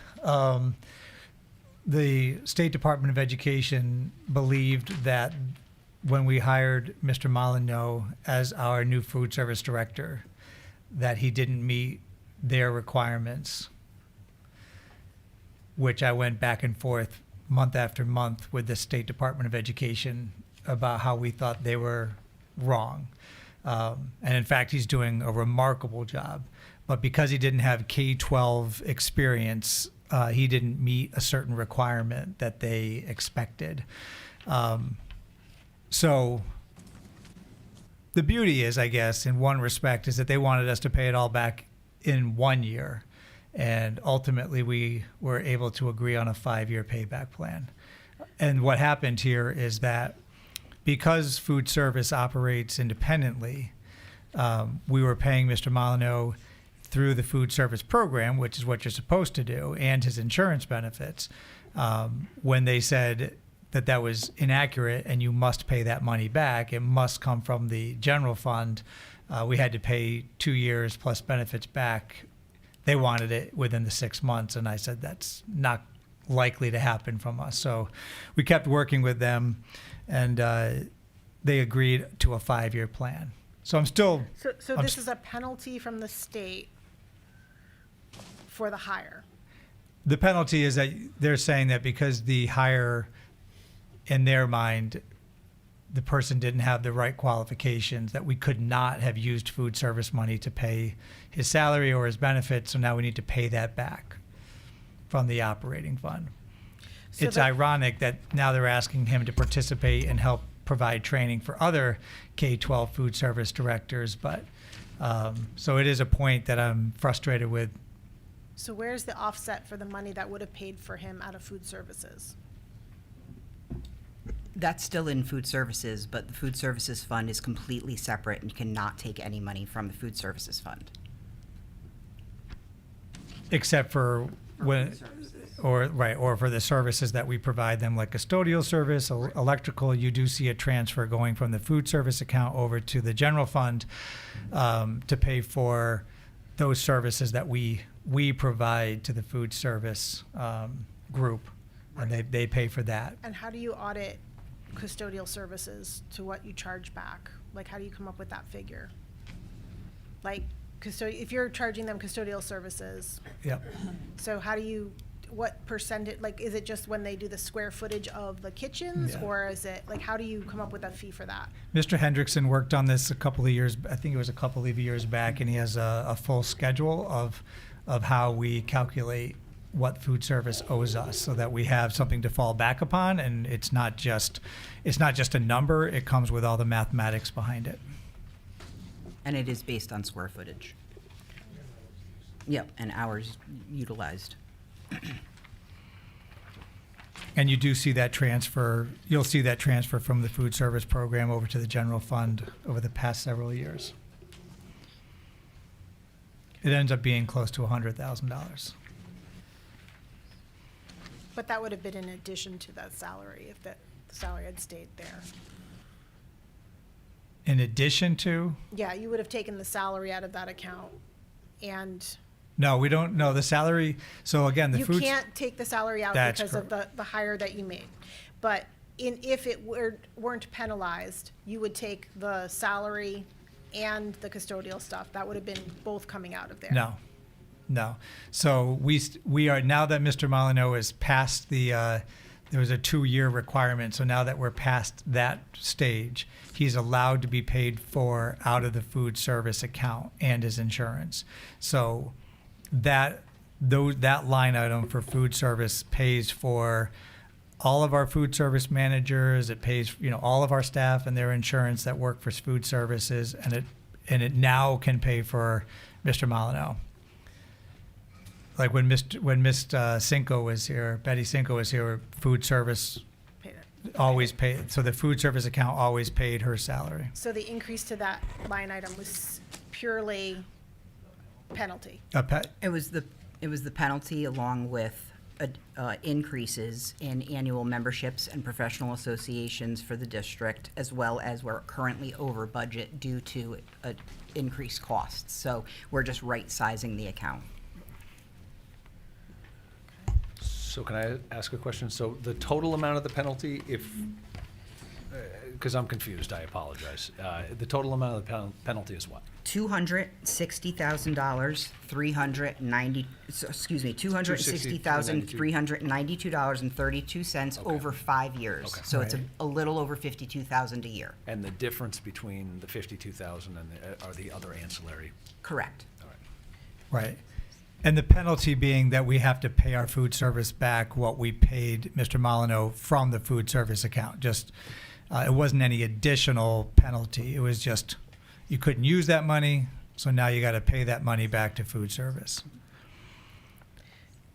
Can you give us a breakdown at some point on what those allocation district-wide dues and fees, what those are? I did a little. It's like the CASBO memberships, the Amazon business accounts, the UPS accounts, our annual credit card fees. There's, Okay.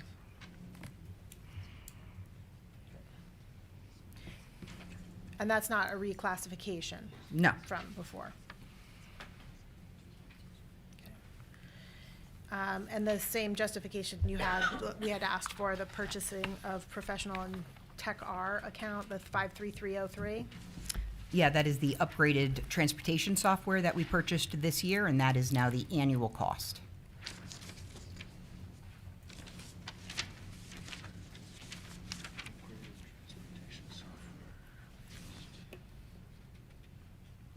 The old software was being phased out, so we needed to move to the next version of the software, and we're doing that now, and that actually should be a very nice upgrade and will support some of the needed changes we need to make in our transportation department.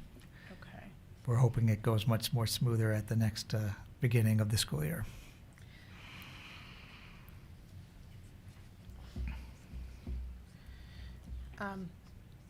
Joe, do you want to talk a little bit about potentials for ERPs, anything like that? Yeah, I mean, I think, like you said in your question, it's either an installment buyout or it's an insurance contribution, 403B insurance. Could be a hybrid, I guess, potentially of both.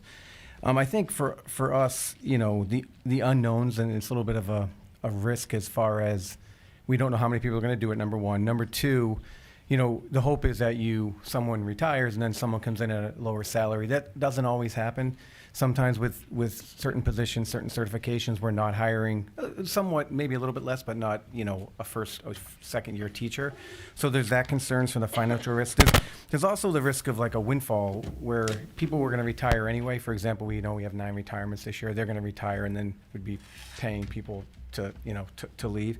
Another piece also is a lot of times when people they're at retirement age, their kids are older, so they're taking single insurance or 2-person insurance, whereas people coming in most likely are taking family insurance. So that's another cost that hasn't really been factored in. So I think there's risk. I mean, we'd have to look at how many people are close, how many we'd have to require to make it work. But I mean, the risks there are pretty high, and and I've talked to a lot of colleagues in the area as well, and the majority of them are not offering as well for the very same reasons I just mentioned, because it is a little bit of a risk. And the district did do it in the past. I know, and way back they did it, and then they did it recently in 2018. But yeah, I mean, those are kind of our thoughts. I mean, but the model would be the buyout or installments, probably 3 to 4 years, or the 403B and insurance contributions. How many people took advantage of that in 2018? 21. And what was the potential offset in 2018 savings-wise? I would have to get that for you. I was talking to Allison about that earlier today, so we can certainly find what that is, yeah. Okay. Also, the waiver on the health insurance.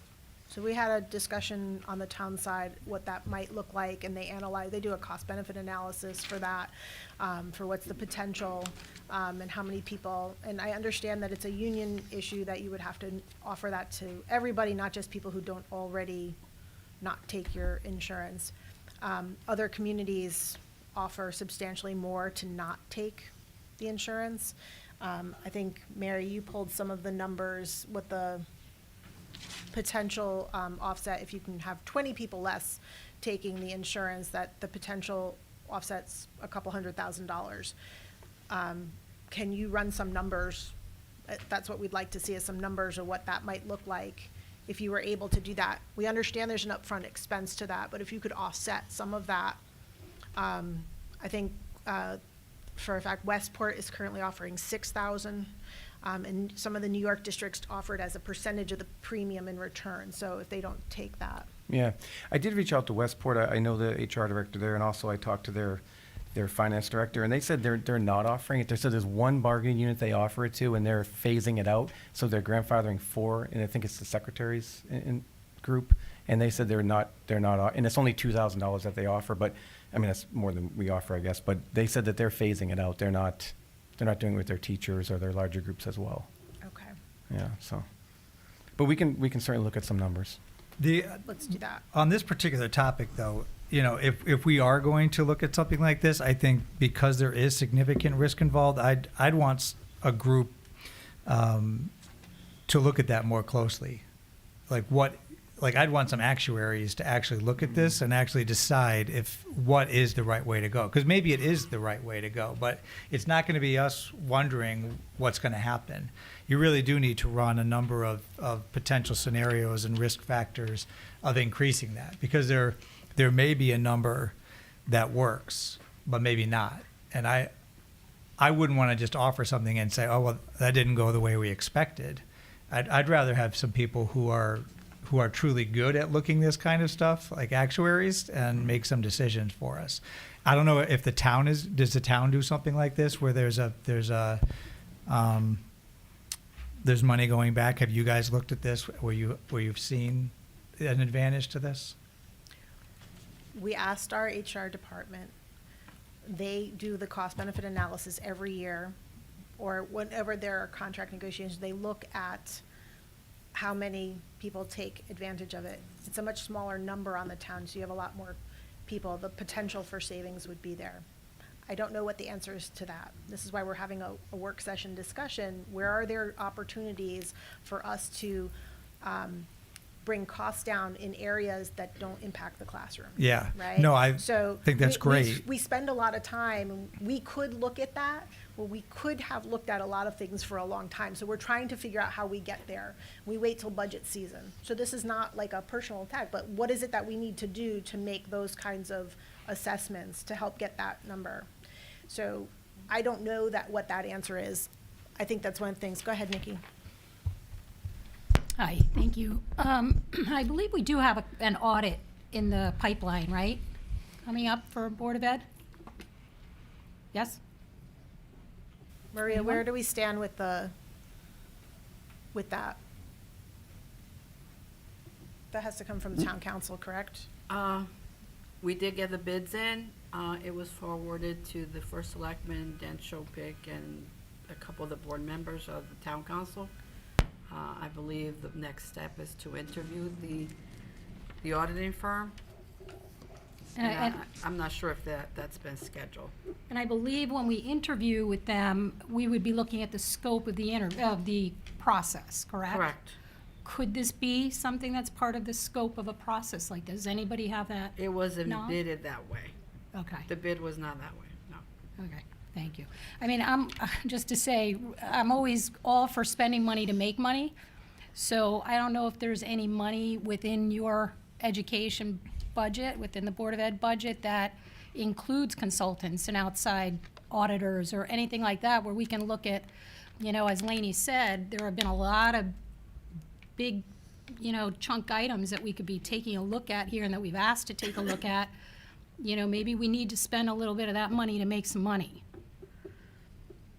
Which, can I move on then to tiered busing? I know everybody, that's been the one, right? Tiered busing. It looks like you did get some information back on that. Is there anything that you could share now? Yeah, what I can say is that we got an original response back from the consultants that we did reach out to, because we did want to work with this consulting group also on this particular topic. The first iteration, we needed to give some additional data back to them, and they recently sent us an updated draft of the document. So what we're potentially looking at is Sorry I didn't bring the actual document with me, although it's on my laptop, so I could pull it up if we needed to. We looked at a 3-tiered bus system in 3 different ways. We wanted to see if we could do a high school tier, a middle school tier, and an elementary school tier. That's one way to look at it. We wondered about a high school tier with potentially 2 elementary schools going into the middle school tier, and then the 4 remaining elementary schools being in a 3rd tier. And then we looked at it, they suggested we also look at it where it's the high school tier, 2 middle schools with 1 elementary school, and then the 5 remaining elementary schools. So essentially the report is telling us that the most cost savings way to do it would be the high school route, 2 middle school routes with 1 elementary school, and the 5 remaining elementary schools going on a 3rd tier. So the savings potential, what they're saying is that we could go from the 48 buses we currently run down to 44 buses. They're saying that's conservative, but they wouldn't suggest any fewer than that going into the 26-27 school year. So they're saying about 4 buses. Each bus is about $100,000 a click, so you get about $400,000 savings there.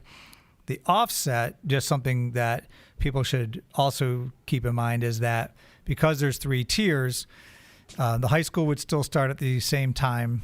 Middle schools would go about 30 minutes later.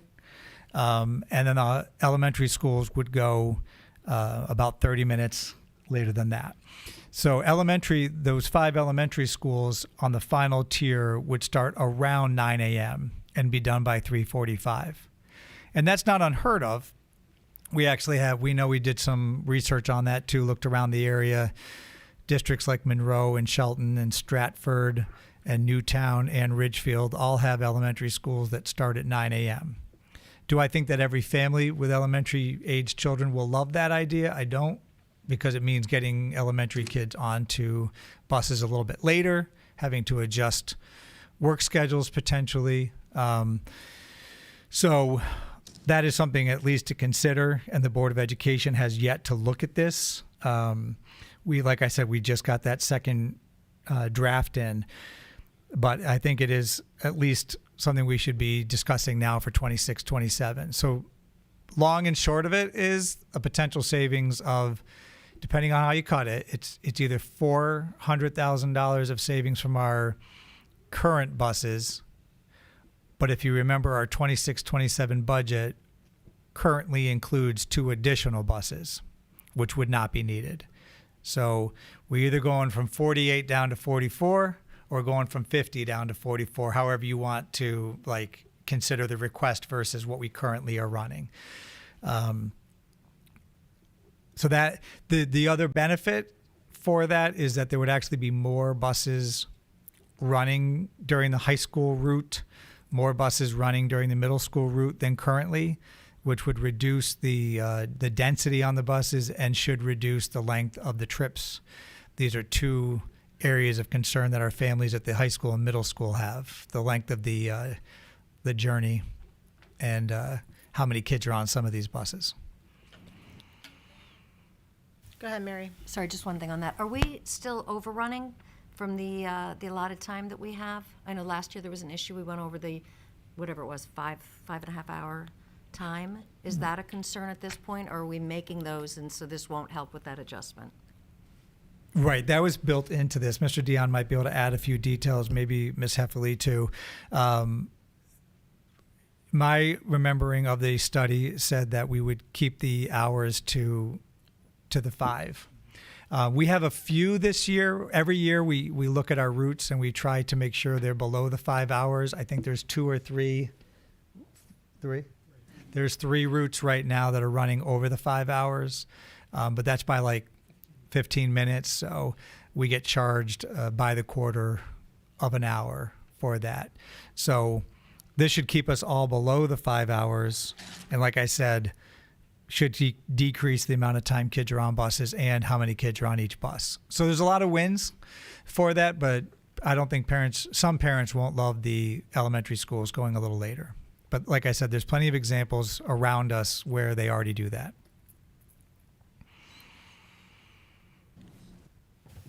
Is there potential to look at which tiers you flip, which start when, to maybe have the middle schools start later, do the elementary run earlier? Like, would something like that offset that problem for parents? We won't be looking at that. Go ahead, Nikki. I do think that we're in an economic climate right now, especially here in Trumbull, that we do need to be looking at some hard choices. And if that means saving a couple of educators, I mean, I think that these are the kinds of things that unfortunately we have to look at. Also, how does gas and oil pricing factor into busing? And when do they lock in? Yeah, Mr. Dion, you want to speak about? I know he's well-versed in this. Yeah, so fuel pricing, we actually go with the town. We work with the town, and our town purchasing department fixes that, and that usually occurs in the fall. So we do have the rates, and that's the rates that we work off, and we all use the same vendor.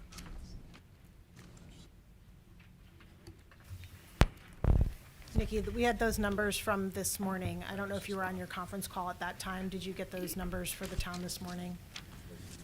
I didn't, I Yeah. don't believe I got Maria, any can you numbers. just pull but up those numbers one more I time for am us? curious why the town, though, the town locks in about now. The town locked in, and we did very just well. locked in. So, So Maria- why are we on a different fall? and- Maybe, it was about a month ago, might have been a month or two ago. We got it from, I'd have to look up the exact date. But we are with the town, so we Oh, get their okay, okay. rates. All How right, we I'm do it, thinking though, of they your- make deliveries to the bus depot, so the usage, we just use the same vendor and we pay the same amounts. Okay, So we're not on a different schedule, we're not paying something different. okay. But we don't work through the town, the invoicing comes directly to us, we pay it on our side of the budget. Great, okay, and I understand. Thank you. So the rates are for diesel, 2.6247, and for gas is 2.3054. and thankfully, we locked in just a couple weeks ago. Okay. Questions on busing, transportation? Dave? No?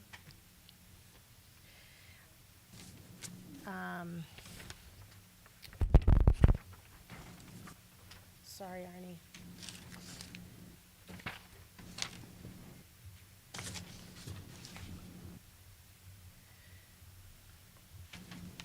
Mr. Dion, can you walk us through some of the electricity budgeting?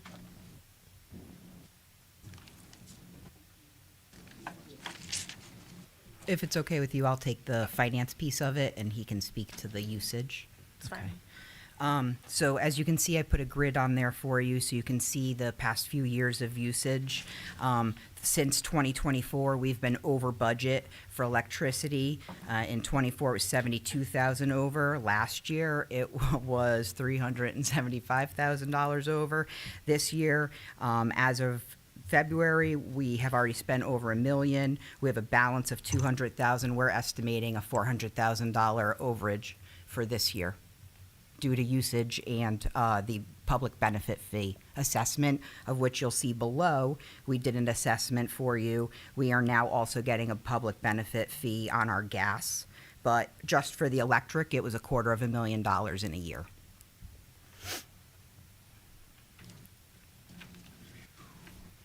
So does that, when we looked at the line item for electricity the other day, gentlemen, we looked at the percentage increase, is that because of the overages? I think it's probably both are driving it, but the question I would have is, in here, you guys are specifying the increased kilowatt hour usage. What's driving that usage year over year?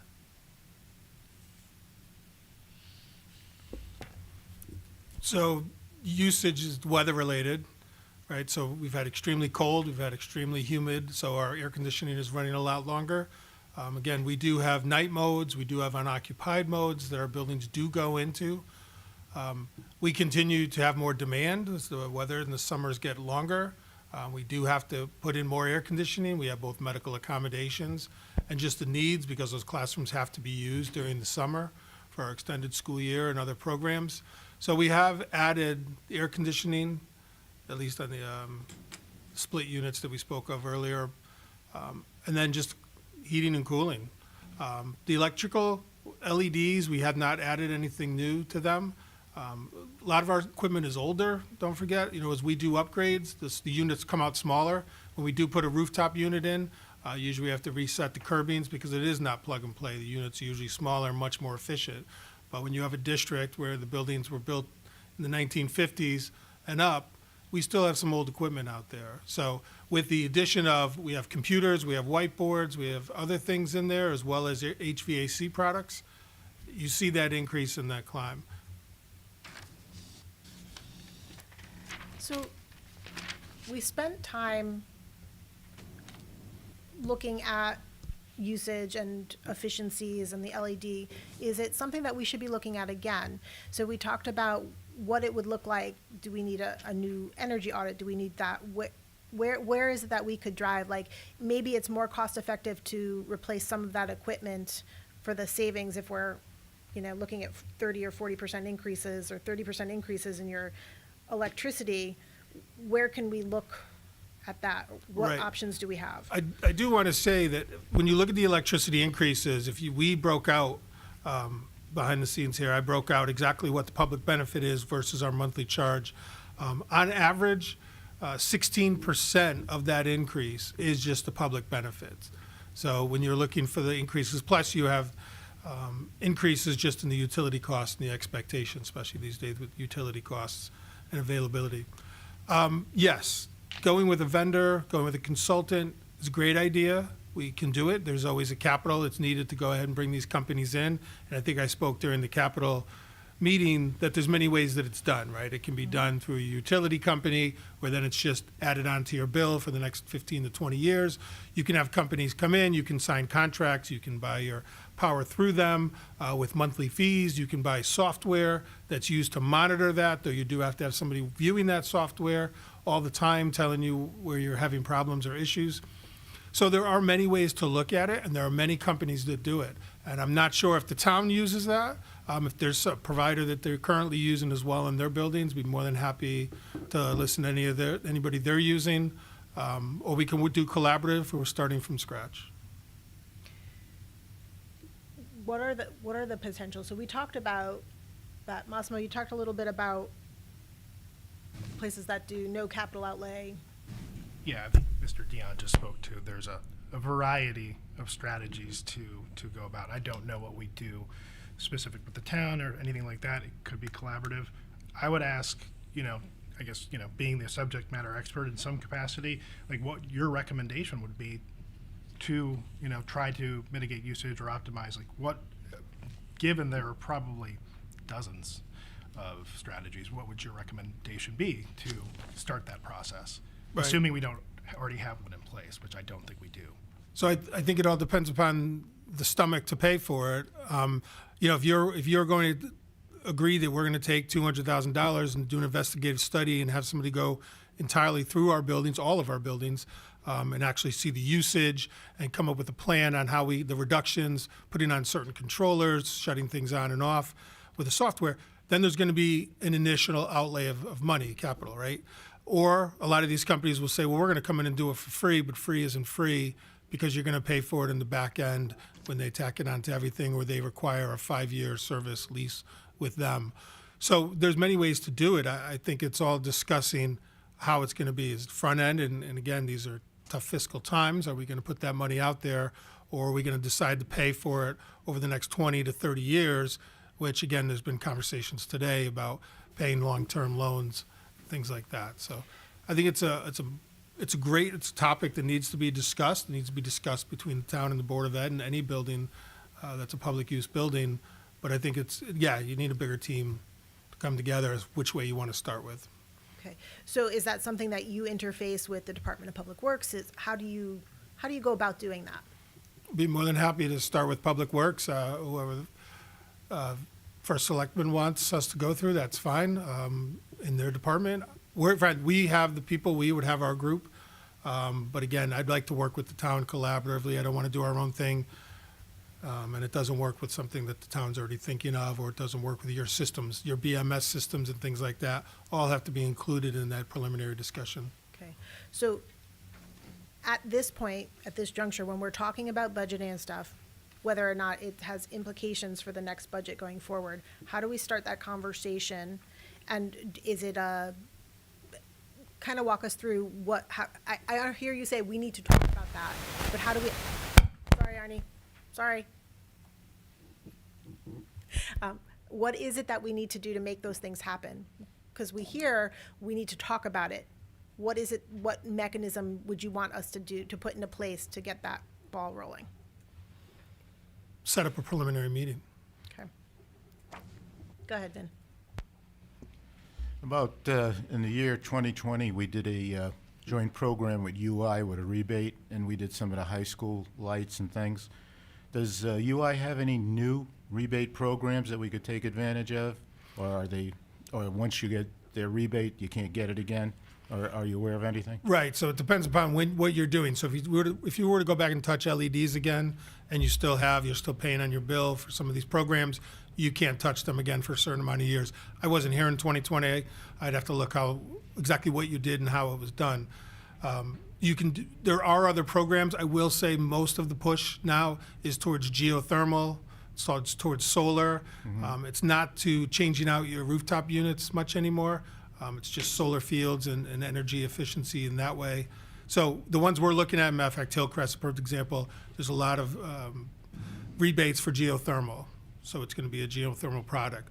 But you also can look at the state for more solar panels, but then where do you put those solar panels? We already have some PPAs. What square footage of flat space are we going to be able to give up in our buildings or on our properties to advance the solar? So there are some incentives, but they're not like the old days where they were going to come in and they were going to give you lights. Most people have done the lights. Yeah. Then they're going to come in, they're going to change out all your air handlers. They're going to give you more efficient ones, and those have controllers on them that will shut off during certain times of the day or manage the usage. So it's just different. They're moving more towards renewable energies, which unfortunately our buildings are not at that level, and there'd be quite a bit of capital to bring us up to that level. Well, it might be interesting to contact UI and see if anything is new on the electrical front, because as you said, there's a lot of people offering different things, and maybe a no-cost review is something that they would do. Good point. We'll look into that. Do we have mechanisms in place now that control the lights and the heat, so during off hours, the temperature drops, and before school starts, whatever, the next day that goes back up? Correct. That's a BMS, building management system. Our BMS does that currently. During COVID, we weren't allowed to shut everything down. We are allowed now. So we have what we go into night mode or unoccupied mode, as it's called. And there's certain set hours that certain buildings, especially administrative buildings, if there's nobody going to be in it, that the air handlers, everything shuts down, comes on a couple hours before, an hour to two before people come in, depending upon square footage. And then you don't even notice the difference when you come in. And lights go out. Every light has the occupancy sensors, every room. Thank you very much. Other questions or comments on energy efficiency?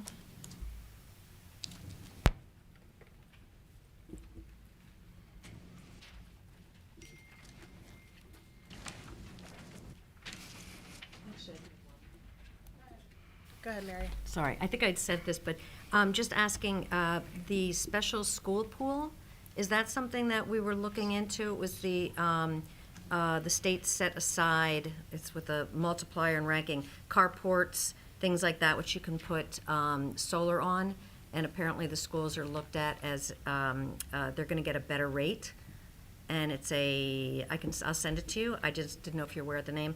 But the timing selections are for May of 2026, so it's quick. But I don't know if you know anything about that or not. Ridgefield and Fairfield participated. No? I've not heard of that at all. We can look into it. I don't know, Gasbo, Allison, if anything's come to your group. But no, that's the first time I've ever heard of any program like that. Did that come up at all during the Hillcrest? It did come up to Hillcrest. The problem using it with schools is we have wide open parking lots that need bus turns. They become very difficult to maintain when you're clearing lots because you have all those poles in the ground and the salt eats away. So it depends upon the environment on how useful they were. And that was raised, and it was decided that they weren't going to do that at Hillcrest. But not for that program that you're speaking of. That was a general discussion in the original design development of the building. Okay, I'll forward it just if there's anything that might Sure. be of use, but I said it was very timely, that's why I wanted to check. Thank you. Mary, while you're there, do you want to talk about the opt-in district printing usage stuff? You know what, I didn't, since we just got the information, I didn't have time to look at it. So I'm not sure if you've addressed it, but I was just looking at low-hanging fruit. Where are things that we can do that don't impact, obviously, students, which is what we're all doing. A lot of these things bring up energy. It's not going to come out of this budget, perhaps. Maybe it'll help offset some, but it's not, teacher buyout. It's not things that we're saying, do this right now. It just kind of seems like smart things to just begin to look at, so with that. But do we do current permission slips, things like that? Do they still sign them? I haven't had a kid in school for a while. Things like that. Are you able to opt out of materials that go home? I don't know if that is part of the school year anymore. So most of our forms are either, I'm assuming they're all Infinite Campus driven and not most of forms? our forms in the district are either fillable PDF forms or Google Forms, like we use a lot in Google. Also in Infinite Campus, when we have school store items and there's something you need to select, we have activity forms that are built in there. So we tried to move as many of our district and school-based forms to sort of an online format. It's just easier for parents as well. It's easier for us to keep track of because you can look it up and you don't have lost permission slip forms and those kinds of things. So I would say most of our forms, are there a few schools that might still be using some paper-based things? Yeah, probably. But certainly our district-wide forms, we're trying to get those as much as possible to electronic formats. Yeah, Just- oh, sorry. Go ahead. I was just going to add that we've also been, it's not tons of money that we've been saving, but in terms of color copies and black and white copies, we've been looking at that now for the past 2 years, and we've got a monthly spreadsheet going about use of color copies versus black and white. Color copies are actually 10 times more expensive than black and white copies. So a couple of years back, teachers now have to use their badge to swipe, so we actually know exactly how many copies every teacher is making, secretary. We've significantly reduced the number of color copies we're using in the district. It's increased the black and white a little bit, but it has made everybody much more cognizant of how many copies they're making.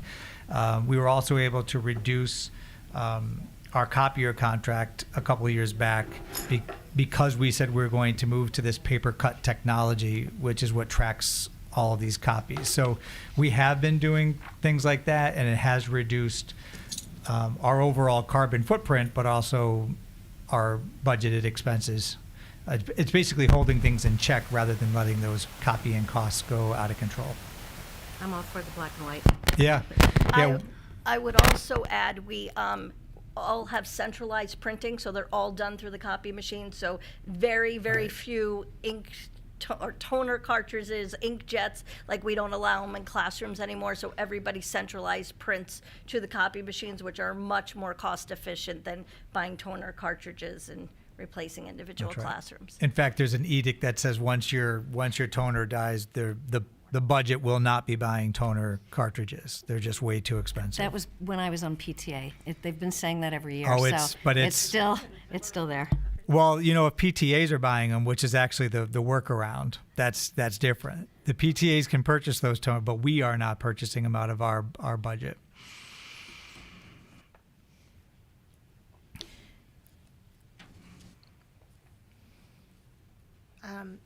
In talking about that, we asked about audit of your licenses and subscriptions and things, and you've done a full audit to see if there's any that aren't being used that are just kind of lingering around. We know that we asked the same thing on the town side as well. So every year, every vendor we have for our software subscriptions, I get a usage report. It's usually broken down by school, by how many teachers, how many students. Dr. Iwaniki will tell you I actually calculate what every usage costs us. So if we had it, we don't have it anymore, but years ago had a video software, and it was every time somebody watched a video, it was costing us $12. I was like, well, that's not cost effective. So we're constantly looking at usage data to sort of figure out which applications are being used. We do a lot of our purchasing for ed tech software through state contracts, through a relationship that we have with CLCC, which gets the best. It sort of pulls our region. for educational technology software licensing. So we're constantly sort of looking at that.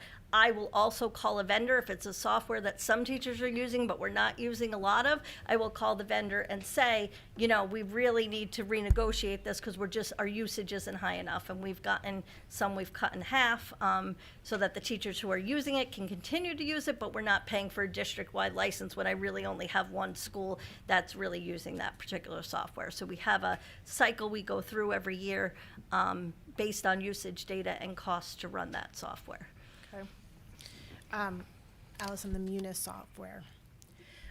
What does the licensure look like for the Munis software? Because the town also has a Munis system. Right. I understand that the account numbers are. We talked about what it might take, and you'd probably need a consultant to combine the two so that you'd have one licensure fee. So that's something we had thought about as an area that we could combine in efficiency.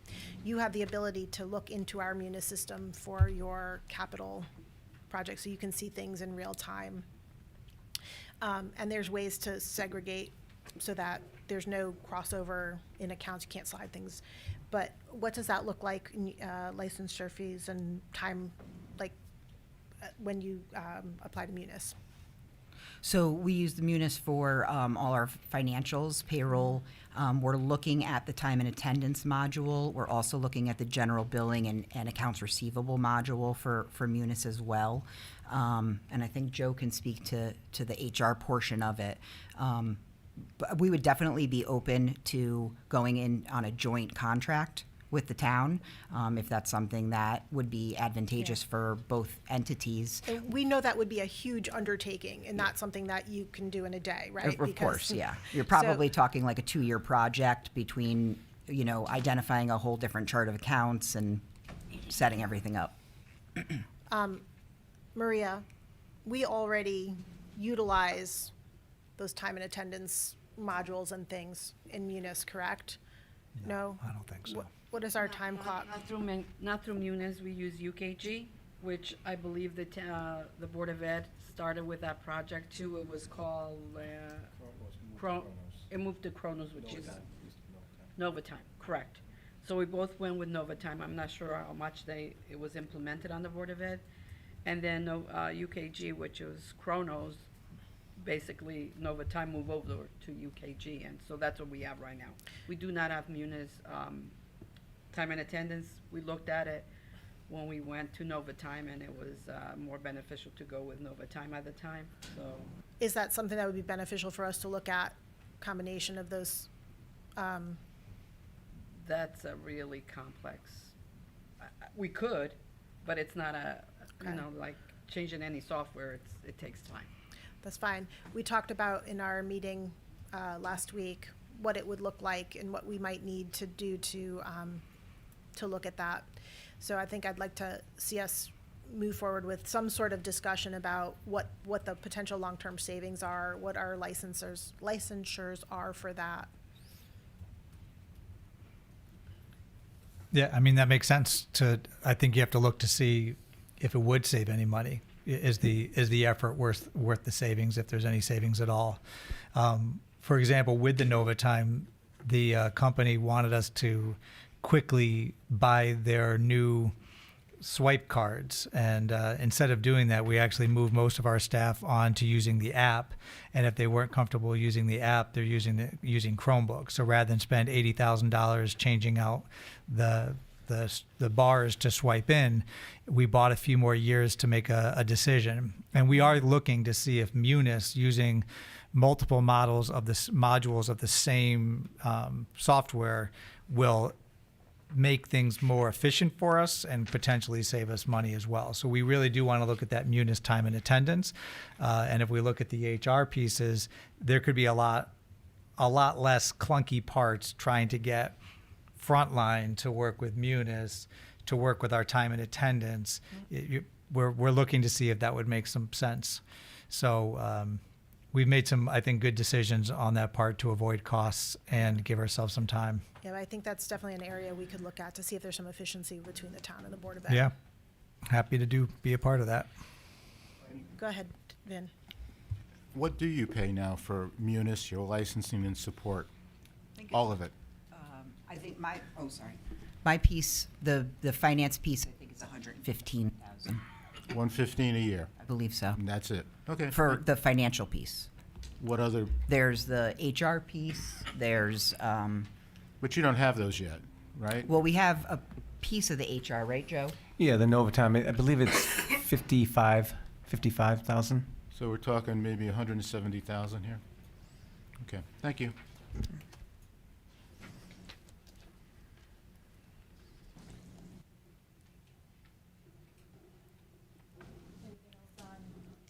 Anything else on Munis technology over there?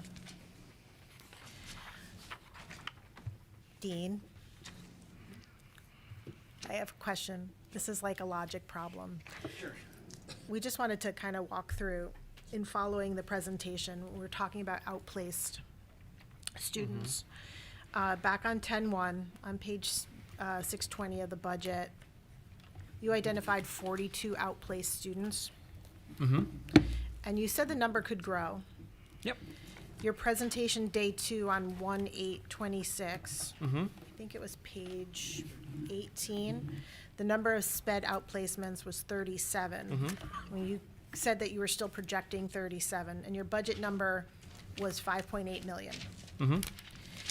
For 25-26, it's 5,568,009 and change. Is that right? In the March presentation, you were still at 37. So on the financials on the 21st, on the December 21st financials, the account number 1396110555600, the tuition for sped budgeted at $5,568,000. It's currently over budget by like $600 and some odd $1,000, but the number of students is less. Can you just walk us through where that change was? Is that all in transportation? Is it all? No, the transportation has its own budget on the transportation side. So Okay. there's an out of district. So a lot of times it's not necessarily. So the numbers entail like just how many students, but the actual programming varies significantly. So we have some students that are placed at a district that, they might cost, $100,000. We have some that could be, I know this is a crazy number, $500,000 a year. Yep.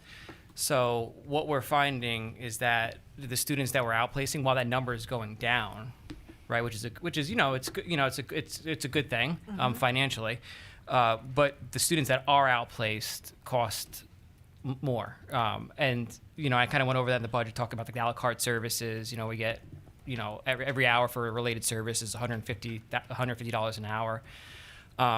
So that's really what was driving the expenses up. So the numbers are pretty accurate. They're all projections, so it is a little tricky to say exactly where you would fall at any given moment, considering they're programmatic. You can never really identify exactly how many students will be outplaced. But yeah, so at the time there was 37. At the beginning of the year there was in the low 40s, so that was accurate at the time. So that just shows how quickly it could move. But when you look at, so what we do in order to project out, we actually look at this, we kind of try to see who's outplaced. We try to ascertain if there's any movement that we can, project with certainty, a certain amount of certainty, right? So, and then that's how we come up with the number for the next fiscal year. But realistically, we don't necessarily know where that number is going to be. In May, we really tried to iron it out when they balanced the Board of Ed budgets to make sure we're still on target. Make sure our ECR also is looking good based on the payments for that as well, because that is a negative expenditure on the budget. I'm just going to add that when we look at those 37 students, they actually have an Excel spreadsheet for every one of those children. So they actually know who the child is, exactly what we're paying for the education program, any ancillaries that they might be spending money on, transportation, because in order to get that excess cost money, as many dollars back, we have to really be accounting for that. So when he's calculating his number, he's basing it off of exactly what we're paying for this year. Now, services can change during a year. So we may find that a child needed X, and now they need X plus Y. as the year moved on. So some prices can adjust. And then when he calculates the next year, he's multiplying it times usually a certain percentage. We typically do between 3 to 5%, but we found going into 25, 26, we actually got really beat up, and it was more like 8 to 11%. So these are going off of actual students' costs. So it's not, in terms of predictions, we're going off of actual children. So my question is, I know that one of the things that Sujata Gadkar-Wilcox was working on and bringing in more money to offset that. You had said at one point that the costs were escalating at just an outrageous rate, but that had stabilized. So does that have any effect on that number going into next year if the costs are stable? It could have some effect. I think that one thing that we don't always have when we start the budgeting process in October is you don't have the rates. So, they don't have to send, there's really no rhyme or reason to when they actually set rates, a lot of these out-of-district placements. We do get some, and, so what we've seen this year so far is that they're really between 3 and 5%. So it's way more in line with historically what it's been as opposed to 11%. Which really hit hard because it was a place where we had many students. So when you have an 11%, $100,000, you could see how that can kind of add up quickly. So as the rates come in, what we do as we get closer to balancing the Board of Ed budget, we actually start to fill in the actual rates. So we'll have a better idea of where we'll land for the next year. And then we also have to look at what happens programmatically with students throughout the course of the year. Because students do return, they are outplaced, and that could very much happen over the next few months as well. So, yes, it can be quite nebulous. It's hard to really. Yeah, and it's a number. It's such a high number, and you want it, and it's such a low number of students. You want to try to pin it down, but it's very hard to have a super solid number. We feel very confident though with the 37 students, knowing where we expect the tuitions to be, that the number that we've projected in the budget's actually, it's going to be around there. It wouldn't be substantially different, most likely.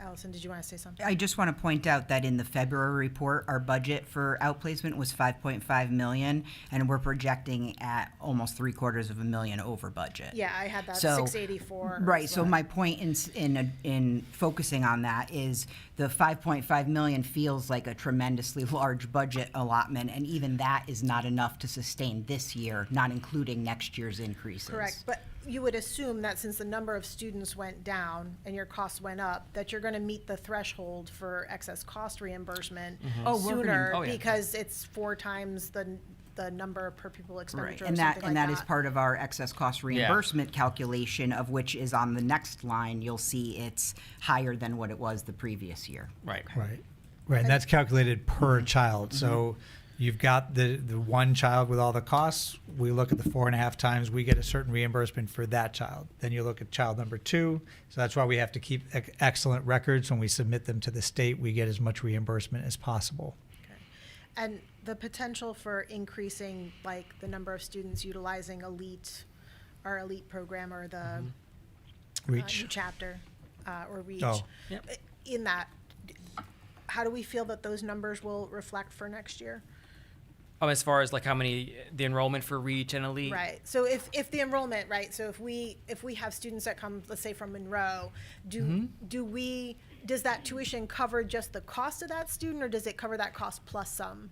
Yeah, so those are, if you don't, let me know if I misspeak, but those are actually expected to be, I say reverse expenditures. They're supposed to be, credits toward the out-of-district tuition line item.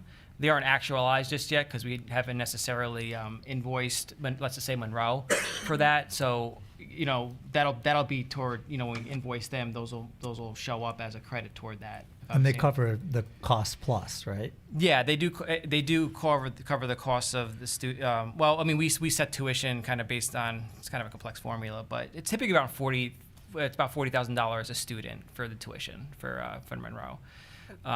So let's just say we have 5 students, we would have about $200,000 if I'm doing that right.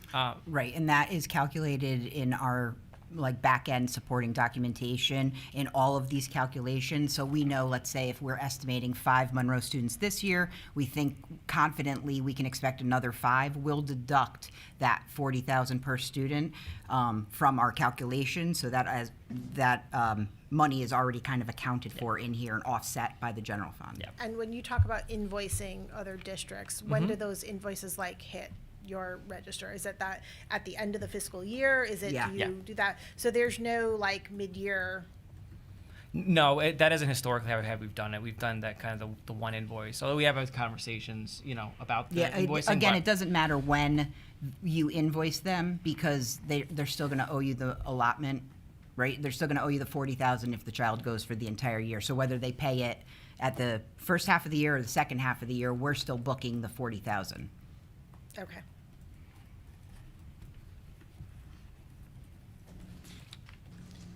Mary, did I get all that from our conversation before? Did I miss anything? That's it. All right.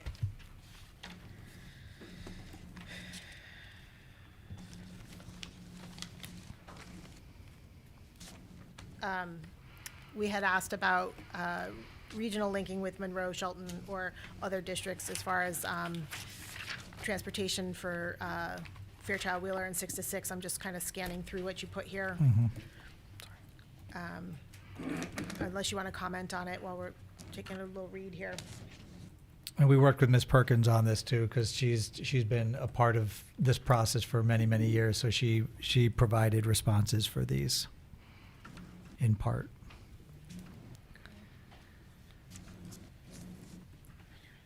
But you can see a lot has been done already to try to make this as efficient as possible. Okay.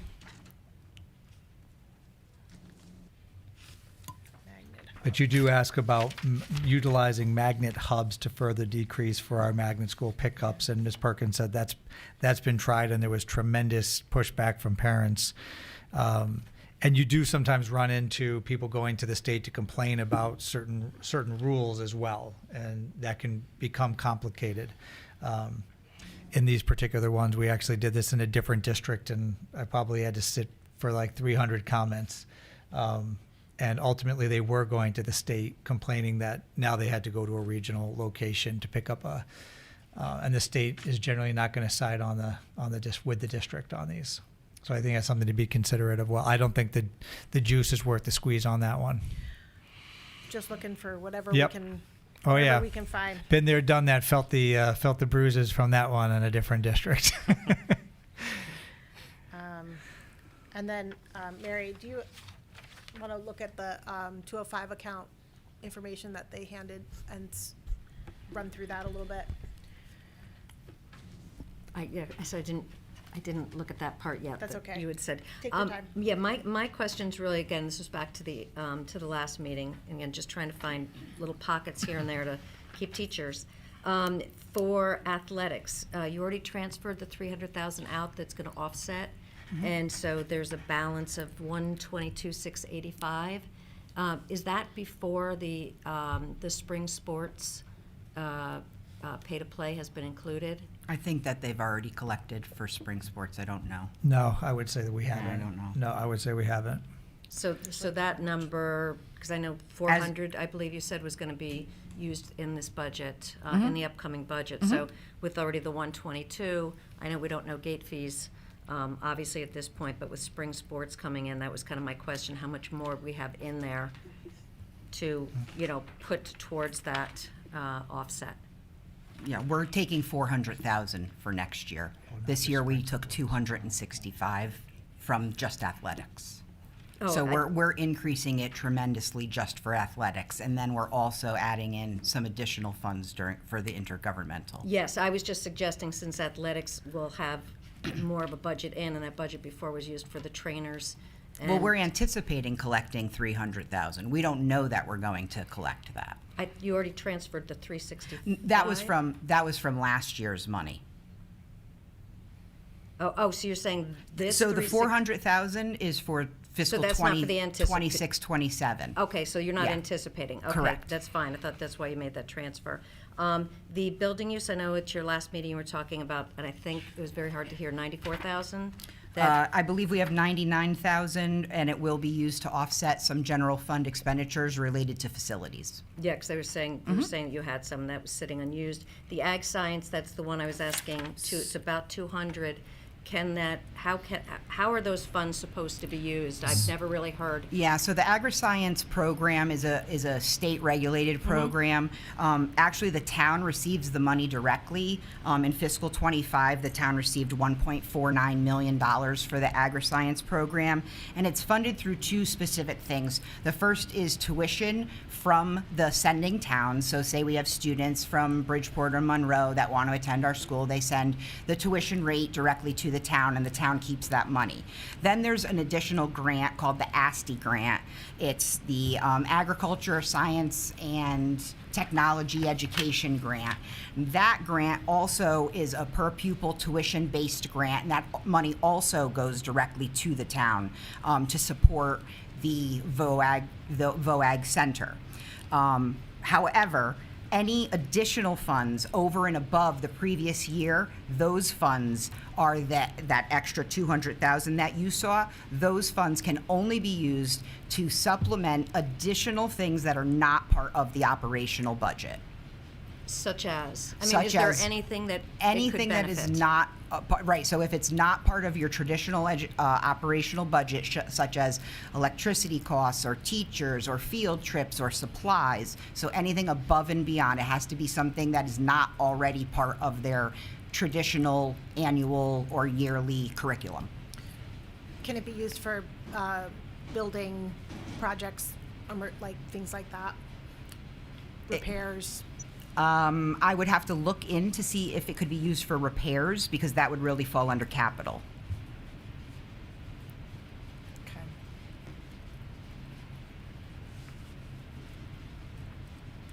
Usually would be used for like big items for the agricultural program. So they might have something to do with like a big machine to take care of the field out there for the animals. So they might be purchasing $100,000 item for something like that. I had a Southington VOAG, and we did a number of items, and there was always some big purchases that they're looking to try to make for the program for the children. So that's typically what it's used for, is larger items that you wouldn't get in your operational budget, but continue to move forward the program itself. Changes of environment for the animals, anything like that? It could be a whole host of things, yeah. And I don't even know. I'm guessing the operating budget covers the cost for animal purchases that we make. Should be Or is animal it would be- purchases and feed and. Yeah, we have, so in the high school budget, within the AgriScience account lines, we pay for their teachers, the supplies, the purchase services, the vet fees. Right, but what if I want to buy another llama? They would have to budget for it, I think. Right. Because that would llamas be, or alpacas? that would be a purchase. The alpacas were donated to us. All right, so now we've got the 3 alpacas, right? So I happen to know how expensive alpacas are. Just a little bit of a quick light story. My husband is in insurance, and he had a client whose dog got loose and scared the neighbor's alpaca, and unfortunately the alpaca had a heart attack and passed away. Oh, no. And then, yes, because the dog chased the alpaca, they were responsible for the cost of the alpaca. They are very expensive.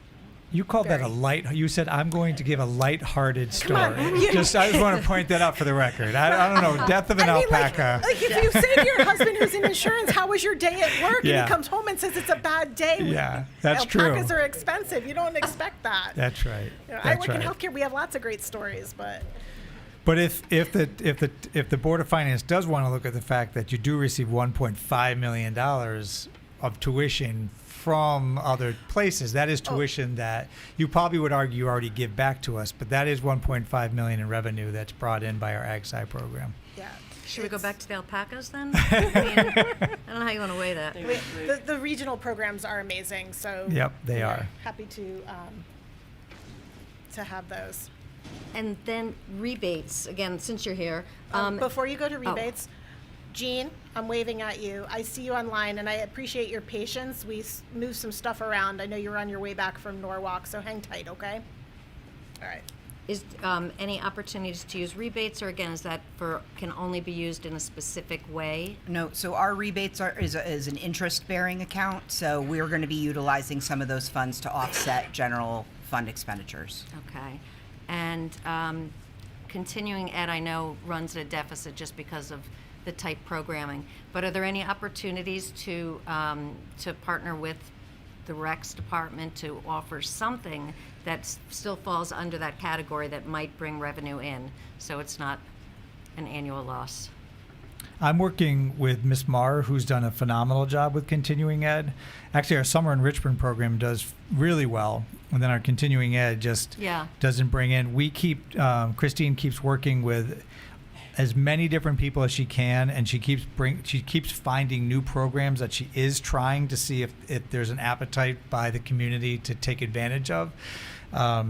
So we're happy to keep looking for all kinds of things. We're actually looking to see if we can use our Next Chapter bookstore for some continuing ed programs as well, so we can use that space, because maybe it'd be a space that others might want to use for continuing ed. So we are trying to be creative as possible to try to bring more revenue in.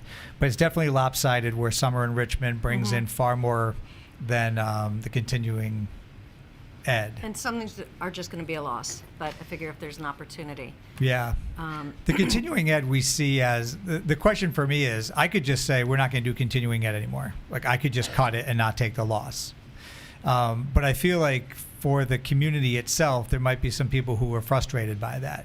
So I don't have to offer a continuing ed program. I must offer a program for adult education, which we pay Stratford to actually do that for us. And we have looked to see if we could bring it in-house and be cheaper, and we can't.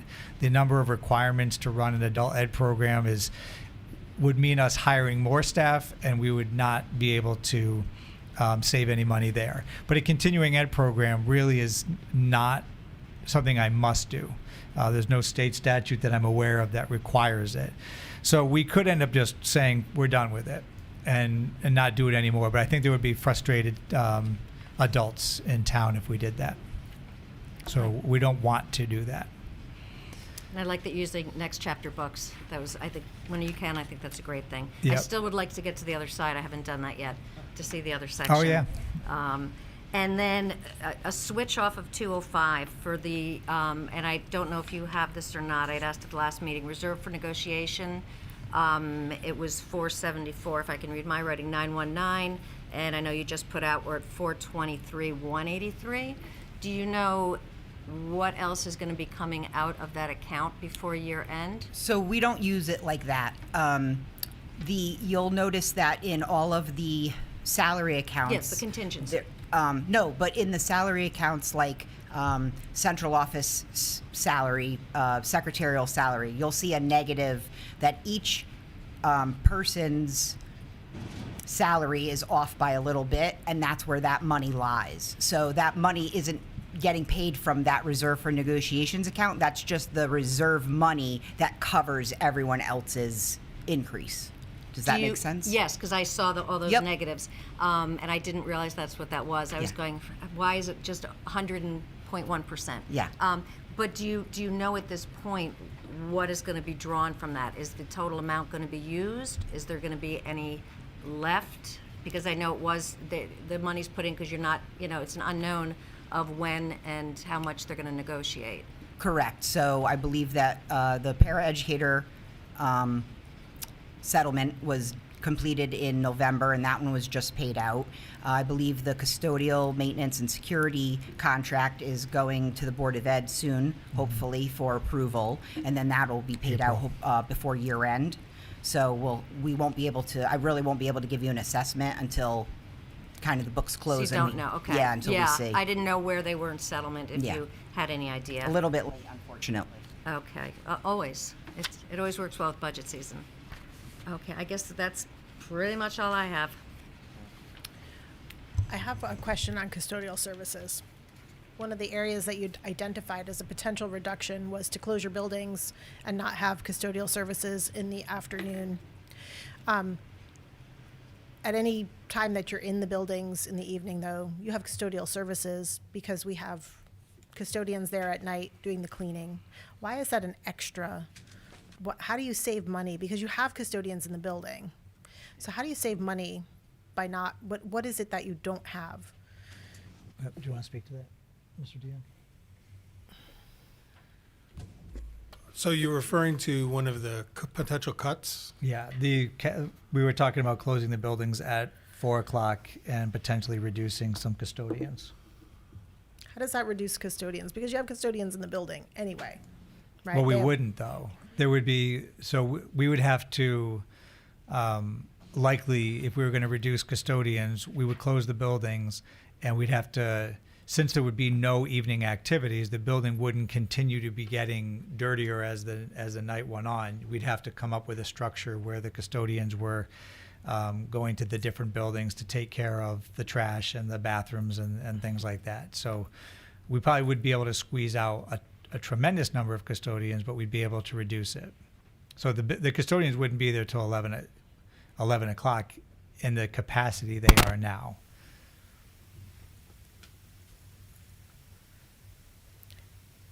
But you still have to clean the buildings. Yep, you do. Right, so I'm still not kind of following that. So how would you change that structure? So there are times, though, when they're cleaning the building and when you have events there where they have to stay an hour or so, or there's more supplies being used for some of these events. So there would be, it's not a major amount of savings, but there is a savings there. You could also adjust times so that the cleaning of the building could start at different times of the day or as soon as the students are gone. People wouldn't be there as late, and without the events going on, again, we talked about energy, you can go into night mode quicker and sooner. So there is savings, but is it going to be an enormous amount of savings? No, but it's potential. Okay. Any other questions? Go ahead, Mary. And this is probably Nikki's, but she just got back.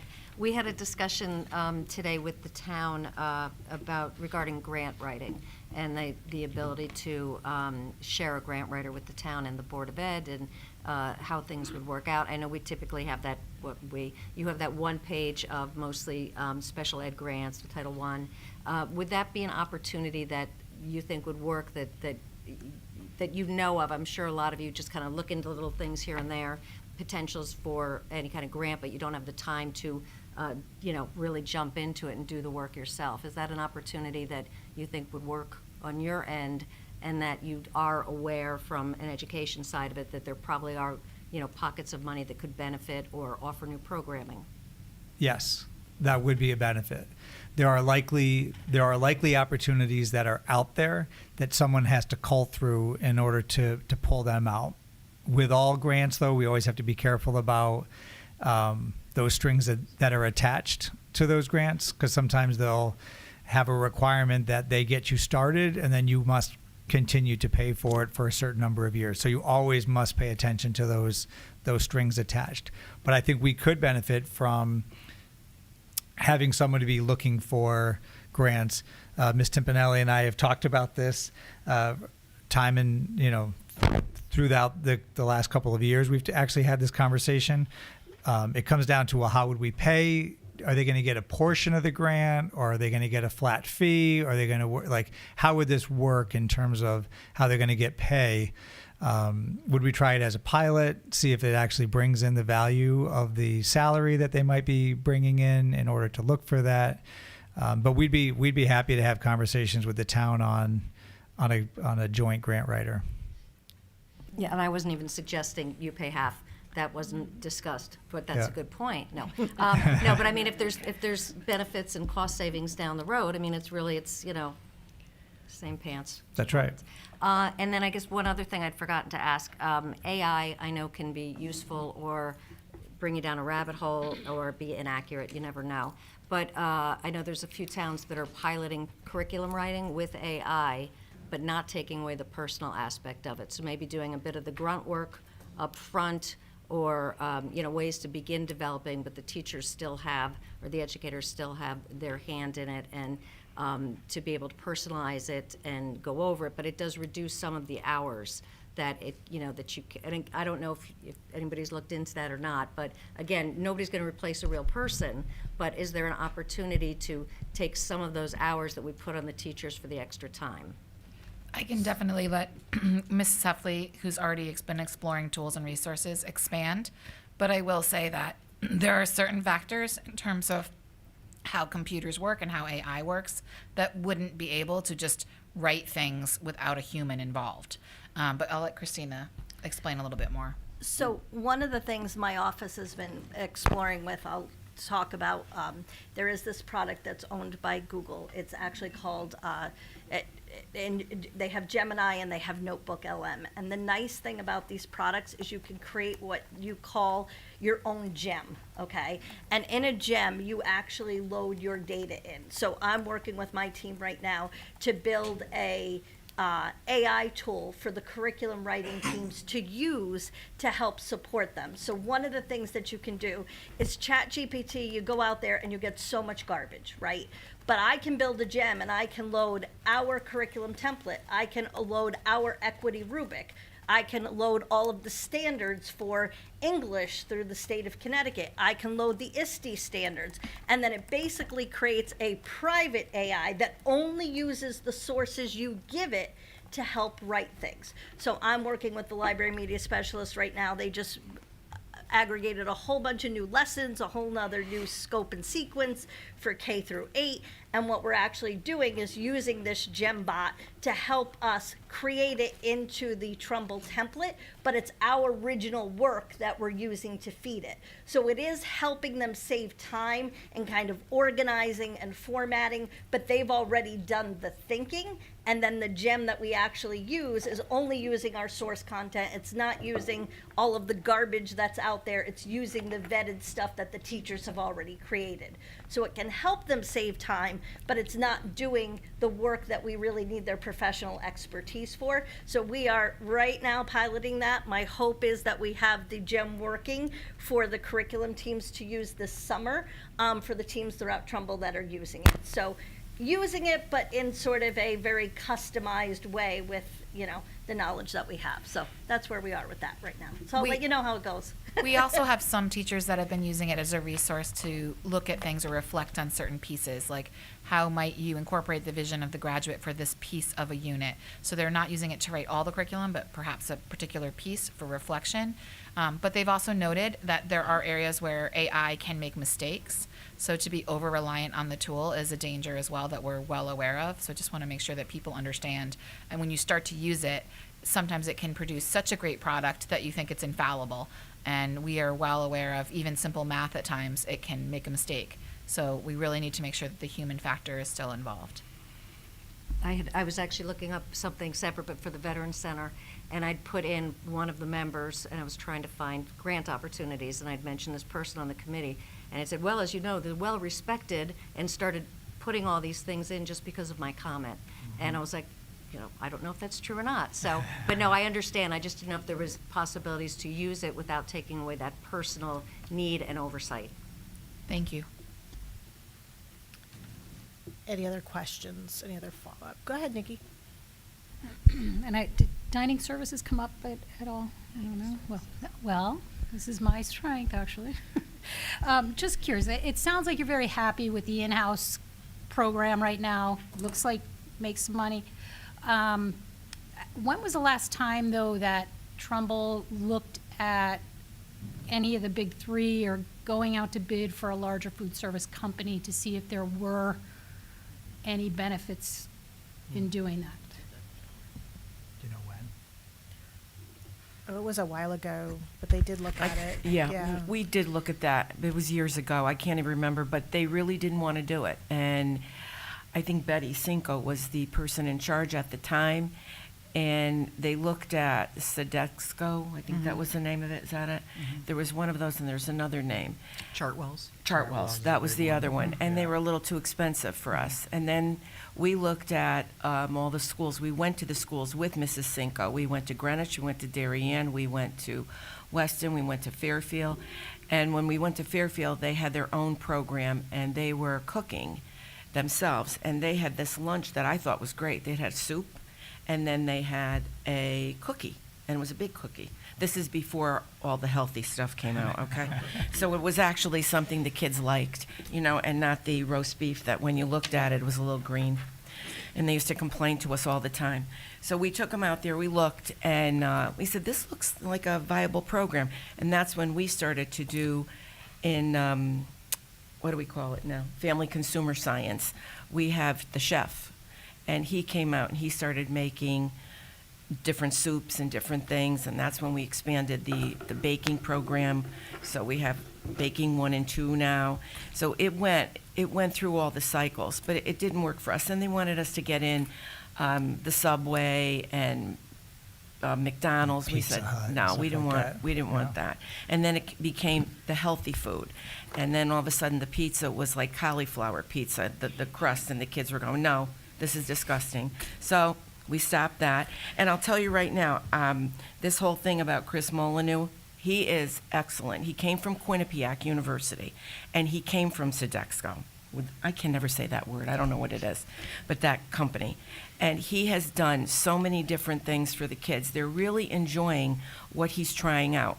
And he's making sure that it fulfills the state's requirements for healthy food. So it's getting better. The kids at the high school are loving what they're getting. I know the new thing is the slushie, but he's Right. making sure that it's all fruit, making sure that all fruit is in there, no sugar, just with the actual fruit sugar that's there. So it's working out well. We like him. We think he's doing a great job. And I'll just add, if we were losing money or not making the kind of profit that we're making, then that would be something we'd look at. But we are doing phenomenally well there and being able to put the money back into the program. So we wouldn't want a third party reaching in their hand to take, right? Because it would be potentially costly. And we sit down monthly, myself, Ms. Pierce, Mr. Dion, and Mr. Molyneux, to go over the financials. How are we doing? Where are our costs? Do we have too much labor? Not enough labor? How's our insurance costs? We look at our margins on our food, make sure that we're still, and Chris has really helped train the food service managers to look for those margins and make sure they're cooking the menus the way they're supposed to be cooked. So there's a lot of, we have a lot of control over this, and it's going very well. So I don't think this is an area we should be looking outside for support at this point. Understood. Good to hear. My last little foodie question. Social Services was here today. Michelle Jacobs was here today. She did mention the food sharing program at Daniel's Farm came up. I think it's Jane Ryan. Or was it I think Jane it was Ryan? Jane Was it Ryan. Jane Ryan or Daniel's? I think Daniel's Farm. Is it Daniel's Farm? Yeah, they're piloting something with food service. Yep. Yeah, and she said it's been very successful. Yep. And That was someone else? Right. yeah. So I'm just wondering, is there opportunity at any of the other schools to Yes. maybe partner? Yes, we wanted to take this slowly because part of it is part of this, if I'm thinking back to this, you really need the support of the PTAs in order to do this, because you don't want to have to hire additional staff to make the food sharing possible. Because there's actually, can't recall all of the details, but there's a number of rules around the food sharing that you have to keep certain things at the right temperature, so we knew Daniel's Farm was really pushing for this, so I told Mr. Molyneux to go ahead and work with Daniel's Farm, see how this goes, and then we could expand from there. It sounds like it's been a success. Yep. So it'd be nice to see another school come on if we can Yep. look at that. Well, there's composting too. Like there's all kinds of things the state's pushing on us too. Is farm to table. We got a whole new thing going on with the Bridgeport and hydroponic lettuce that we just started this week. So we're really trying, and that's based on there's a state grant for that. So they're actually taking this food, which would be actually way too expensive for us to purchase for the program, but because of the grant, we're able to afford and keep our prices in line. So we're very open to those other opportunities. Any other questions? Go ahead, Mary. Sustainable Mary, one last one.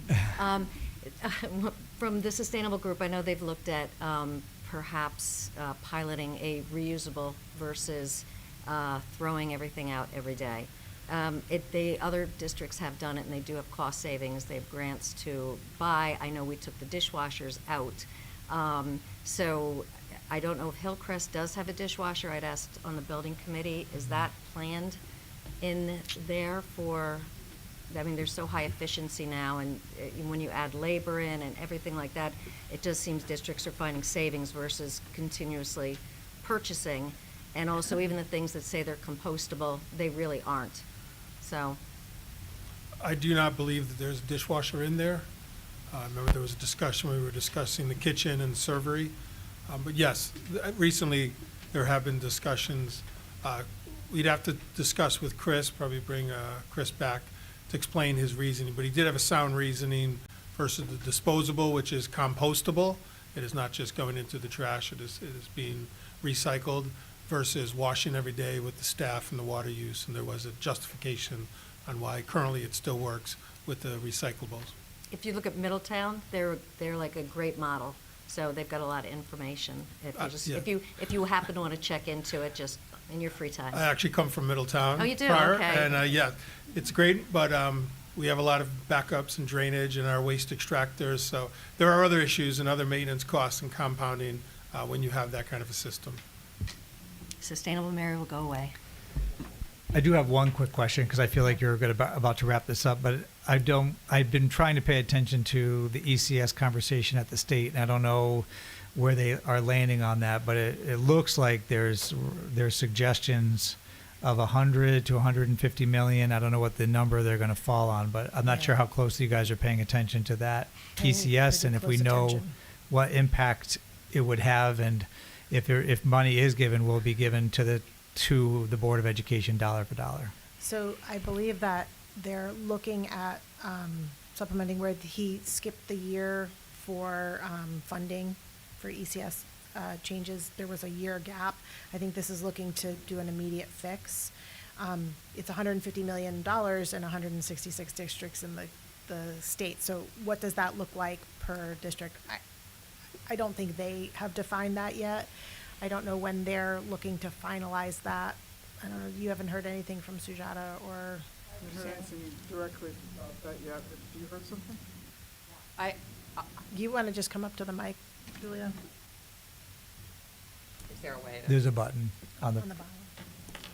On the base of the microphone. Is it? Yeah. Base of the microphone. Right here. The microphone itself. There it is. No, I did talk to Sujata recently, and she said she was looking at Senator Gadkar Wilcox, and she said that the preliminary numbers were not good for Trumbull, that it was looking as if other districts would be Of course. getting increases, and right now it was not looking good for us. So, informal conversation. But we are following it. What? We are following, trying to. I do have a meeting with both the senator and Sarah Kitten. Okay. Did you guys all hear that? Yep. Okay. I don't think you guys have any more questions for today. We're good. Dave? So I just want to thank you for coming out on short notice, number one, and providing us a tremendous amount of detail here, which is greatly appreciated. And I think you are, get your microphone. There you go. We are really looking to partner with the Board of Education, work towards solutions here. I think that's what we're really coming down to here, to meet your needs, without impacting students. And so we've talked about a number of different things here tonight, just kind of summarize things here. Tiered busing, we talked a little bit about the early retirement, electric rates, insurance premiums, things of that nature. And I look forward to, continuing these conversations as we go through. I just wanted to make that comment. So thanks again for coming out on short notice. I'm not touching anything. Am I okay, Arnie? Okay. We didn't touch anything before. Let's take just a 2-minute recess while we reset, and then we'll finish up with elections, because Jean Rabineau's been waiting very patiently for us. Okay.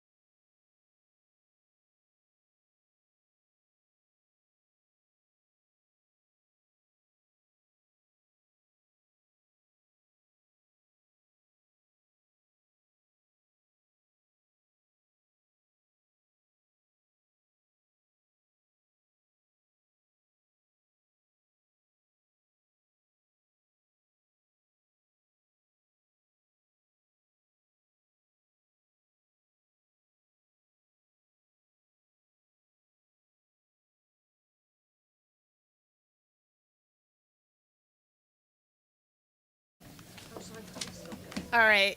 So we're back. Board of Ed has cleared out. It's a little bit quieter now. We're going to finish up today 29. on page 29 with elections. Jean Rabineau is here, and she's been waiting patiently for us. So, hi, Jean.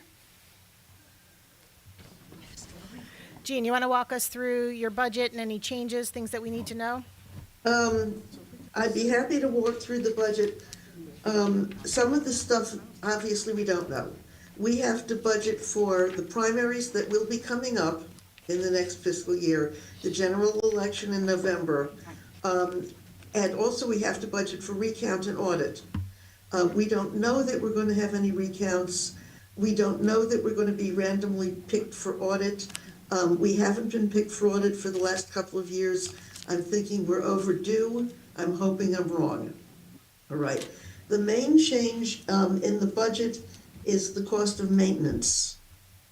Salaries are going up by the standard, very small amount that Trumbull does, but the new maintenance contract, last year tabulator maintenance was about $4,500. This year it's about $18,700 and change. It's because of the new machines and because there's no way out of it. That contract was signed by the state. It was not signed by us, and we are stuck with it.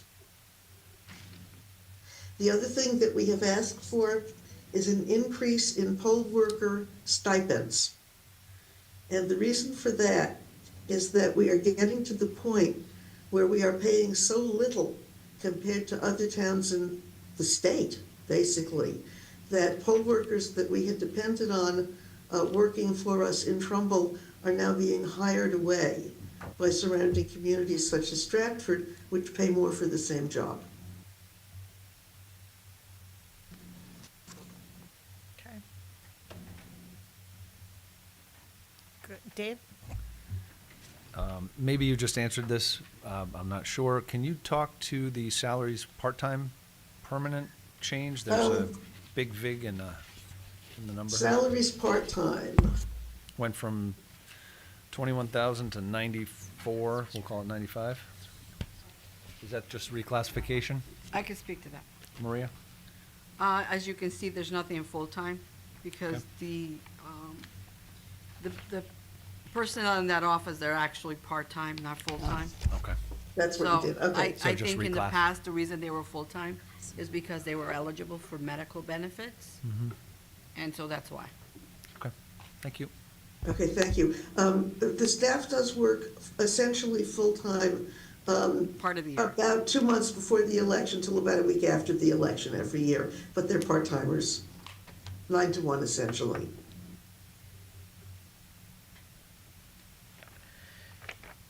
Any other questions for elections? I know, I felt terrible. Jean, are we good with our tabulators as far as like the number that we have and our locations? All right, the locations are not a problem. The number of tabulators, again, this was state contract.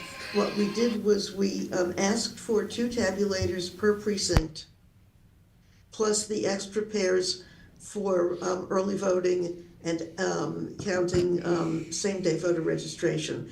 The absentee ballot counting will be done on the medium-speed tabulator that we have, which is that monster that was in the library.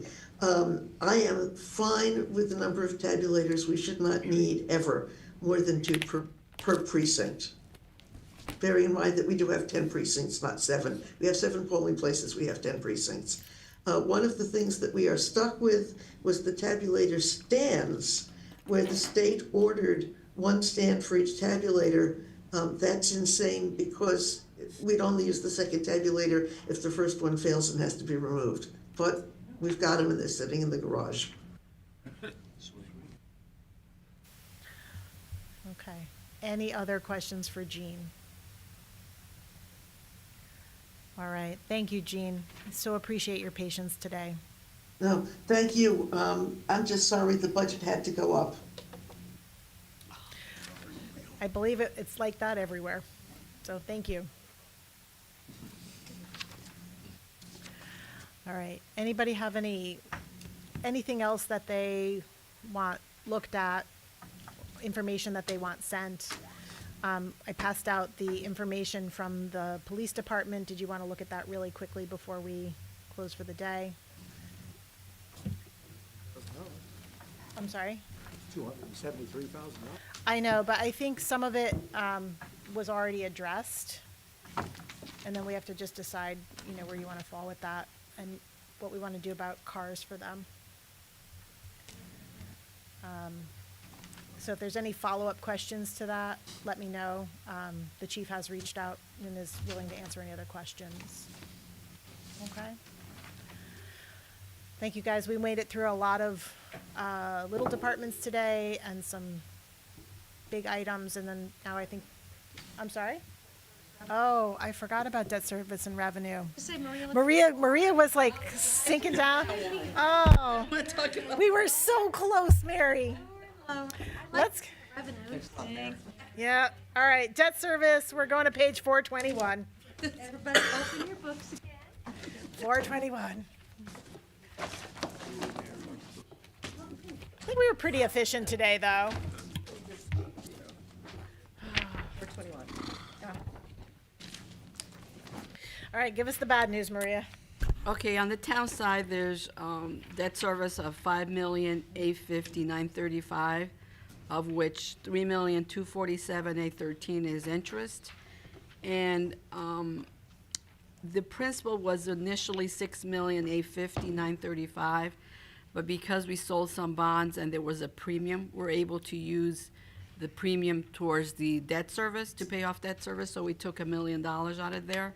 So it's $5,850,935. On the other side, on the Board of Ed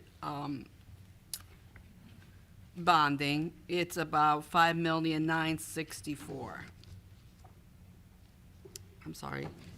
Yes, $5,964,088, and then the town debt services, a total between interest and principal, $9,098,748. So this year the debt is $15,062,836 between the town and Board of Ed.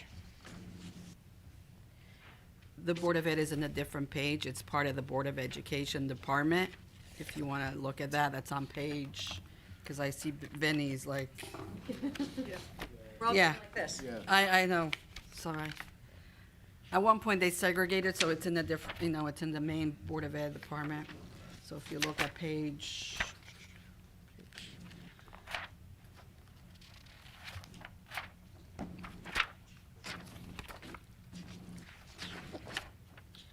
oh, my page is upside down.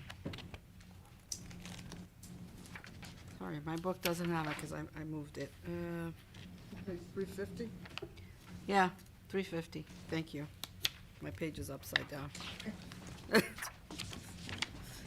350, so you will see, the Board of Ed interest is $1,517,393, and the principal is, $4,247,251, and there's a, short-term interest on the notes of $199,444. When will those short-term notes be They're converted? due, we, every year. So in September of next year, they're due. So we usually pay off the notes and issue bonds, permanent borrow money, because the $5 million is actually for the new school, and because they hadn't started the school, and we can't bond it, we just do notes first. Okay. We issue notes. Do we have any potential, I know you talked to Matt Sprinkles. Sprinkles, yeah. I can never say his last name. Do we have any potential for bond Yes, we did ask refinancing? the question. There's no potential right now. Okay. Because the interest rate. rate is much higher now than what we're paying. And he's always monitoring that because obviously it's his business too.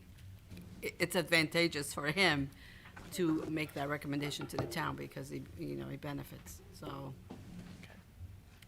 he's Any- always looking. Any questions on debt service? Go ahead, Vin. How many bonds do we have outstanding right now? And I know we asked for this a couple years ago when we got a summary of what was around. I could get it for you. I could give you I don't have it in front of me right now. No, I don't need it right now. I'm just curious to see how many are out there and. Yeah, yeah. you know, and I know that some of them are not fully spent, if I remember right. Well, no, we don't borrow if it's not spent. Okay. And that's, so there's a distinction here. The bond authorizations are the authorizations to go ahead and do the project. So normally we do short-term borrowing first until the project is completed or partially completed. And then we permanent borrow. And that's when the bond starts, we start paying Right. interest and principal. Are you able to show us a breakdown, bond authorization to actual bond? Like, if we said up to 500,000 for something, it was 474, will we There- see that in the report? There is a official statement, and I can send it to everyone, and I'll tell you the page, that this is the offering statement that goes out every September when we go out for bonding. Okay. And it lists every single bond authorization, what's been spent, and what's approved and authorized and on issue. That's what you're looking for. Right, because that would go against the credit reference and everything else, your credit rating. Okay, thank you. And that's one thing we want to look at too, because if we're not going to use that authorization, we want to come back with bond council and to the Board of Finance and the town council to get rid of that authorization, because it stays there forever. And if we're not going to use it, why keep that authorization going? Yeah, that would be good to clean that up this year. Okay. That leaves revenue. You got any good news? The $1.2 million from, from Bob, that's in the That front is of the binder. Yeah.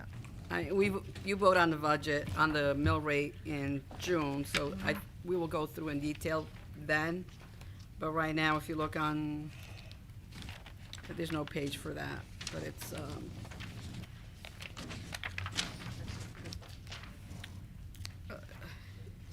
it looks like this, with 4 columns. Yep. One of 6. One of so 6. It'll be just in front of the table of contents.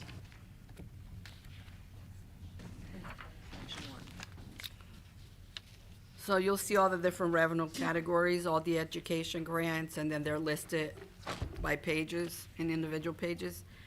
And then the town permits, which is on page 5.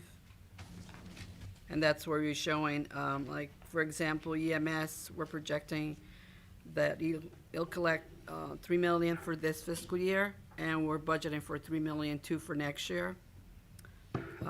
Building department, we're projecting 760, but I think he's gonna make more than that for this year, but, and budgeting $1 million too for next year. Nice to be over somewhere. Yeah. And then, there's interest income. The treasurer's not comfortable going more than $2.5 million in interest income, but, I don't know. I don't know where the interests are, Dave. Yeah. I would agree. And then you'll see the interfund transfers, that's the sewer and golf. This is the money we get from sewer and golf to cover any of the administrative costs, because they're enterprise funds and we cover their purchasing, finance, technology, et cetera.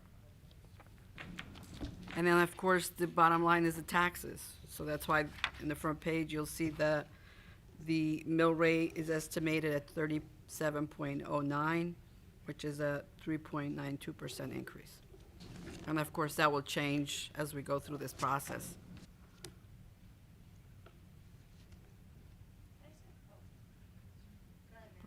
Mary. I know, you're shocked, I have a question. Because I usually don't look at the sewer. You don't look at revenues either, do you? I love revenue, but I don't look Okay. at the sewer or golf. I was like, But so for the sewer in-kind payment, so they were estimating 734, but they look like they're gonna bring in 820? No, 734 is this year.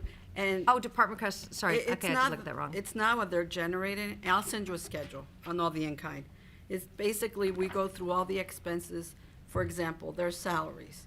we pay all the benefits on the town side, so we charge back their benefits.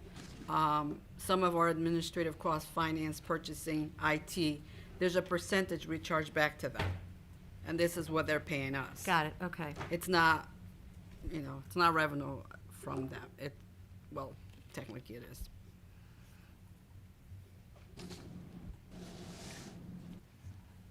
Anyone else? Water sewers? Anybody have any other questions? Okay, you could ask. You could ask. Don't be shy. It's okay. Massimo's being shy. Yeah. Property taxes are one in here. We've got a department request of 207,058 and a first selectman of 199,184. Can you talk to that? Sure. The 207 is what we needed to cover the entire budget of the 226 as requested by the department heads. As you can see, the first selectman reduced that budget to 221, but also she's using fund balance. She's using 2,000,008.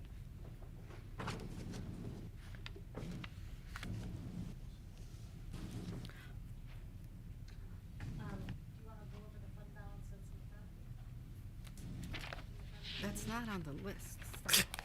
So-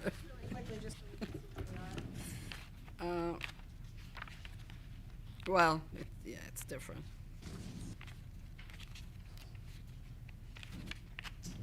It's just the section before. So we're projecting the fund balance to be 26,137,10. This is assuming we use fund balance of 2,000,008. So after using 2.8, we'd be at 12.38. We're using 2,000,008 For this year. fiscal year. And we have supplementals that go against that, which is 243,000 at this point. So we started off at 26,760,000. We're using fund balance plus the supplementals so total 3,043,000. We're projecting their revenue will be under by 92,000. It's early to say that. And the expenditures we're expecting it to be under budget by 2,000,005.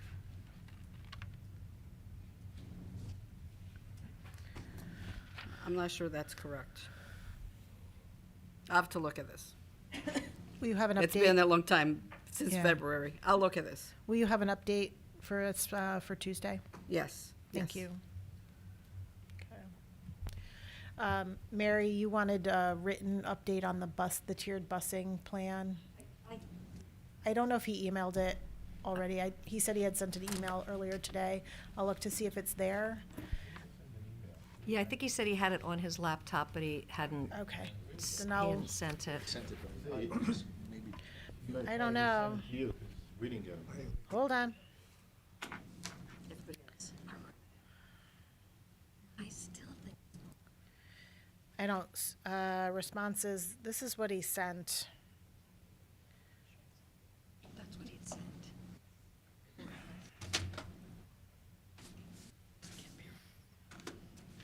I'll send it to everybody.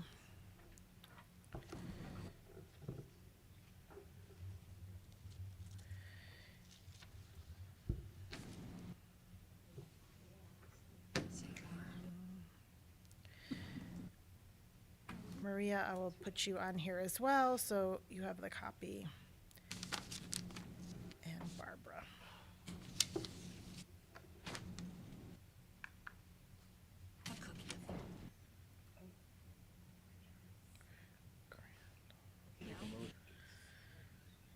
Talking about cookies.